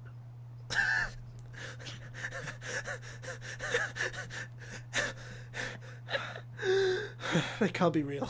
That can't be a real question. Edgar Moyal, that can't be a real question. It can't be the real Edgar Moyal. How do we know? I don't think it is, but I don't want to check. How would we? How would we know? What would be the giveaway that it's the real Edgar Moyal? You'd go onto his about page and you'd see when the account was made. Okay, I really don't I'm gonna have to do it. I'm gonna have to do it because I'm not answering this fine. question. This / about. This channel does not have content. Ooh, nah, it's not. It was made. You have to go to the URL and type / about at the end to get to the about page when they hide it like that. They joined on the 25th of August, so it's not real. They joined yesterday. It's not real. Oh, that's just upsetting. I wanted so hard to believe. Yeah, I know. That's unfortunate because they literally even asked, "Will there be guns in Empire? Remember me." As soon as I saw "Remember me," I'm like, "You're not real. You're the fake Edgar Moyal. I'm not answering your fucking questions." What other questions do we have? We're getting close to the end now. Like, obviously we can't answer everyone's questions, so we're just trying to pick from ones. There's some questions that, one, we're not prepared to answer. I saw some questions that not ready to answer, or they're just kind of, we've said them so many times in the podcast. So things like... there was one about 2017 plans, and I'm like, I'm not talking about 2017 plans. Yeah, that's a lot of... No. There's a lot of things. We'll explain it. We'll explain it when it happens, because we're still not concrete what's going on. It's not like something we're going to announce yet. So, when it is 2017, hopefully with the first podcast 2017, we'll be able to announce some new stuff. Hopefully. It's going to be a big... Look, 2017 is going to be big. That's all I can say. It's going to be good. We know that. We know that for certain. But there's months and months. It's 5 months until then. A lot can change and be added. But at the end of the day, there's going to be cool stuff. That's all I can tell you about 2017. And also, it's not really... Have we kind of... Oh, we've got one here. I want to read this, because Random Gaming Juice said, can I get a shout out because my birthday just so happens to be the anniversary of Kill Connor Club. So, yeah. Shout Random out, bro. Juice. Happy fucking birthday. Random Gaming Juice 66, he's around. He's a regular. For sure, don't change your avatar, guys, because that's how I remember you. Not just your names. It's weird. It's weird when people change their picture because I can't tell who it is. So yeah, it freaks me out. Whew, that's I think that's it. I think there's not too much. We've done a lot. We've done a lot of questions. Yeah, there's a lot of questions. This should extend the podcast by a shit ton of time. I'm all tucked out. This could be... What's the longest podcast we've done ever? Ooh, I think it must be I think it's still the episode 3. I don't think we've done a longer one than episode 3 so far. We've definitely gone over 3 hours multiple times, but episode 3 is 3 hours 20 minutes or something. No, we've done more than that. Yes. So episode 21 was 3 hours 38 minutes. Ooh.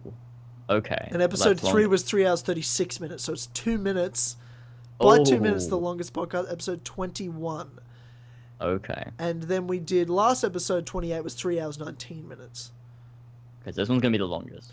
This one is already, you know what, I can guarantee right now this is officially the 2-year anniversary, the longest Kill Connor Club podcast ever.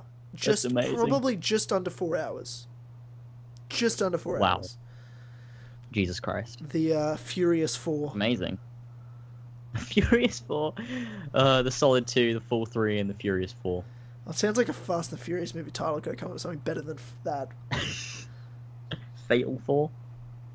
Sounds like fucking something straight out of WWE. Fatal 4-way. Fuck off 4. Fuck off 4. The fucking by 4. the end of it, we're all like, fuck off. No more podcast. Fuck off 4. That might be a good Fantastic 4. Butty Boy 4. Butty Boy. Jesus Christ. Well, man, that's the Q&A. And that's yeah, man. 2 fucking 2 years. 29 Jesus. episodes. A bunch of other videos we've done together, collabs, let's plays. even Kill Connor Club specials, and endless amount of banter the past 2 years. Man, That's incredible. It's been amazing. And the work that has gone into this and the highlights video is insane. Like, the amount of fucking shit we've done for this, like, 2 years is just ridiculous. And, like, anyone that made it to the end of this podcast, well done. 'Cause that's a long podcast. Yeah. I mean, honestly, obviously, to all the community out there that have made this podcast is not only more than I could have imagined when it started, it's grown beyond my expectations when I started to think it could be something great. I mean, obviously, from the beginning, this is an accident. This podcast is an accident.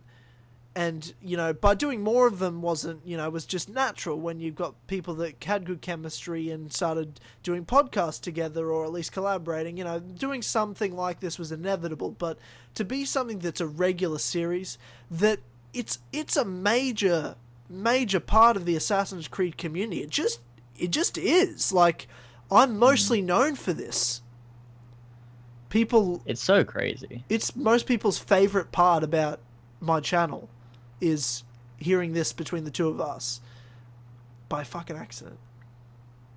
So, to all the people that listen regularly or that are new last week or are new this week, it's just a welcome and thank you.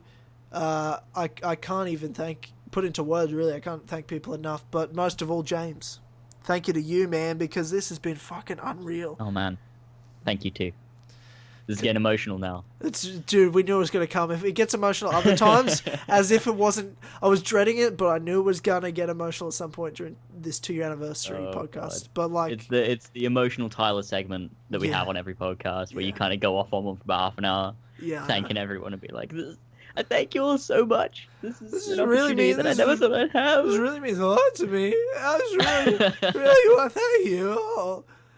Oh, Jesus Christ. But yeah, it's been amazing. Like, this podcast, like I said, I put it on Twitter. If everyone wants to go retweet that tweet, you can do that. But I put on Twitter, you know, this podcast is the best thing about doing YouTube. It's incredible. And we've done so much with it, and it's been awesome. And yeah, it's been good. And it's only going to get bigger and better, I think. It's going to keep growing. I mean, from what it was 3 episodes ago, it's not the same podcast. It's an ever-changing and evolving podcast with the amount of amazing friends that we've made as guests throughout the podcast. The more I know we will make in the future, the people it's brought together, the untimable amount of laughs and banter that has been had during the past 2 years and all these podcasts and shit, man. Like, you put this highlights video together and it's kind of a bit like, wow, we've been through a lot, man. A lot in the last 2 years. It's amazing. Editing that was so much fun. Like, I added in it kind of captures the essence of the Kill Connor Club in a sense, where it's like, it starts off with this like kind of emotional flashback to the first episode, and then it just kind of flips straight away, and it's just, there's so much banter, and it's just amazing. Like, so many highlights and everything, great moments with all the different guests we've had. Like Victoria was a highlight, Gabe, Loomer, everyone we've had on, and just so much shit has happened, and so much I had to include in that video, and to like look back on and see like how it's evolved, and like things we said, like, oh, like the first time we ever did Tyler's Tales, where we literally came up with this right there on the spot on the Kill Connor Club, where like we're like, oh, we could call it like Tyler's Tales, and it's like, that's just what it's called now. And we did that with a bunch of different things, and it's just awesome. So, you know, be sure to, because obviously it's not out when you're watching this. I mean, it might be, but it'll be out on the 30th of August, which is really soon. It's like 2 days. 2 days after when this goes podcast, out, 2 days. Yeah. So go and check that out. If it's already out, then go and watch it, because it's awesome. It's amazing. Yeah, and on that 2-year highlights video, just timestamp and put your favorite highlight of the Kill Connor Club ever. And wow, you know, I mean, I'm not going to get too fucking emotional. Everyone knows how much I love this podcast. Everyone knows how much you love this podcast, James. You've seen like our friendship grow over the past 2 years as you've listened to it, and you've seen all our friendships with all these other people grow. And, you know, from me going, what's up, Lasers? Thanks for having me on, pal, to you know, calling James a fucking dickhead every other week now. So things change, and we just get just a bit closer. You know what I mean? So, wow, there's not really much else to say. I don't want to drag this on too much and be too fucking sappy. Let's have a bit of a laugh to finish off. Well, that's it. Kill Connor Club, 2-year anniversary. Hashtag KCC 2 years on Twitter. And there we go. 2 years of Kill Connor Club. Awesome. It's great. 2 years,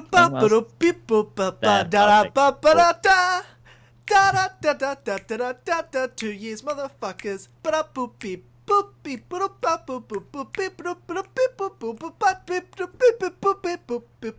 Kill Connor Club.